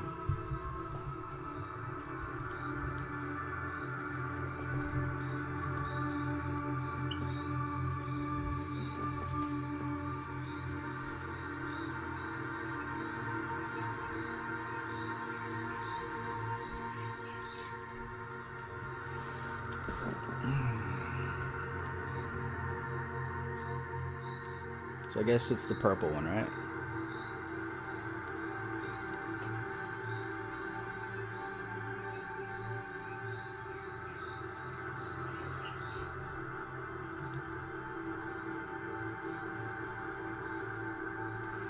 I'm not sure what you mean by the red-orange one. You might be talking about the monoatomic one.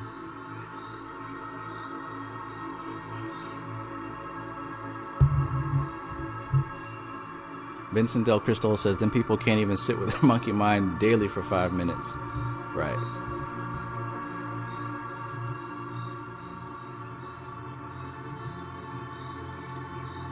Speaking of which, wow. You guys have really been with me on this whole ride. We're almost done, actually, believe it or not.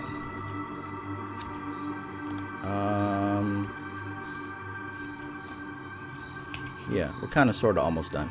A few more pages. I'm going to take a quick break, real quick.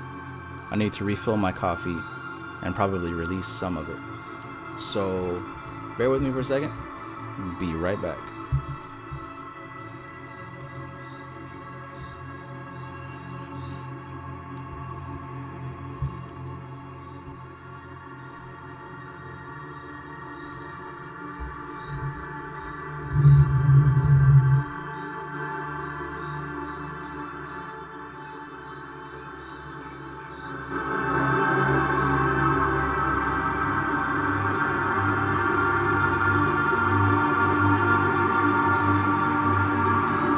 Right back.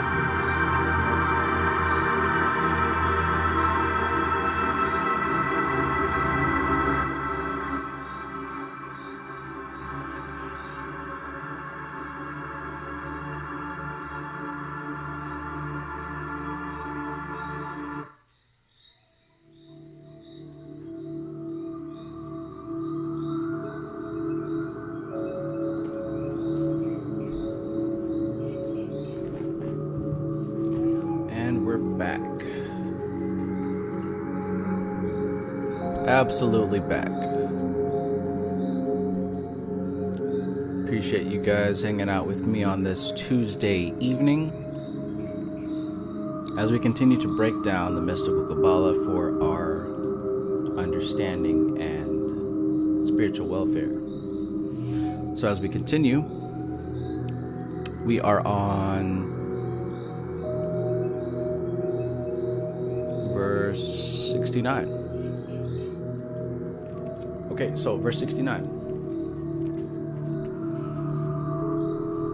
In the microcosm. And by the way, I changed music, so let me know if the music is too loud and the audio is not loud enough. Should be the same, but it also might not be. So let me know in the chat.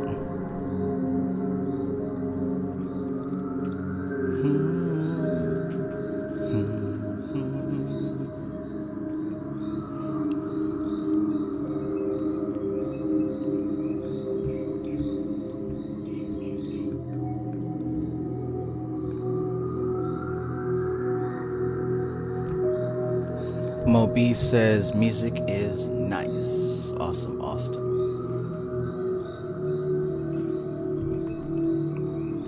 Moby, I'm still running off of that Wicked Vanilla Woods. Excellent suggestion.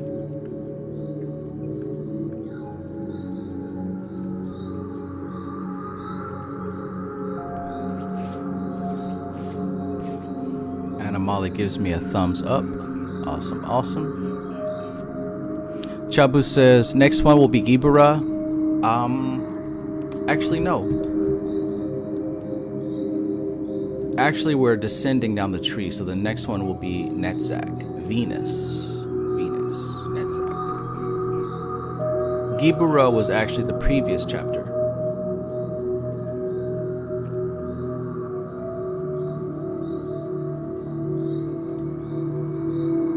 So let's continue.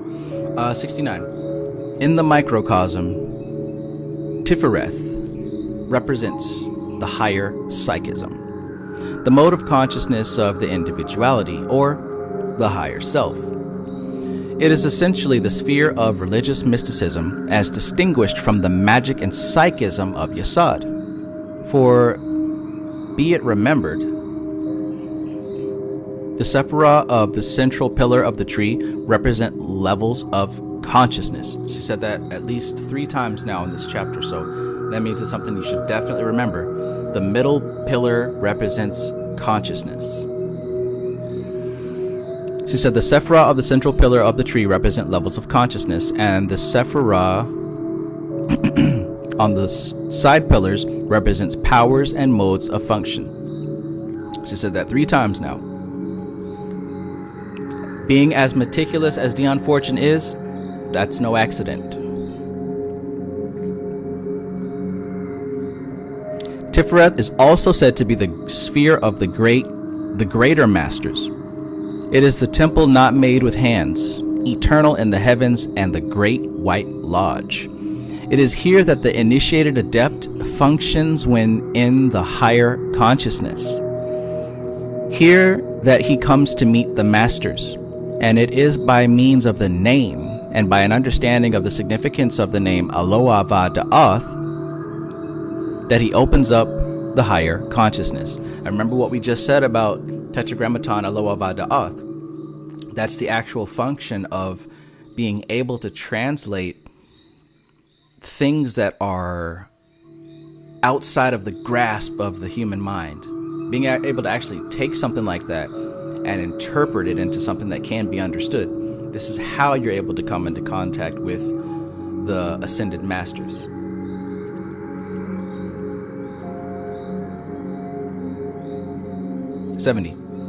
For be it noted that it is only in proportion to the significance a word has for us that it becomes a word of power. Right there. So anybody asking about magic words or words of power and all that other stuff, I would say with the exception of Bij mantras, because Bij mantras aren't so much what they translate, but more on what they resonate. Now, with the exception of these mantras, look what she says here. It is only in proportion to the significance a word has for us that it becomes a word of power. So you never really heard me talk about no magic words, right? Because it don't work like that. It has to have a significance within your existence, right? So if I have the name of a certain deity, just because you know the name of my servitor don't mean you can use it. You have to have a significance for that servitor in your reality. Then the name means something. It's just like people who watch a TV show, Walking Dead or whatever else y'all watching, or who play a certain video game, whether it's Call of Duty or Fortnite or Star Wars or whatever. There's certain major characters. And to people who watch the show, that word, that name carries some weight. But if someone doesn't watch that show or doesn't play that game, it's meaningless. Hell, it might even be misinterpreted.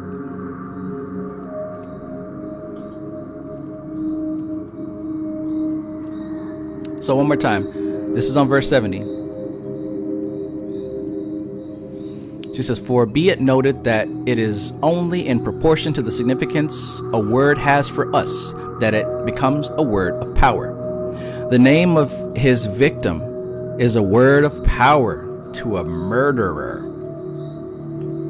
And such is its recognized potency that in some countries an instrument to register the changes of blood pressure is attached to the arm of a suspect while he is being questioned by the police, and the name of the dead man and other words connected with the crime are suddenly whispered in his ear. And if these are words of power for him, the instrument registers it beyond all question. I mean, think about your own words of power. There's certain words that can be said to you or by you that can cause a physiological state change, right? Somebody could whisper something in your ear that'll make your blood circulate differently, right? And there's words that you can say that might make you transmute your state into something else.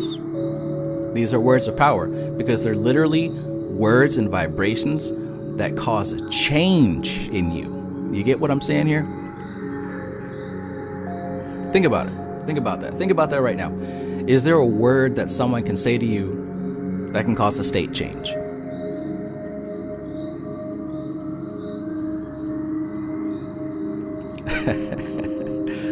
Yeah, definitely.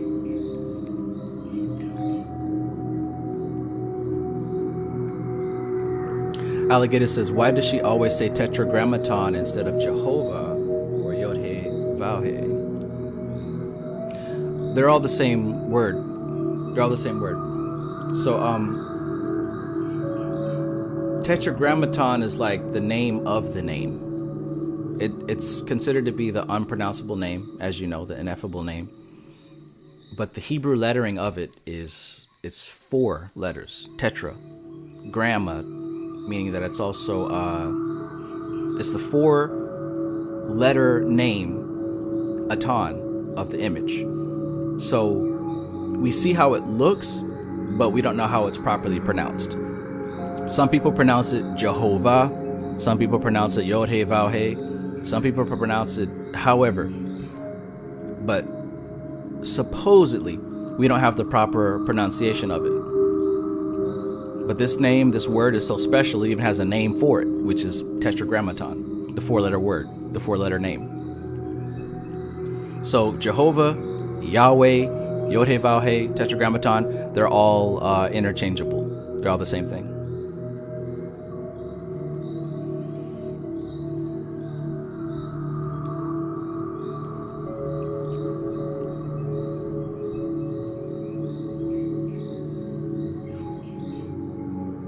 Okay, 71. I was thinking about words of power.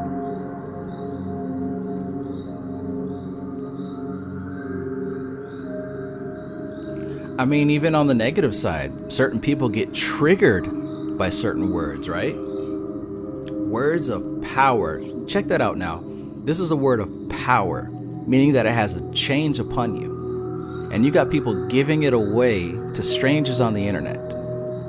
If you don't call me by this name, or if you call me by that name, I'm going to get triggered into anger, right? You must call me this, or else I'm going to get very upset. That don't sound too wise to me. I'm just saying.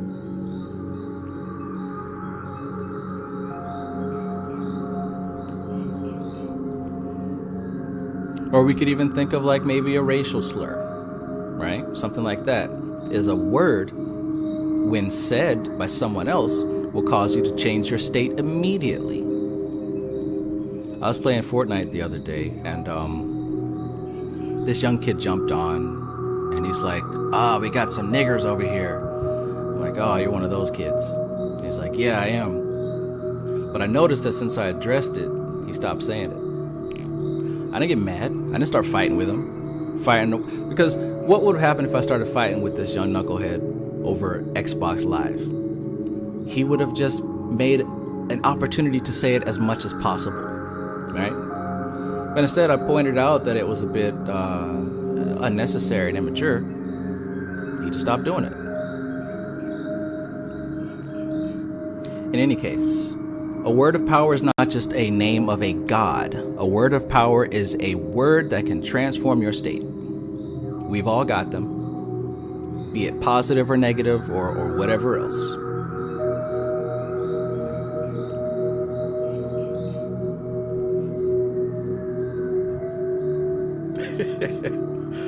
I love it. I love the fact that I can cause complete strangers to change their behavior without even being near them. He legit didn't say it anymore that night, and that was the first time I met him.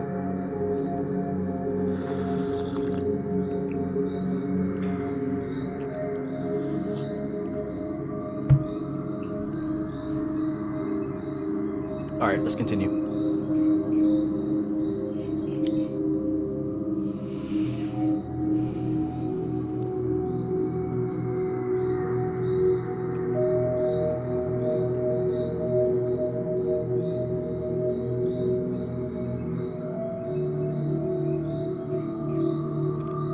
One more time. It is only in proportion to the significance a word has for us that it becomes a word of power. 71. Check this out. It is popularly believed that names of power exercise direct influence over spirits, angels, demons, and such like. But this is not so.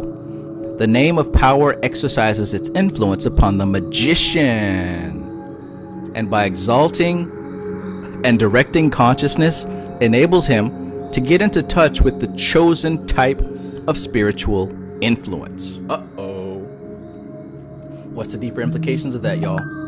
What's the deeper implications of that? Well, this is something that's also talked about in my class, which, by the way, if you haven't taken my spirit summoning master system, then you're probably still swimming around in a lot of questions that you wish you had answers to. One of them being, what if I don't have the right sigil?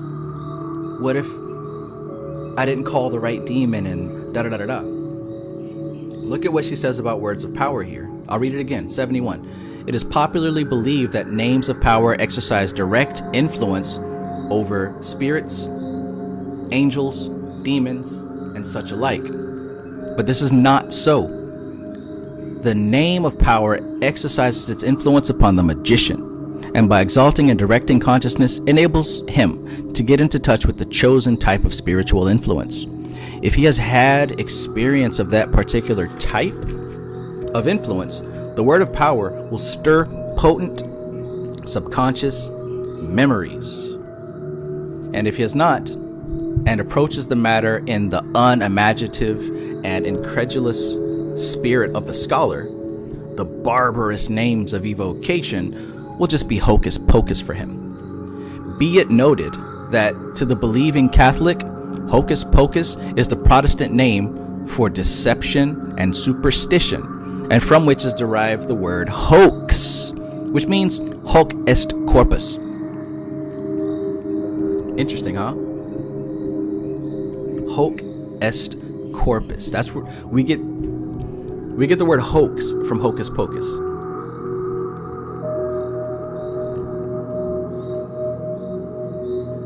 Which is an altogether different story. So much lies in the viewpoint in these matters.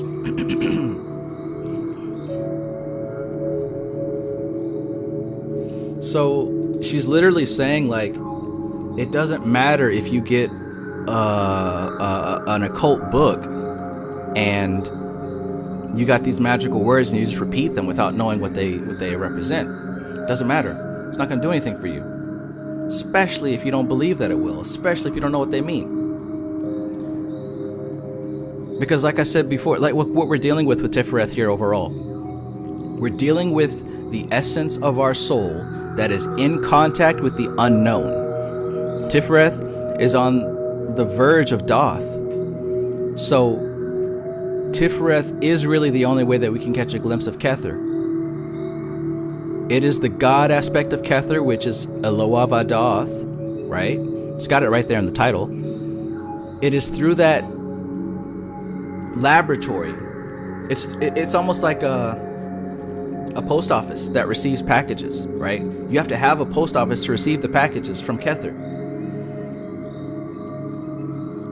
So in order to use these names, you've got to have an experience with these names. You've got to build up the correspondence within yourself to be able to even receive a higher experience. Shabu says, didn't Philip Cooper say something like that about words of power? Absolutely, he did. Specifically, if you're referring to basic magic, he's got a whole section about how what she just said right here. It's not the words that have the power. It's your understanding of those words that have the power. So if you don't understand what any of this means, because think about it, you guys now know what Doth, at least you have some grasp of what Doth represents. Because I've talked about it, other people have talked about it, you read about it, and you maybe even have done some meditations upon Doth. So you've got an experience of Doth. So now you see the name Eloah Vadoth. Right there, you have a glimpse of what we might be dealing with here, based on your experience. But if you've only heard, if you don't know anything about Doth, and even worse, if you've got an incorrect perception of what Doth might be, you'll hear that word and you'll get a different image. Interesting how hocus pocus is where we get the word hoax from. Alright, so I wrote wow next to verse 72. Let's see what she's got going on here in verse 72. 72. Therefore it is that a definite spiritual experience is assigned to each Sephirah, and until a person has had that experience, he is not an initiate of that Sephirah, and cannot make use of its names of power, even if he knows them. Woo! You can't even cheat. You can't even cheat. You can't even make it up. You can't pretend. You can't sneak your way in. She said that it is a definite spiritual experience assigned to each Sephirah. It's a definite spiritual experience, not a maybe. Not maybe I made contact. It's definite. And until a person has had that definite experience, you're not an initiate of that level. It's not about a badge. It's not about what's on your name. If you didn't have that experience, it's not in you. Period. Now you can fool other people who haven't been there, but you certainly can't fool somebody who has been there. Not only that, even if you know the names associated with the higher levels, they don't work because you don't have the juice associated with it. And by juice, I mean inner experience. She says, as tradition has it, it is not enough to know a name of power. One must also know how to vibrate it. It is generally believed that the vibration of a name of power is the right note on which to chant it. But magical vibration is something much more than that. When one is deeply moved and at the same time devotionally exalted, the voice drops several tones below its normal pitch and becomes resonant and vibrant. It is this tremor of emotion combined with the resonance of devotion which constitutes the vibration of a name. And this cannot be learnt or taught. It can only be spontaneous. It is like the wind, it bloweth where it listeth. When it comes, it shakes one from head to heel with a wave of fiery heat, and all who hear it involuntarily come to attention. It is an extraordinary experience to hear a word of power vibrated. It is an even more extraordinary experience to vibrate it. Imagine being placed in a situation and the only salvation you know is to lean on a word of power. Now, how do you think you're going to say that word? You going to whisper it? You going to just try it out? Or you going to put everything you got into it? Have you ever been in a scenario that was life or death and something just came out of your mouth? Oh, Jesus. Oh, God. Right? Why do we do that? It don't matter what you were saying about God and Jesus or what kind of sin you were wrapped up into or none of that. All that's out the window. When it comes down to your life, you're going to scream out what you know. You're going to scream out what you know. That's how you vibrate the word. That's how you vibrate the word. It ain't for nobody else but you. Jesus! Oh, God.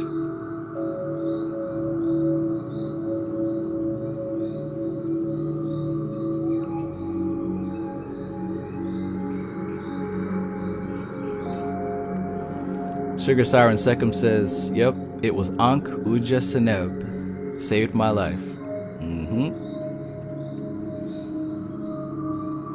See, notice like in those situations, it's not playing. You're not playing around. It's real.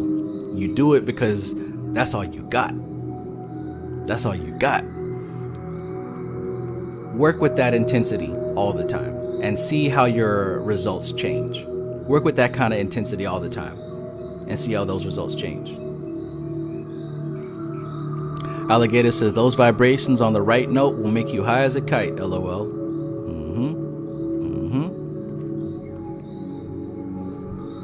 I'm just saying.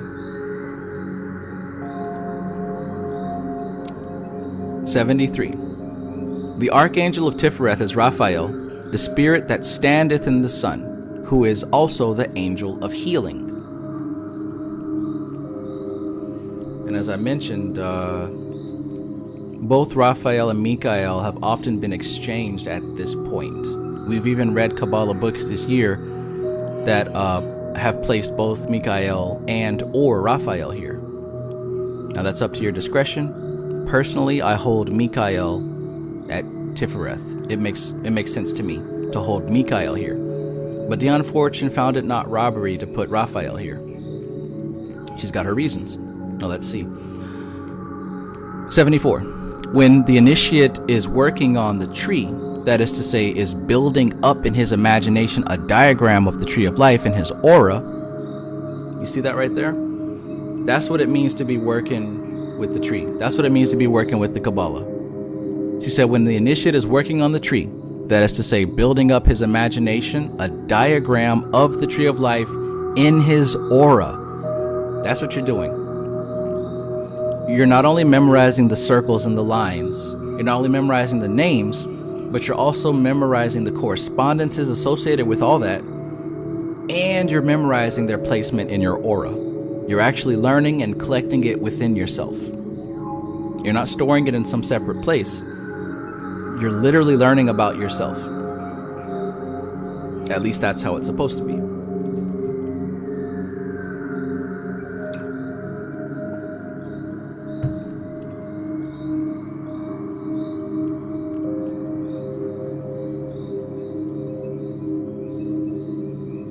When the initiate is working on the tree, he formulates Tiphareth in his solar plexus between the abdomen and the breast.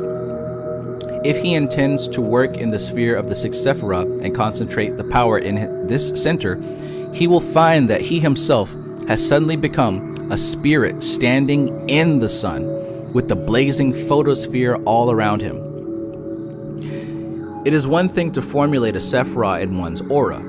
It is quite another to find oneself right inside the Sephirah. Although one can receive the influence of a Sephiroth by means of the former operation, it is a good routine method for daily meditation. It is not until one has everted, as it were, turned clean inside out so that the position is reversed, and instead of the sphere being inside one is inside the sphere, that one can work with the power of a Sephiroth. It is this experience which is the culmination of the initiation of a Sephiroth. 75.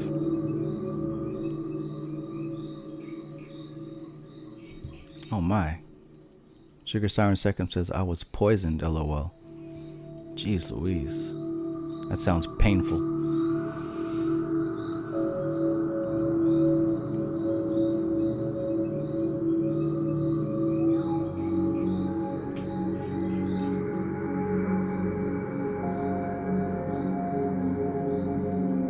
The order of angels of Tiphareth are the Malachim, or kings. These are the spiritual principles of natural forces, and no one can control or even safely make contact with elemental principles unless he holds the initiation of Tiphareth, which is that of a minor adept. For he must have been accepted by the elemental kings. That is to say, he must have realized the ultimate spiritual nature of natural forces before he can handle them in their elemental form. So when we talk about these elemental kings, Peralta, Jin, Gob, who else? Who's the water one? I forget the water king's name. When we talk about the elemental kings, what we're really talking about is the most refined spiritual aspect of those elemental forces.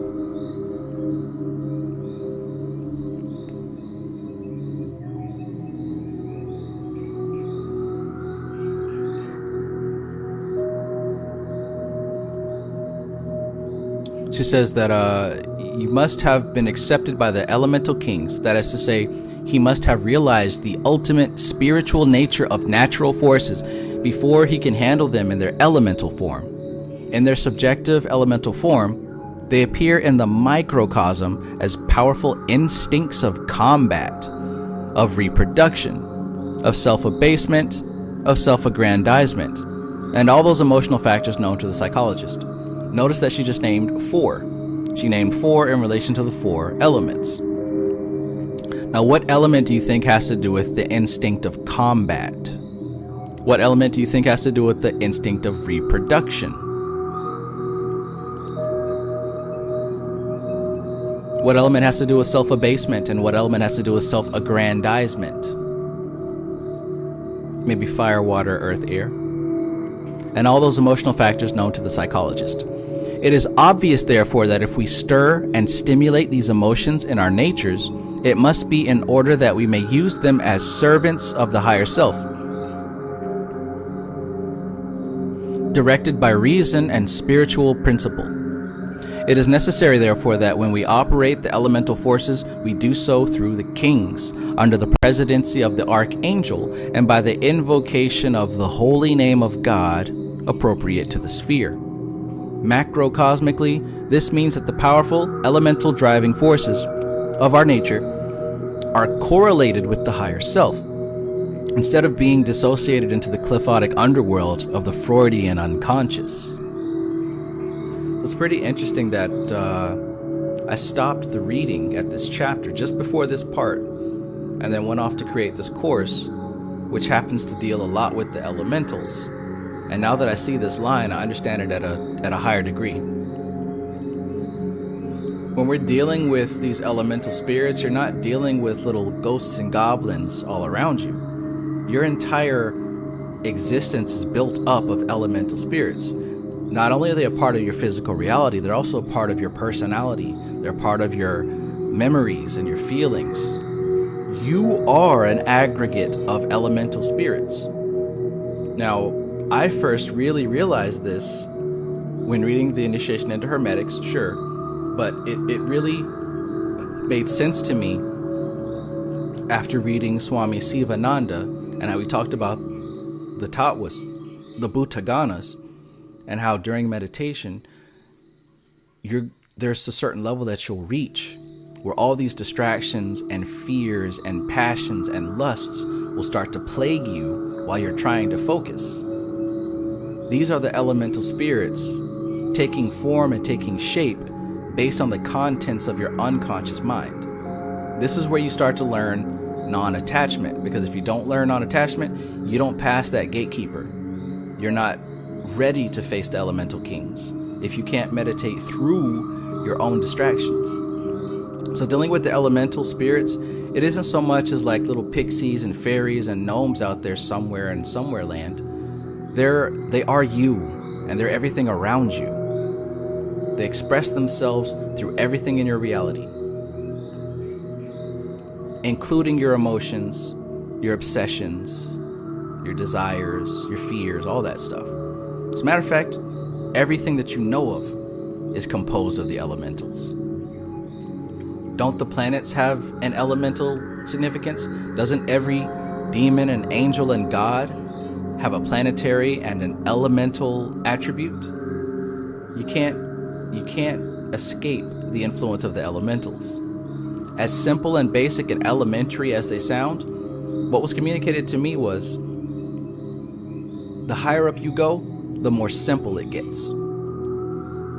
So you might start out with, oh, I want to work with Lucifer, and I want to work with Azazel, and I want to work with these deep, dark demon spirits and all that other good stuff. In truth, that's nothing compared to working with the elementals, because all those spirits that you're going to name have to answer to the 4 elemental kings. All of them. Because that's what they're created out of, and that's what they will return to. Just like that's what you're created out of, and that's what you will return to. So the highest level of low magic is elemental spirits.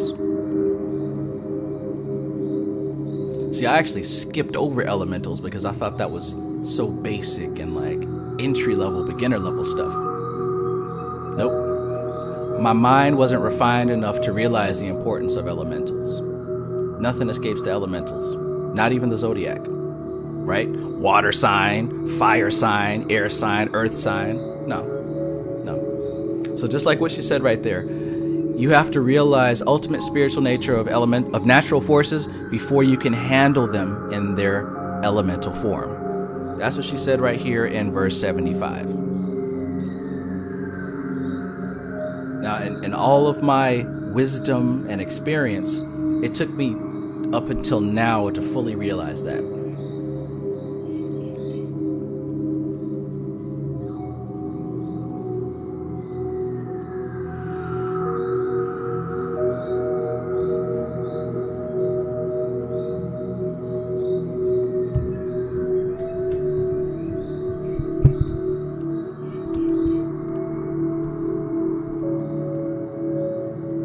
'76. Elemental operations are not, of course, performed in the sphere of Tiphareth, but it is essential that they should be controlled from the sphere of Tiphareth, if they are to remain white magic. If there is no such higher control, they will soon slide off into black magic. It is said that the fall of the 4 lower Sephiroth became detached from Tiphareth and assimilated into the Qliphoth. Oh no. When the elemental forces become detached from their spiritual principles and our concepts so that they become ends in themselves, even if no evil but merely experimentation is intended, a fall takes place and degeneration soon follows. Whoa.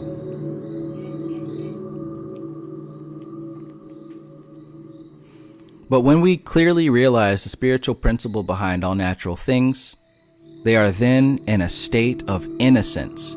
To use a theological term with a definite connotation, they are unfallen, and we can safely work with them and advantageously develop them in our own natures, thus bringing about the unrepression and equilibrium so necessary to mental health. Mental health.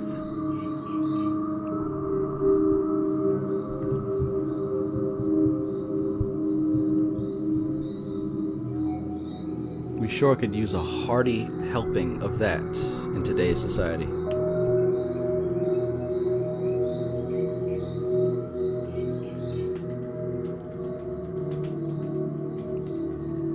Alligator says, can you explain how the elements slide into black magic?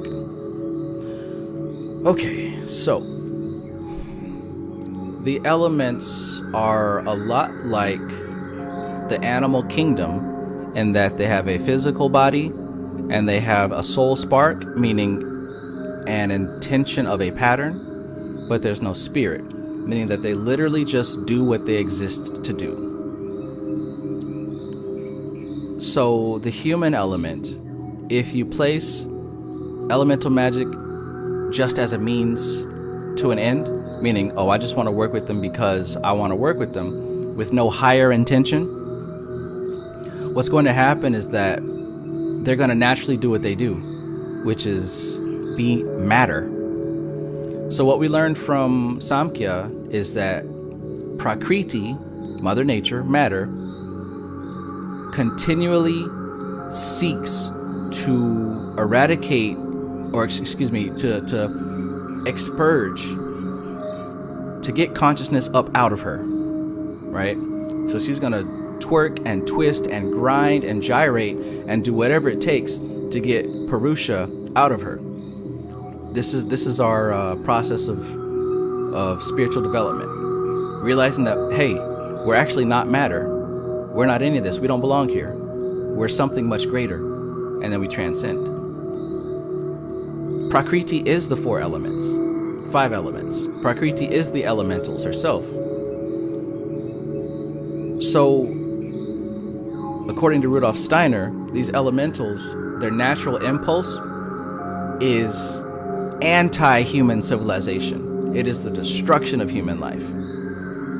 Not because they're evil, but because they serve the purpose of getting consciousness out of them. And that's also, as a side note, our task of helping consciousness come up out of the elementals.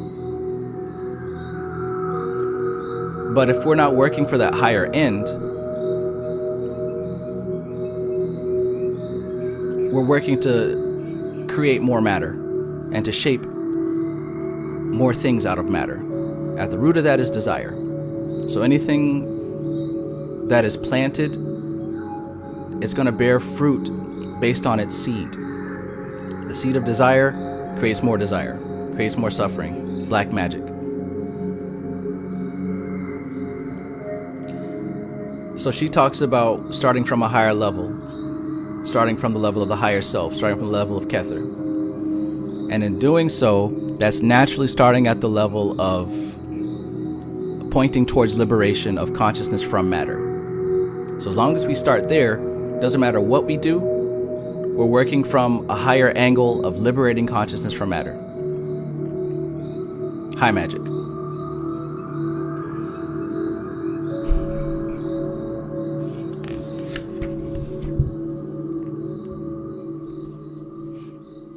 But going back to what she said exactly in verse number 76, she says, elemental operations are not, of course, performed in the sphere of Tiphareth, but it is essential that they should be controlled from the sphere of Tiphareth. They should be controlled from Tiphareth, even though they're not performed in Tiphareth.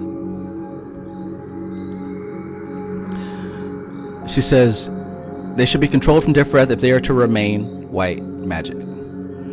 She says if there is no such higher control, they will soon slide off into black magic.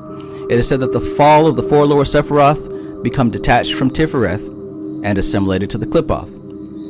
And what we know about the Qliphoth is that the Qliphoth is that which is no longer useful, that which is to be discarded because it serves no more usefulness in liberation, in the process of liberation. Within the Qliphoth, you will find all the behavior and activities of mankind and the entire universe that did not lead to liberation. So things that were done in the past that are no longer useful today.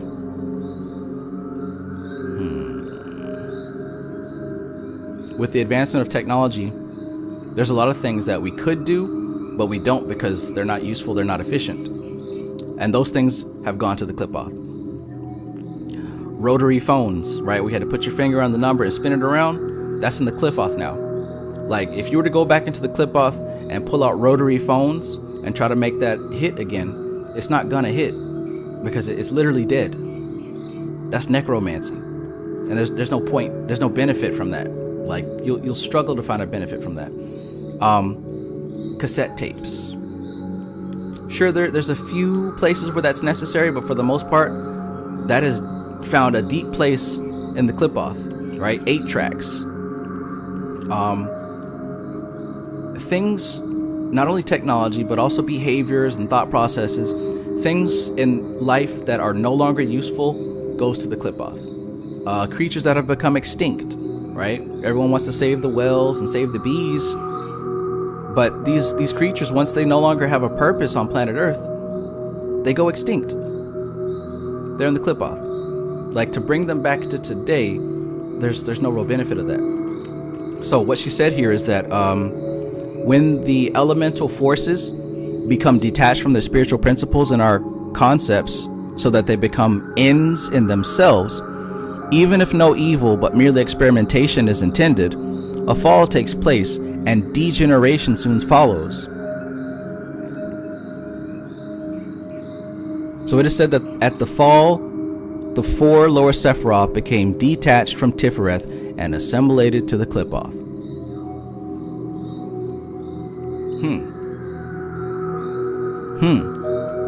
So we really, truly don't start the ascension process or the high magic process until we start working with Tiphareth.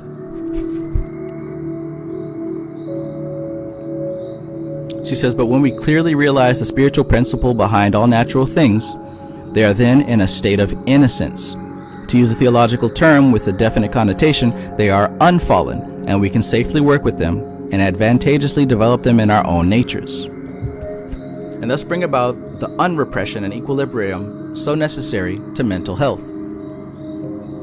This correlation of the natural with the spiritual, thus maintaining it unfallen and in a state of innocency, is a very important point in all practical workings of any form of magic.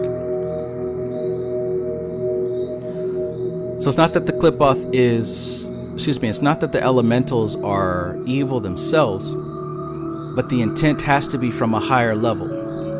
Because if we're not working from the Tiphareth level,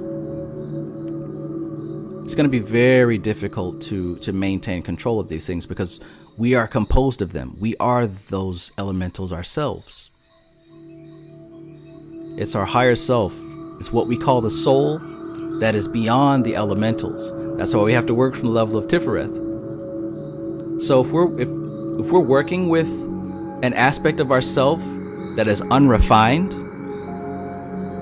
and we're working from ego, that's just like what I was talking about earlier, where the person, they might get this vision of being Christ, but at the same time, they've got abandonment issues and addiction issues and delusions of grandeur. Even though they've seen the light, they have no self-control against the elements that create who they are. So that's naturally going to lead to deterioration.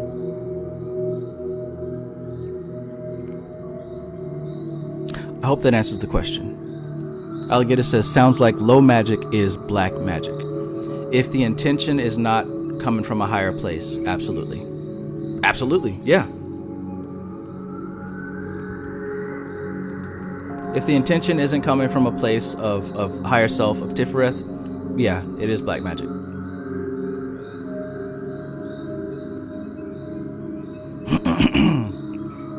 Because what else are we doing? We're trying to get money to fulfill an inner sense of lack. We're trying to get sex to fulfill some inner sense of lack, right? We're trying to influence people and get this and do that, all coming from an inner sense of lack. I am whole E says, can you define a higher place? Yeah, coming from an aspect that is not from a bruised ego.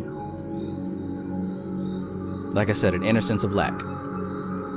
Most everything that we do is prompted by an unhealed ego. So we had some kind of trauma happen to us in our past, and we form all kinds of behavior patterns and thought patterns based on the trauma that happened to us. And as that goes unchecked, we build a personality around that. That's not a higher place. It's a lower place. We will literally live our whole lifetime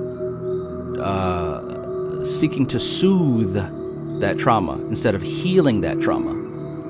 So once you start learning some magic tricks and some candles and some demons or whatever, your intentions are going to be based on soothing that bruised ego. And every time somebody inevitably comes and says something to bruise your ego again, now you're throwing demons at them and you're putting the name in the jars and doing all that other stuff that people love to do on social media. But when you come from a higher place, meaning a place that is beyond that bruised ego, you start to understand that everything you were doing before, while it felt good, there was no substance there. There's no substance there, and there's no growth. If anything, it should just show you that it is possible to change your reality based on thought alone. And once you have that realization, you can start aiming towards coming into a understanding of unity with that higher aspect of self that is beyond a bruised ego. That's when you start working with high magic. But everything before that is low magic.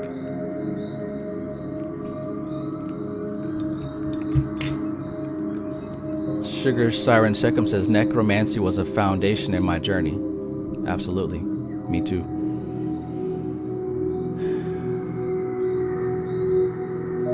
Absolutely.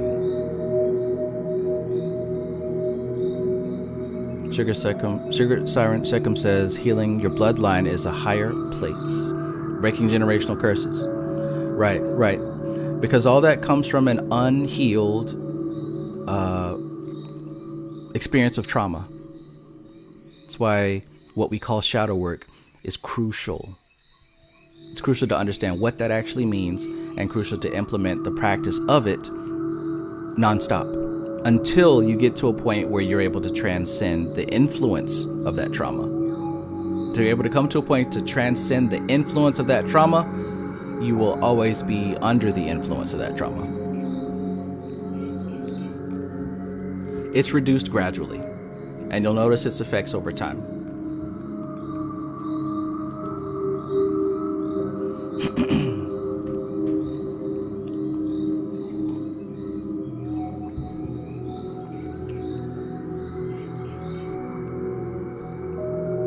'77.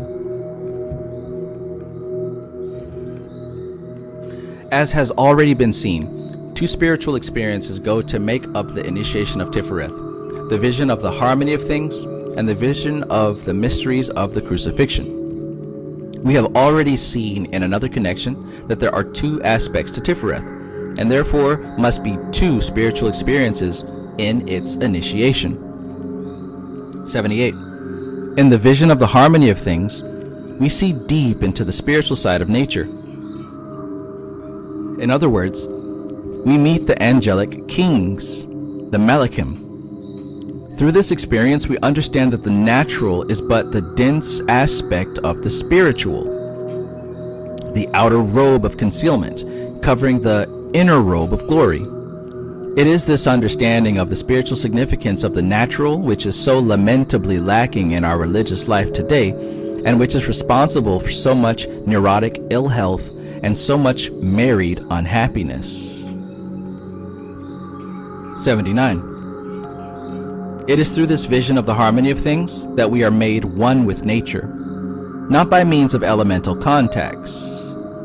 Human beings who are in any wise raised by culture above the primitive cannot become one with nature upon the elemental level, for to do so is degeneration, and they become beastly in both senses of the word. Check that out. Remember how I said the practices and traditions of the past are slowly making their way to the clip-off because it's unnecessary. I was talking with somebody online today, for what it's worth at least, somebody had made a nice atmospheric music video, and for their cover art on YouTube, they used some AI generated art, which is all the rage right now. Everybody and their mama has suddenly jumped on the AI train. And this person gave the routine comment, the very unoriginal, rehashed routine argument that, oh, well, I can't believe you're using AI art. That's actually shameful. I can't believe you'd stoop that low. And I responded, well, I mean, I think it's actually pretty resourceful and forward thinking. And then he went off on a tirade about how AI art is stealing jobs, it's stealing work from artists, and it's soulless, and, you know, the stuff that you see everywhere. Because I'm sure he saw that argument somewhere and said, yeah, I feel that way too, and then just copied whatever he saw. And then other people chimed in. But the thing is, like, it didn't start with AI art. This started long before any of us were born. Hell, it started before America was established. It's called evolution. And what happens is that when human beings perform any behavior enough times, something happens and we realize there's an easier way to do it and a way to save time so that we can do more of it at a better rate. So this is where technological advancement comes in. There's a lot of things that we used to do that we don't have to do anymore because technology has solved that problem for us. Invention, necessity is the mother of invention, right? We think about the cotton gin, right? All these slaves, enslaved people out here picking cotton and separating the seeds with their fingers. Not only is it painful, but it takes a long time under the hot ass sun.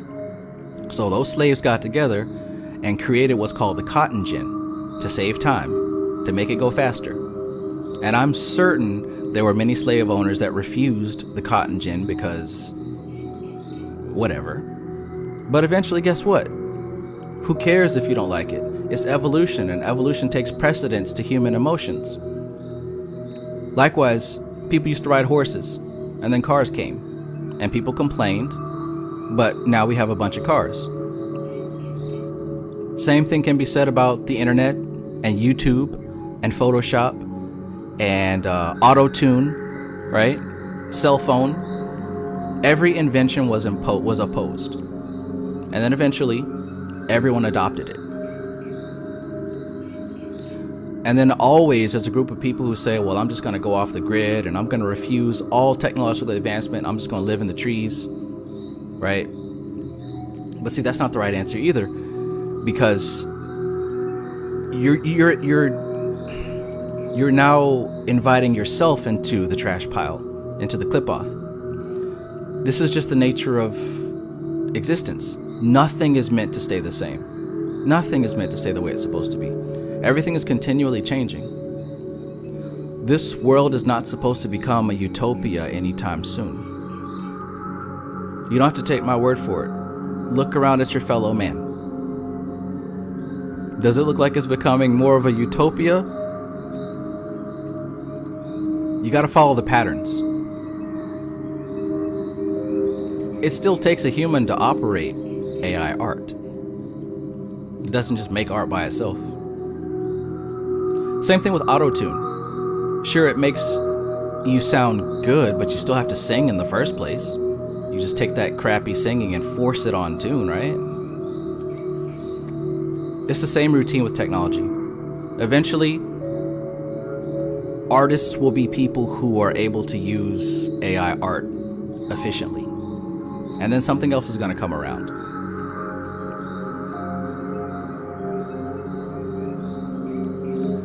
Besides, instead of worrying about AI art, there's much bigger concerns that AI is posing to human life. And as long as we're focused on AI art, we will sufficiently be surprised when the real concern makes itself unavoidable. Can't wait. But all that because what we just mentioned here in that last portion of the verse, let me read it over.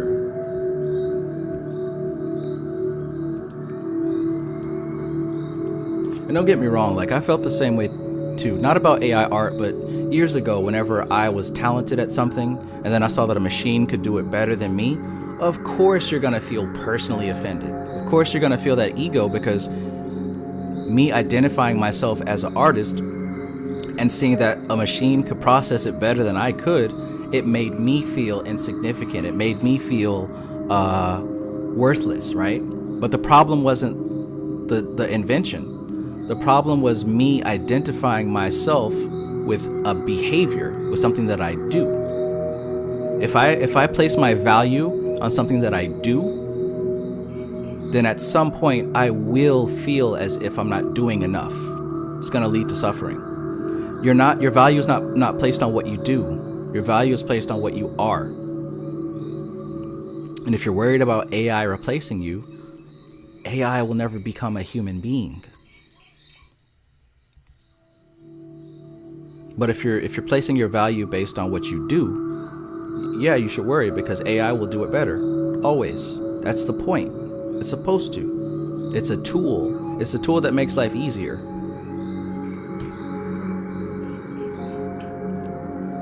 It is friend, not foe.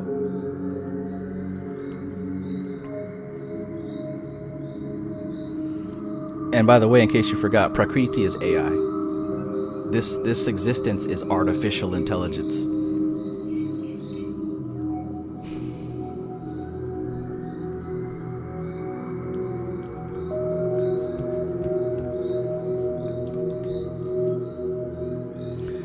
Sugar says, as an artist, I get it, to be honest, but I'm a technophobe, so let me just stay in my little bubble. I think certain things should stay sacred, though.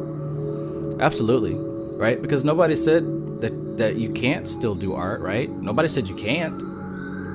Like that person in the comments, they literally took it upon themselves as if this was a direct threat to them. Nobody told him he had to stop doing what he was doing. You can still do it, right?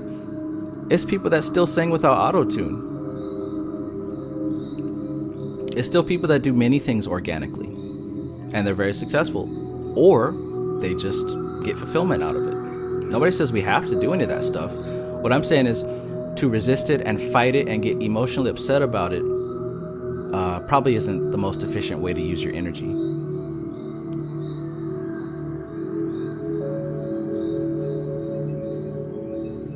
Sugar says, definitely not worried about it, but I don't think they should be compared. Right. I agree with that as well.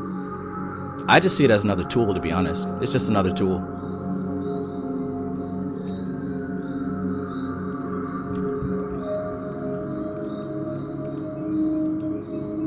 But I had another one of those moments where it's like you find something cool and then all of a sudden it becomes super popular.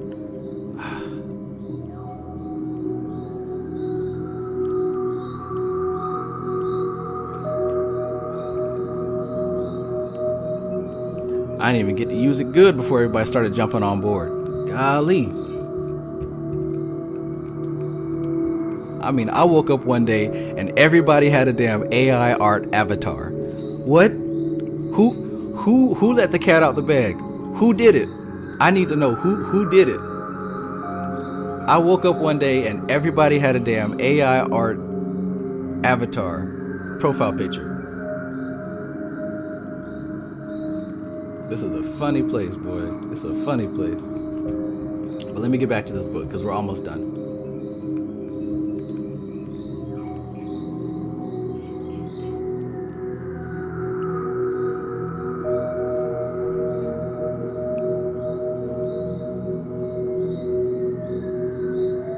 That boy said, AI art programs are taking our jobs. Well, did you have work in the first place? Did you actually have customers in the first place? Because it don't sound like you did. I know artists, and they know how to get work. If a business owner decides that they want to use AI art to save themselves some money, that's none of your business. There's people who there's people who feel like you who actually need human generated art. Like it's not a big deal. It's not even that serious. But, you know, people want to complain and cry about things because it makes them feel as if they're doing something important. But I digress. Let's continue.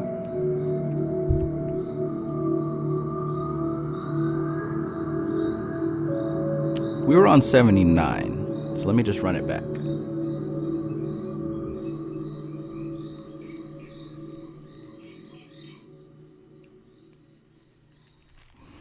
It is through this vision of the harmony of things that we are made. You know what? That wasn't even the first time that it happened. Remember when that janky app came out where you can take little movie scenes and put your face on it, and like everybody started making all these videos with movie scenes and their face on it? All of a sudden, well, it's like that has come back now with everybody and their animated avatar. Oh well.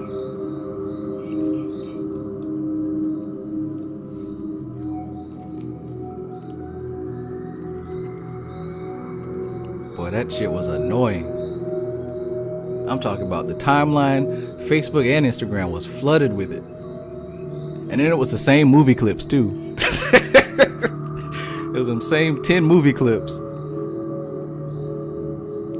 Ay, ay, ay.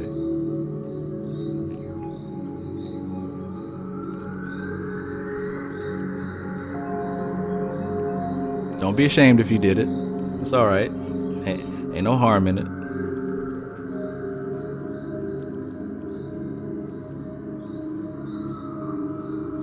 Peace out, Anna Molly. Have a good night. Okay, let's continue.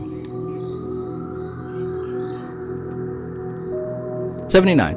It is through this vision of the harmony of things that we are made one with nature, not by means of elemental contacts. Human beings who are in any wise raised by culture above the primitive cannot become one with nature upon the elemental level, for to do so is degeneration. Okay, that's where we got it from. So again, human beings who are in any wise raised by culture above the primitive, right? They cannot become one with nature upon the elemental level, for to do so is degeneration, and they become beastly in both senses of the word. The nature contacts are made through the angelic kings of the elements in the sphere of Tiphareth. In other words, through the realization of the spiritual principles behind natural things. And the initiate then comes to the elemental beings in the name of their presiding king.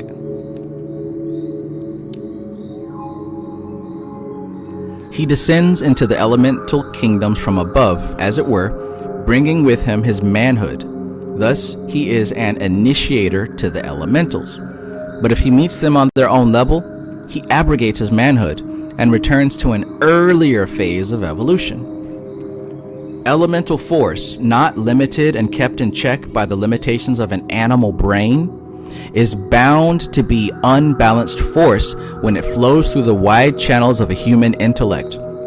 And the result is chaos, which is one of the kingdoms of the Qlipoth. You hear that?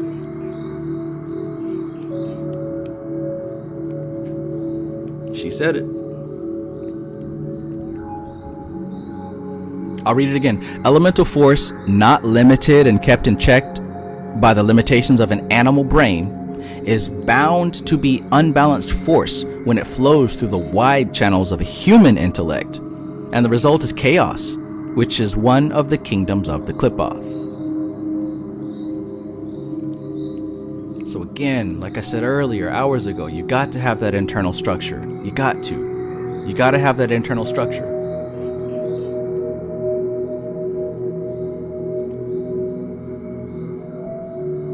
What's my battery looking like? 26%. Okay, we're good. 80. The mysteries of the crucifixion are both macrocosmic and microcosmic. In their microcosmic aspect, we find them in the myths of the great redeemers of mankind, who are always born of God, and a Virgin Mother, thus again emphasizing the dual nature of Tiphareth.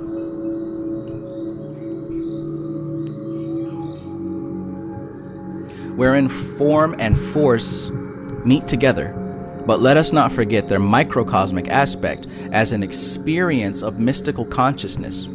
It is by means of an understanding of the mysteries of the crucifixion, which concern the magical power of sacrifice, that we are able to transcend the limitations of the brain consciousness, limited to sensation and habituated to form, and enter into the wider consciousness of the higher psychism. We thus become able to transcend form and thereby release the latent force, changing it from static to kinetic and rendering it available for the great work, which is regeneration. We thus become able to transcend form and thereby release the latent force, changing it from static to kinetic and rendering it available for the great work, which is regeneration.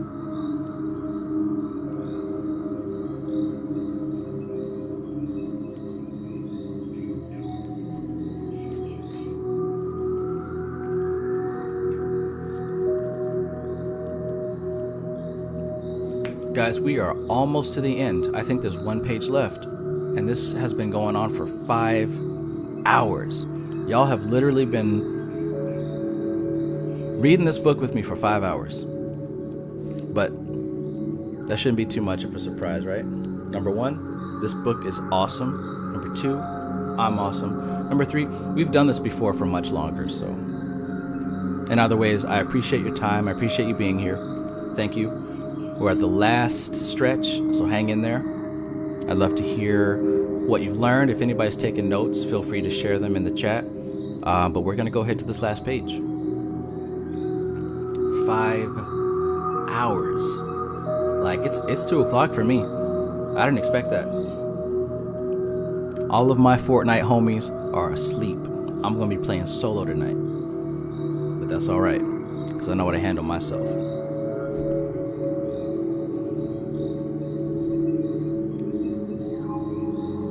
'81. The characteristic virtue of the sphere of Tiphareth is devotion to this great work. Devotion to this great work.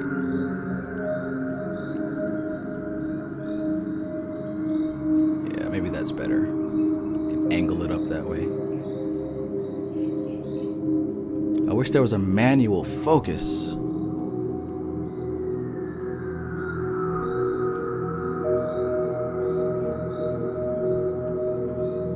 There we go, there we go.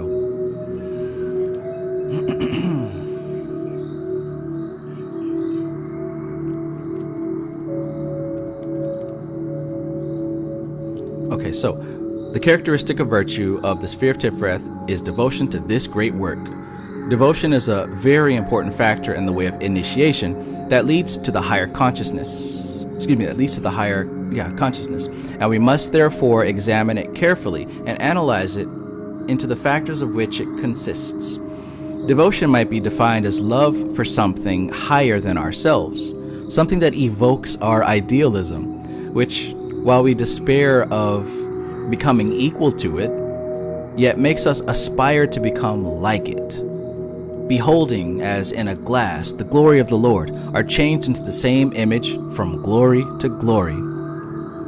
When a stronger emotional content is infused into devotion and it becomes adoration, it carries us across the great gulf fixed between the tangible and the intangible, and enables us to apprehend things that eye hath not seen nor ear heard.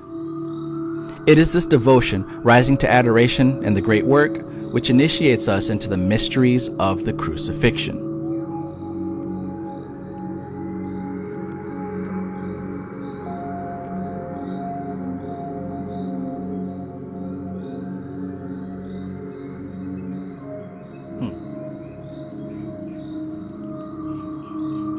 '82. The vice assigned to Tiphareth is pride. And in this attribution, we have some very true psychology. Pride has its roots in egoism. And as long as we are self-centered, we cannot be made one with all things. In the true selflessness of the path, the soul overflows its boundaries and enters into all things through limitless sympathy and perfect love. But in pride, the soul tries to extend its boundaries till it possesses all things. And it is a very different matter to possess a thing to being made one with it, wherein it equally possesses us in perfect reciprocity. I like that. I like that. I like the way that she put that. Let me read that again. She said that in the true selflessness of the path, the soul overflows in its own boundaries and enters into all things through limitless sympathy and perfect love. Check that out. So imagine extending so much that the soul overflows its boundaries and enters all things through limitless sympathy. There are no enemies. So limitless sympathy, meaning that you see what you are, right? You see exactly what you are. And then you manage to see that in everything. The squirrels, the snakes, the spiders, the scorpions, the people you hate, the people you love, the trees, the houses, the rocks, the dragonfly, the roaches, everything. Just to be able to experience that, how do you think that would change your thought process and your behavior? That takes a different mind. That's not a human mind. That's not a human mind.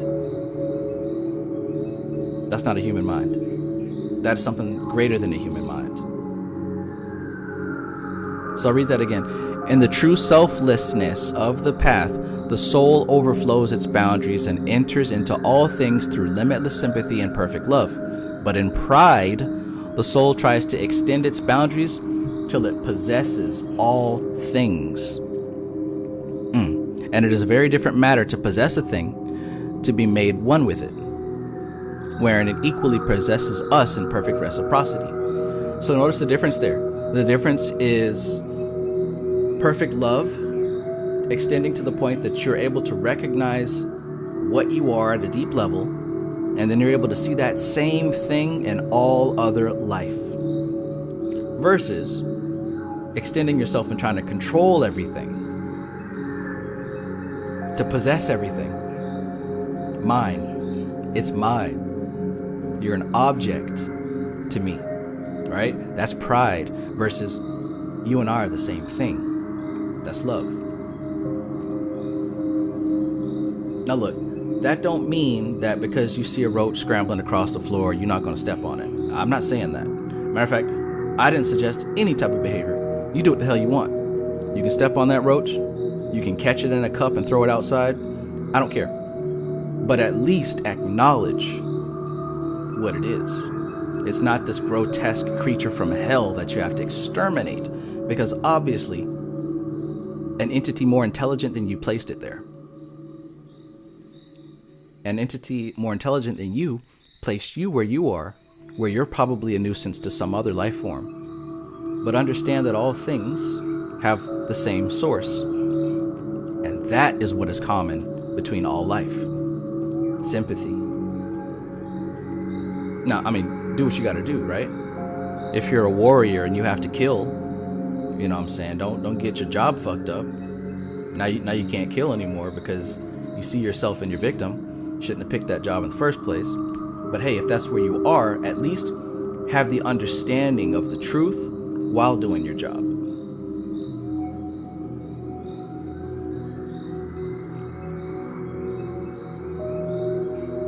Because, I mean, look, Bhagavad Gita. Arjuna suddenly started getting enlightened, and all of a sudden, oh, I don't want to kill my friends and family. Right?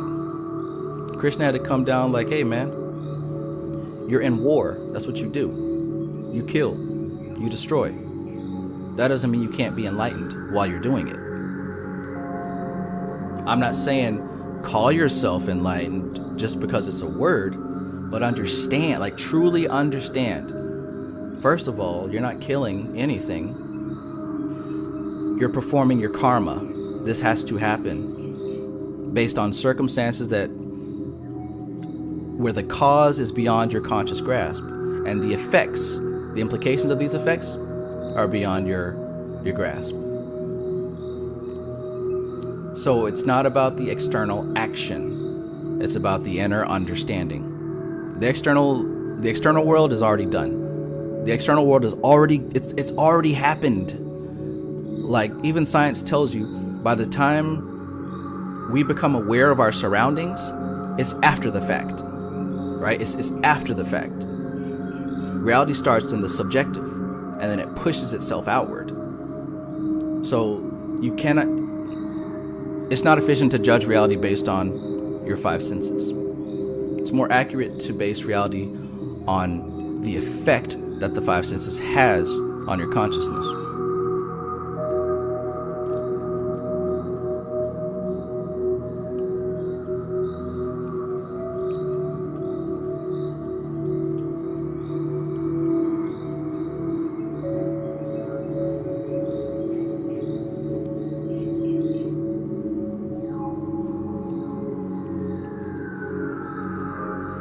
Shabu says, would you step on the roach, Travis? It depends on the circumstance. More than likely, the answer will be yes. But when I see a roach, I don't think, oh my God, kill, kill, kill, kill, right? As a matter of fact, when I see anything, I've trained myself to not have an impulsive response like that. It's called programming.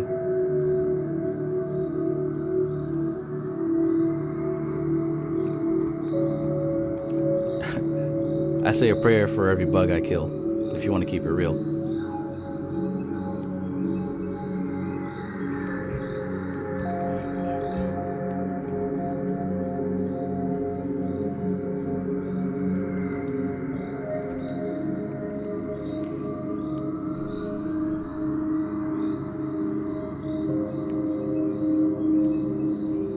Give me one of them hot dogs. I'm fasting right now.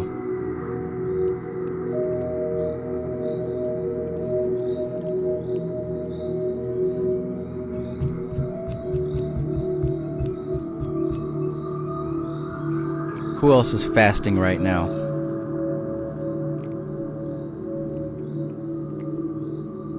Okay, 82. The vice assigned to Tiphareth is pride. Okay, we already read that. Yeah, and the true selflessness of the path, the soul overflows its boundaries and enters into all things through limitless sympathy and perfect love. But in pride, the soul tries to extend its boundaries till it possesses all things. And it is a very different matter to possess a thing to being made one with it, wherein it equally possesses us in perfect reciprocity. It is this one-sided arrangement which is the vice of the adept. He must give as well as receive, and he must give himself unreservedly if he would participate in mystical union, which is the fruit of the sacrifice of crucifixion. Let him who would be the greatest among you be the servant of all, said our Lord.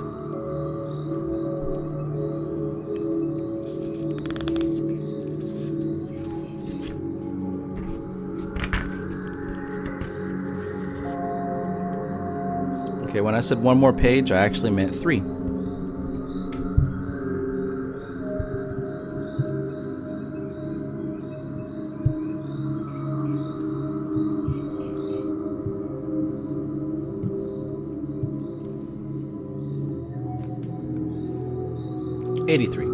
The symbols associated with Tiphareth are the layman, the rose cross, the Calvary cross, the truncated pyramid, and the cube. 84. The layman is the symbol upon the breast of the adept and indicates the force he represents. An adept performing work in the sphere of Shemesh, for instance, could wear upon his breast an image of the sun in splendor. A layman is the magical weapon of Tiphareth, and it therefore becomes necessary to say something concerning the nature of magical weapons in general, in order that the function of a layman can be understood.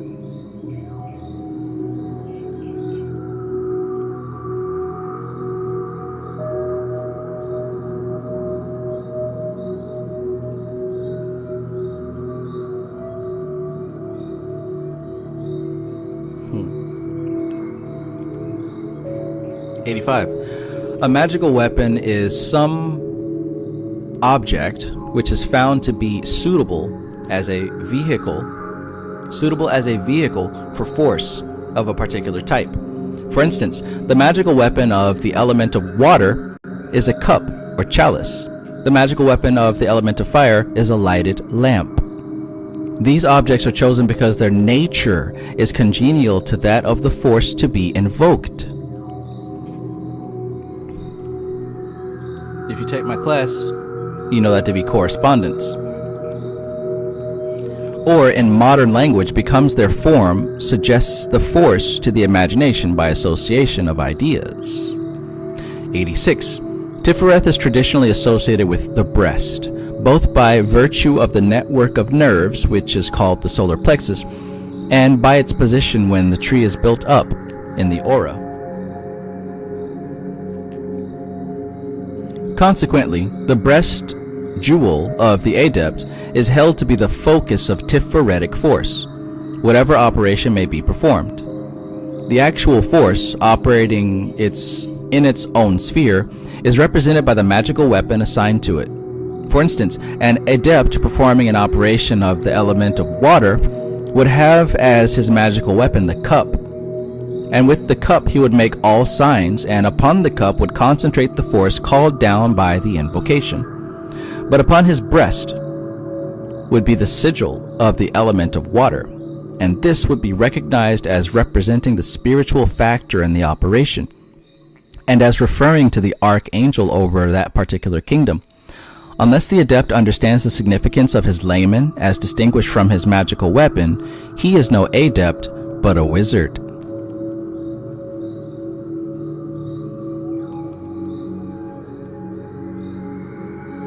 Wizard.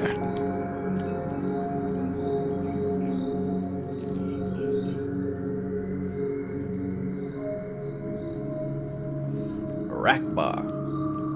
Allah! Rakbar!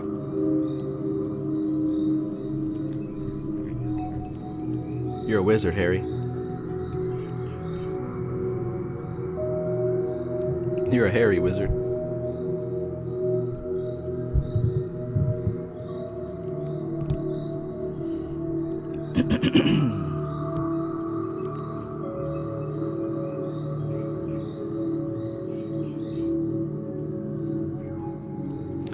The Rose Cross and Calvary Cross are both given as symbols of the sphere of Tiphareth.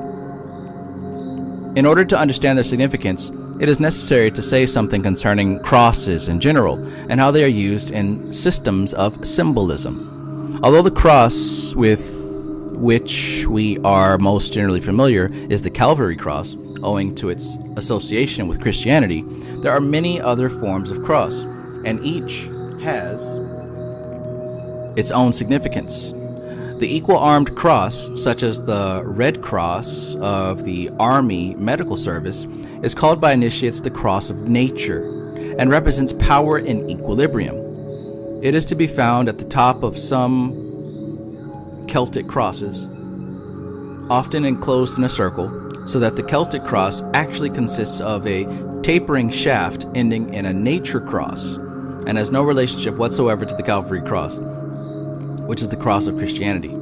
The tapering shaft of the Celtic cross is, in actual fact, a truncated pyramid, and examples of this type of Celtic cross exist which leave no doubt upon the point whatsoever. Some archaic forms suggest the imposition of the cross and circle upon the conical phallic stone, which is so universal an object in primitive worship.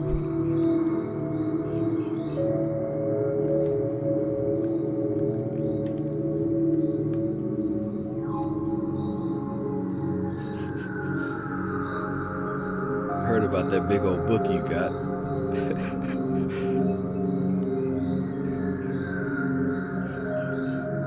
'88.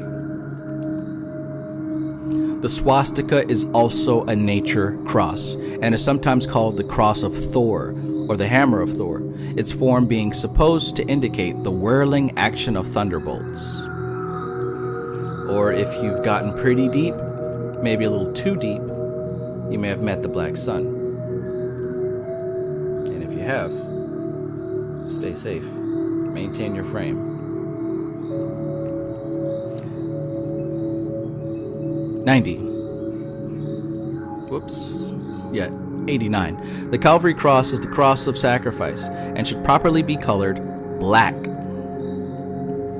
Its shaft should be 3 times the length of its arms, and the length of each arm 3 times its width.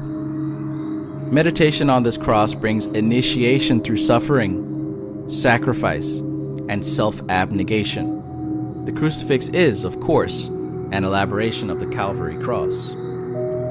90. The circle upon the cross is an initiatory symbol, especially when the cross is raised upon 3 steps, as it should be in this form. The circle indicates eternal life, also wisdom. And we see a form of it in the emblem of the Theosophical Society. I knew she mentioned them in this chapter. Which has for its badge the serpent that holdeth its tail in its mouth. A Calvary cross with the circle superimposed means initiation by the way of the cross, and the 3 steps are the 3 degrees of illumination. It is this which is the so-called rose cross, the fanciful object with brambles growing over it, is not an initiatory symbol at all. The rose associated with the cross in Western symbolism is the Rosa Mundi, and is a key to the interpretation of the nature forces. On its petals are marked the 32 signs of the natural forces. These correspond to the 22 letters of the Hebrew alphabet and the 10 holy Sephiroth. These, in their turn, are assigned to the 32 paths of the Tree of Life. And this is the key to the understanding of the Rosa Mundi. The curious scribbles that are called the sigils of the elementary spirits are made by drawing lines from one to another of the letters in their names on the rose. Woo! It only took 5.5 hours. That's it.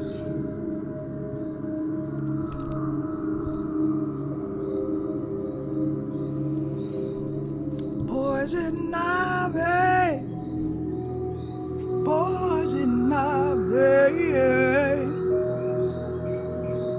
She crazy as a daisy. Bum, bum, bum. 91. In the light of this explanation, we are at no loss to understand the value of the claims of those organizations which sport a floral emblem as their symbol.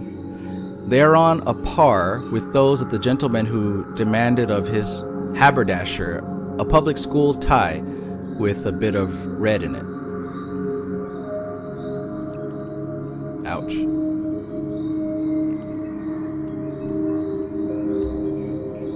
'92.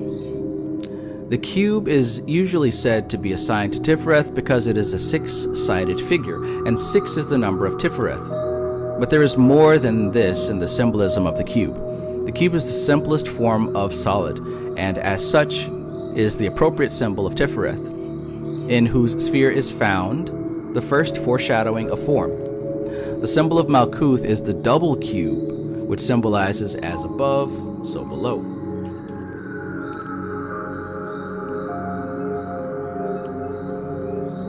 '93.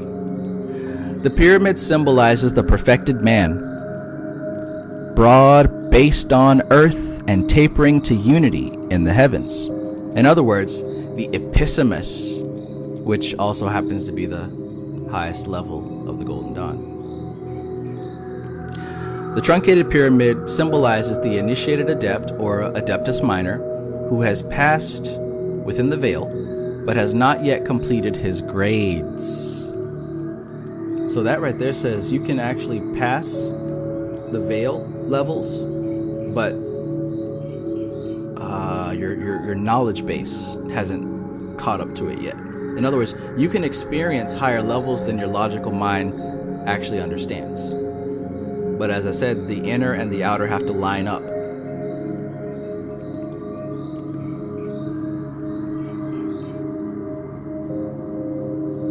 So the truncated pyramid symbolizes the initiated adept, or Adeptus Minor, who has passed within the veil but has not yet completed his grades.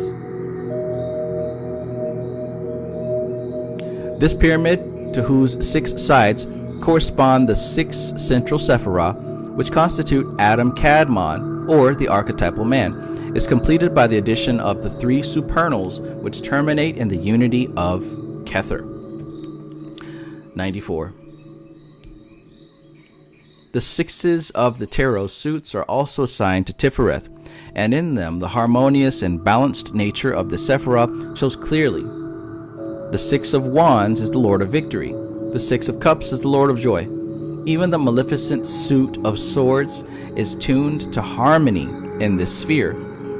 And the 6 of Swords is known as the Lord of Earned Success, that is to say, success achieved after a struggle. The 6 of Pentacles is material success, in other words, power in equilibrium. So, that concludes part 2. We now move on to part 3. And look at that. It only took exactly 5.5 hours. How about that? How about that? Oh my goodness. Whew.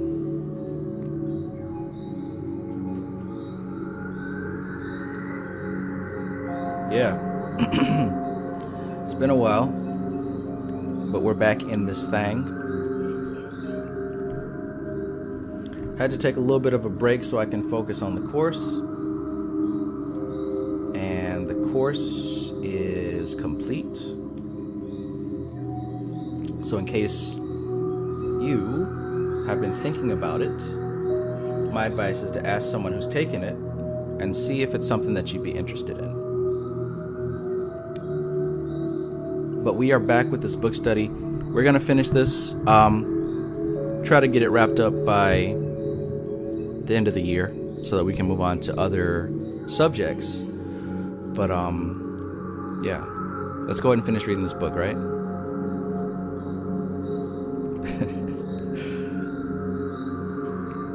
Original Pimp, Stanky Pimp, and Stanky Chicken. Long live Rackham Willie. Alright, so hope you guys enjoyed it. This is a lot of fun, as usual. Great learning experience. Have a great night. Don't get caught up in the nonsense, because there's a lot of it. Sleep well. I appreciate you guys. Thank you for being here. Thank you for trucking along all 5.5 hours. But it's time to go. For sure. This is TK Trev, aka Travis Magus, here with LVX777. I love you guys. Peace.